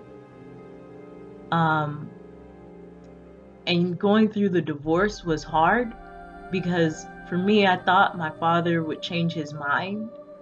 Thought he would say he loved me. I never heard him say that. I have seen it written on a card. I've never heard him say he loved me. He never went to my concerts when I was in marching band. He never came to any of my high school award ceremonies for my academics. He just wasn't really there in a good way, but we'd be there in a tear me down way, would be there in not the best ways. His family wasn't happy about the divorce, and they didn't want to pay child support. And I should have gotten child support even though I was in high school when it occurred. And also Veterans Affairs benefits, which occur when an individual is injured while in the military, like he was. They have benefits for their children. And so I think one of the most painful memories I have in regards to the divorce was that I was asked to get a paternity test to prove I was his child. And this is me in high school. I don't have any siblings, and it's like that. It was never a question before, but now there is this question mark as to whether you're my father. And that was an ultimate betrayal to me. And so I carried that a lot, and I carried that with me from high school to college, and it affected my self-worth and shook me to the point that I really went into the path of cutting even more and even more and even more. And though my time in college, it was interesting, it was fun, it was exciting, I met a lot of bright people, I met a lot of people I wish I could meet again. There was this dark cloud over it of depression and of suicidal thoughts and of anxiety. And it got to a point where I'd sent myself to the hospital. Now, throughout this time, I'd had counseling, I had therapy, and I just never found the right fit. More on that later. But I just never found the right fit for a therapist. So I was on this dark path. I still, to a degree, loved my father, and I probably still do, and wanted him in my life. And so as I was about to graduate college, I called him. I called and I said, "Hey, I'm graduating. It'd be real cool if you could come. It would be real cool." Now, mind you, I hadn't seen my father since 5 years prior, my high school graduation. I hadn't seen him at all, and I maybe heard from him once a year. And ultimately, it led to an argument. And I asked him, I said, "Do you even care that you haven't been in my life?" And he said, "No." He said, "My mom and I treated him like a dog." He said, "No." And so in that moment, I had 2 hours before my senior design project was do a presentation I had to do with the group. 2 hours before that presentation, and I hung up, and I cried and cried to my roommate. And then I said, I have to get myself together. I have to go do my presentation. So I did my presentation, and it went as well as it could have gone because I didn't break out in tears. I ultimately graduated from tech, and I got a job with my company that I work for now, and it required me to move to Pennsylvania. And it wasn't until I feel like that move to Pennsylvania, maybe a few internships, that I really started seeing a shift in my mentality, a shift in my behavior. So in this time, this is in the 2013-2014 time frame, I lived with a wonderful woman by the name of Adele. Adele was a self-made millionaire, and she would rent out one of her rooms for people that were like interns and younger in exchange for them helping her around the house pretty much. She was an older lady in her 70s, 80s, an older white lady, and she just had this completely different perspective on the world than anyone I had met, and I think it's a perspective that comes with wealth. So living with her really set me up to start understanding the financial aspect of things, how to set up myself with a 401k, a Roth IRA, how to deal with stocks, opening a brokerage account. All these things Adele taught me, and all of these nuggets of wisdom she gave me. And intertwined in her financial advice, she just gave me general life advice that was really valuable. She started filling a gap of curiosity that I had inside of me. And she really, with living with her and helping her around, helped me find value in myself. Now, Adele was one of the strongest people I'd ever met. I remember her telling me, she's like, a bad weed is hard to kill. She had survived cancer multiple times, gone into remission, comes back, and she had heard multiple times she wasn't going to make it, and she made it. She continuously made it. And that made her all the more amazing. So in being able to help her and being in the small part I could, but in the large part of learning from her, I started finding a bit of myself more. And it was while I was in Pennsylvania that I got introduced to Muay Thai. Now, Muay Thai is a Thai fighting style. It's what kickboxing originated from. And so with Muay Thai, I really got to let out a lot of the anger, a lot of the hurt, a lot of the pain. So I was doing Muay Thai. I was living with Adele, and I had this pretty cool job. And I started healing. And I started seeing glimmers of who I really could be. Glimmers of who I really am as this true person, as this human being that is worthy of love because I loved me. And I know people say, like, you have to love yourself to love someone else. I don't necessarily believe that. I don't really know if that's completely true because I've loved people without loving myself. But I will say that when you love yourself, you find that you can find peace with yourself. You can find peace by yourself. You can find peace in yourself because you're not trying to escape from yourself.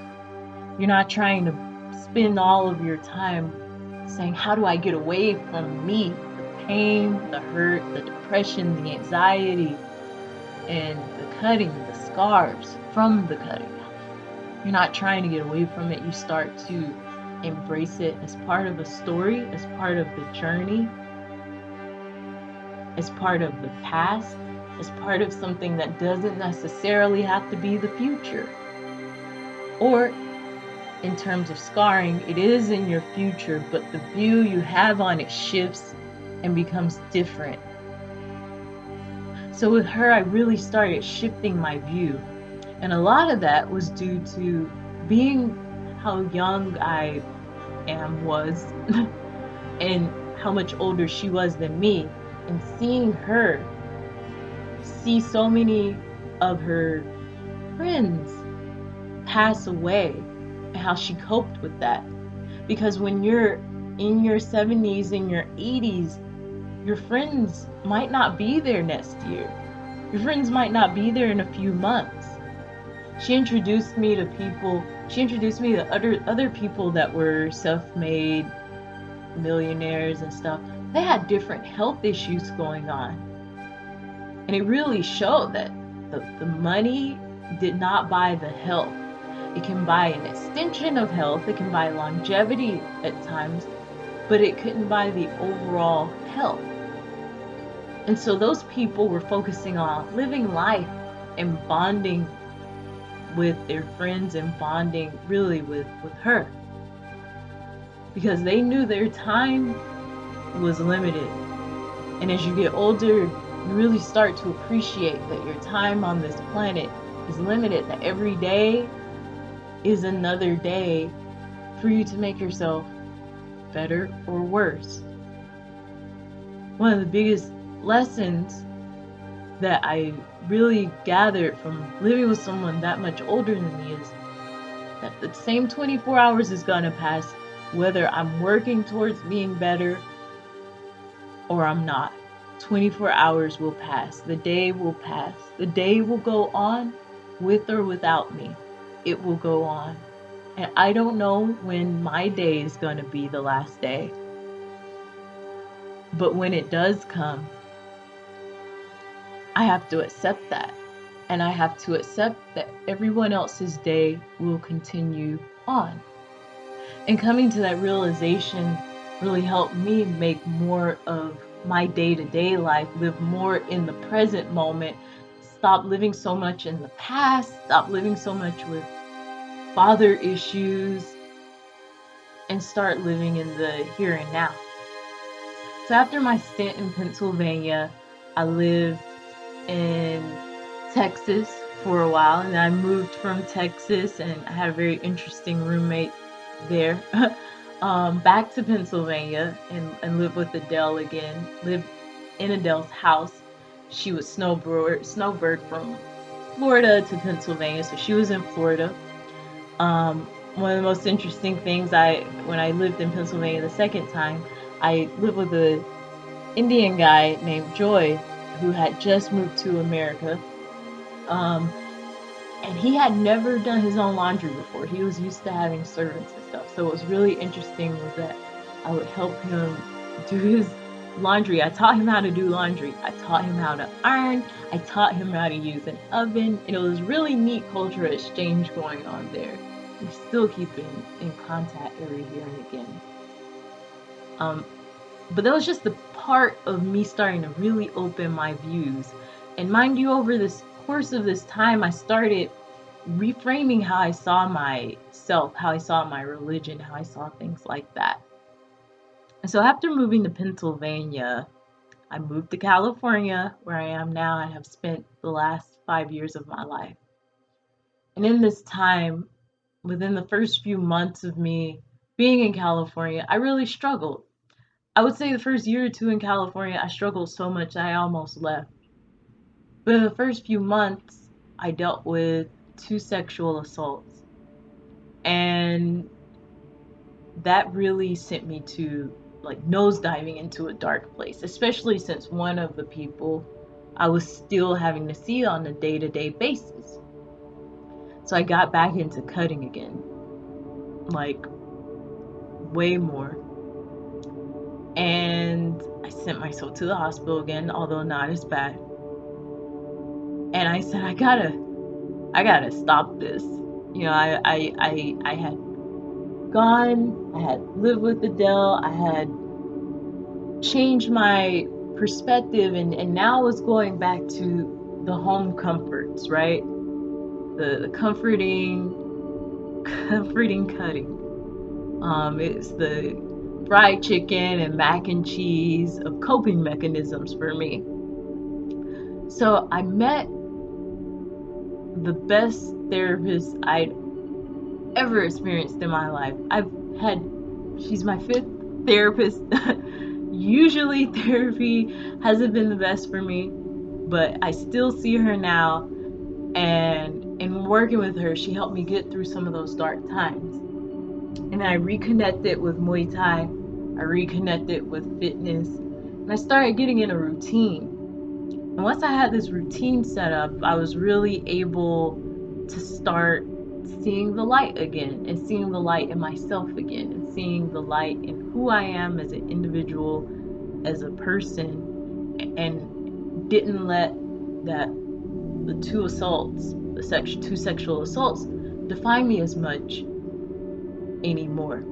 And I started realizing the mind-body difference, that the body responds to some things even if the mind doesn't want it to, even if that higher consciousness doesn't want that. Your body can respond because it's hardwired to respond in a certain way. It's biologically hardwired to respond in a certain way. And as I understood that and working with my therapist, I really started to understand more of me, more of who I am, more of myself, more of listening to my body, more of listening to my mind versus my body, that we're one but we're separate. And I really think here I became better at having a relationship with my religion, and that I became way less judgmental, way more open, just in general a person that was loving, like Christians should be, and not, I don't care, you marry who you marry, you love who you love, you be who you want to be, and really trying to hone in on the aspect of embracing and loving and forgiveness instead of holding on in resentment and judgment, because that didn't get me very far in relation to myself, and it didn't get me very far in relation to others. So yeah, since I've been here, I've gained a lot. In that time, unfortunately, I have lost Adele. I lost her this year, but I did get to see her before she passed away, and we took pictures together, and she asked me to pick out 5 pieces of her jewelry to remember her by, and I still wear her jewelry.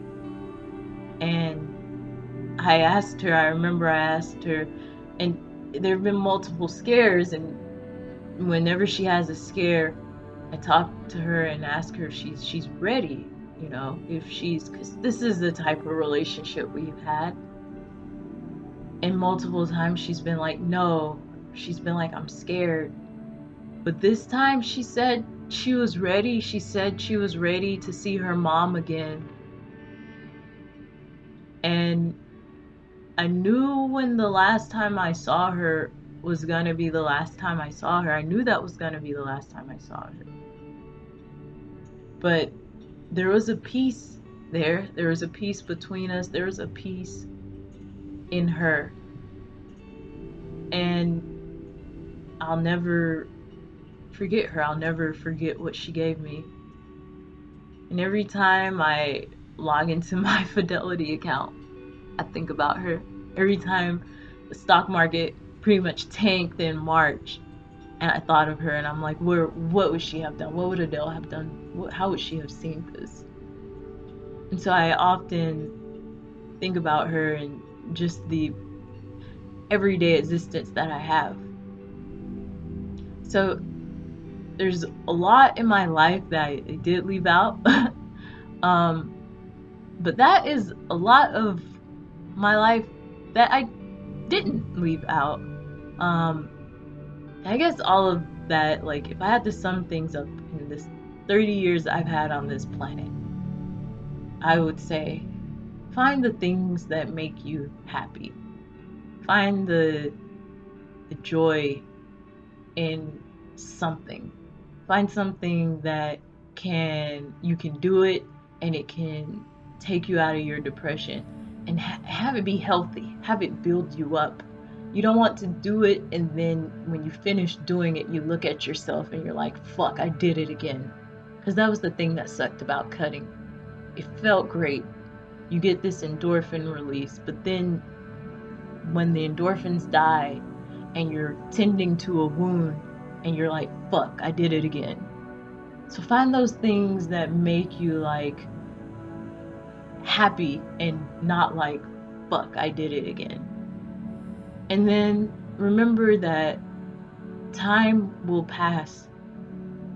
Time will always pass. So dedicate yourself to that dream. Dedicate yourself to bettering yourself. Make the decision to say, I'm going to do it, and I'm going to take it a day at a time. Because that's all I can guarantee is the present moment. So as long as I'm doing it in this present moment, I'm doing what I need to do. I'm doing what matters, because the time will pass whether I do it or not. And I don't want to wait, because I can wait and miss my opportunity. I can wait and still be down, still be depressed, still be in the same place I was before. And then accept that not everyone's gonna love you, even the ones that should. And that doesn't define you. That doesn't make you less wonderful. That doesn't make you less valuable. That doesn't make you less of an amazing fucking dragon. And that's why I love dragons. They're powerful, they're angry, they're joyous, they're beautiful beings. Mythical beings. But in all of their strength, in all that people fear them, and whatever they're perceived as, they are who they are. You are who you are. And don't let anyone else, or the lack of love for anyone else, from anyone else, take that away.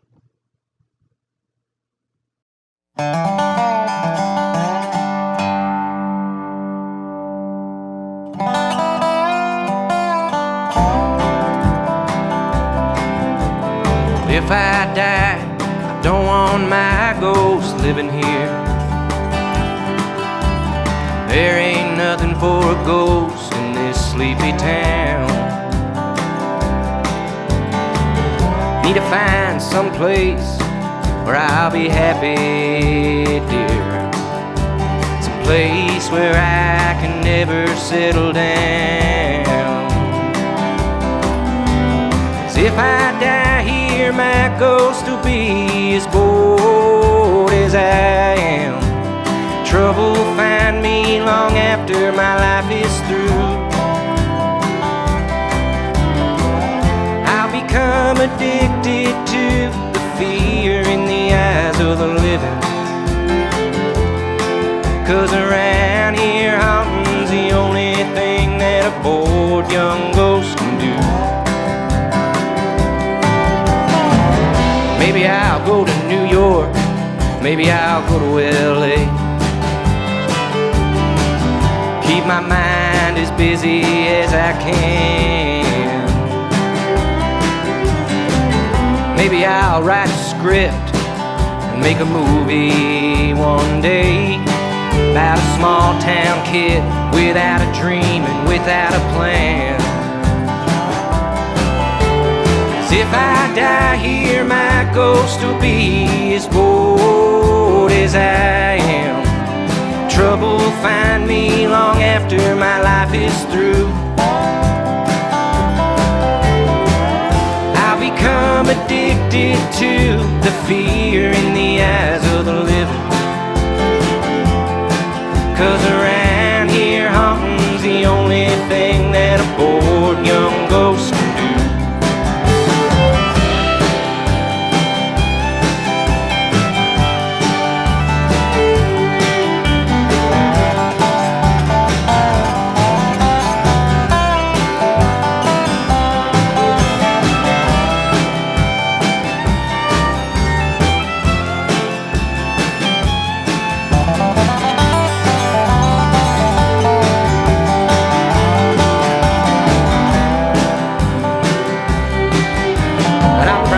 Stay here and live out that script I'd written.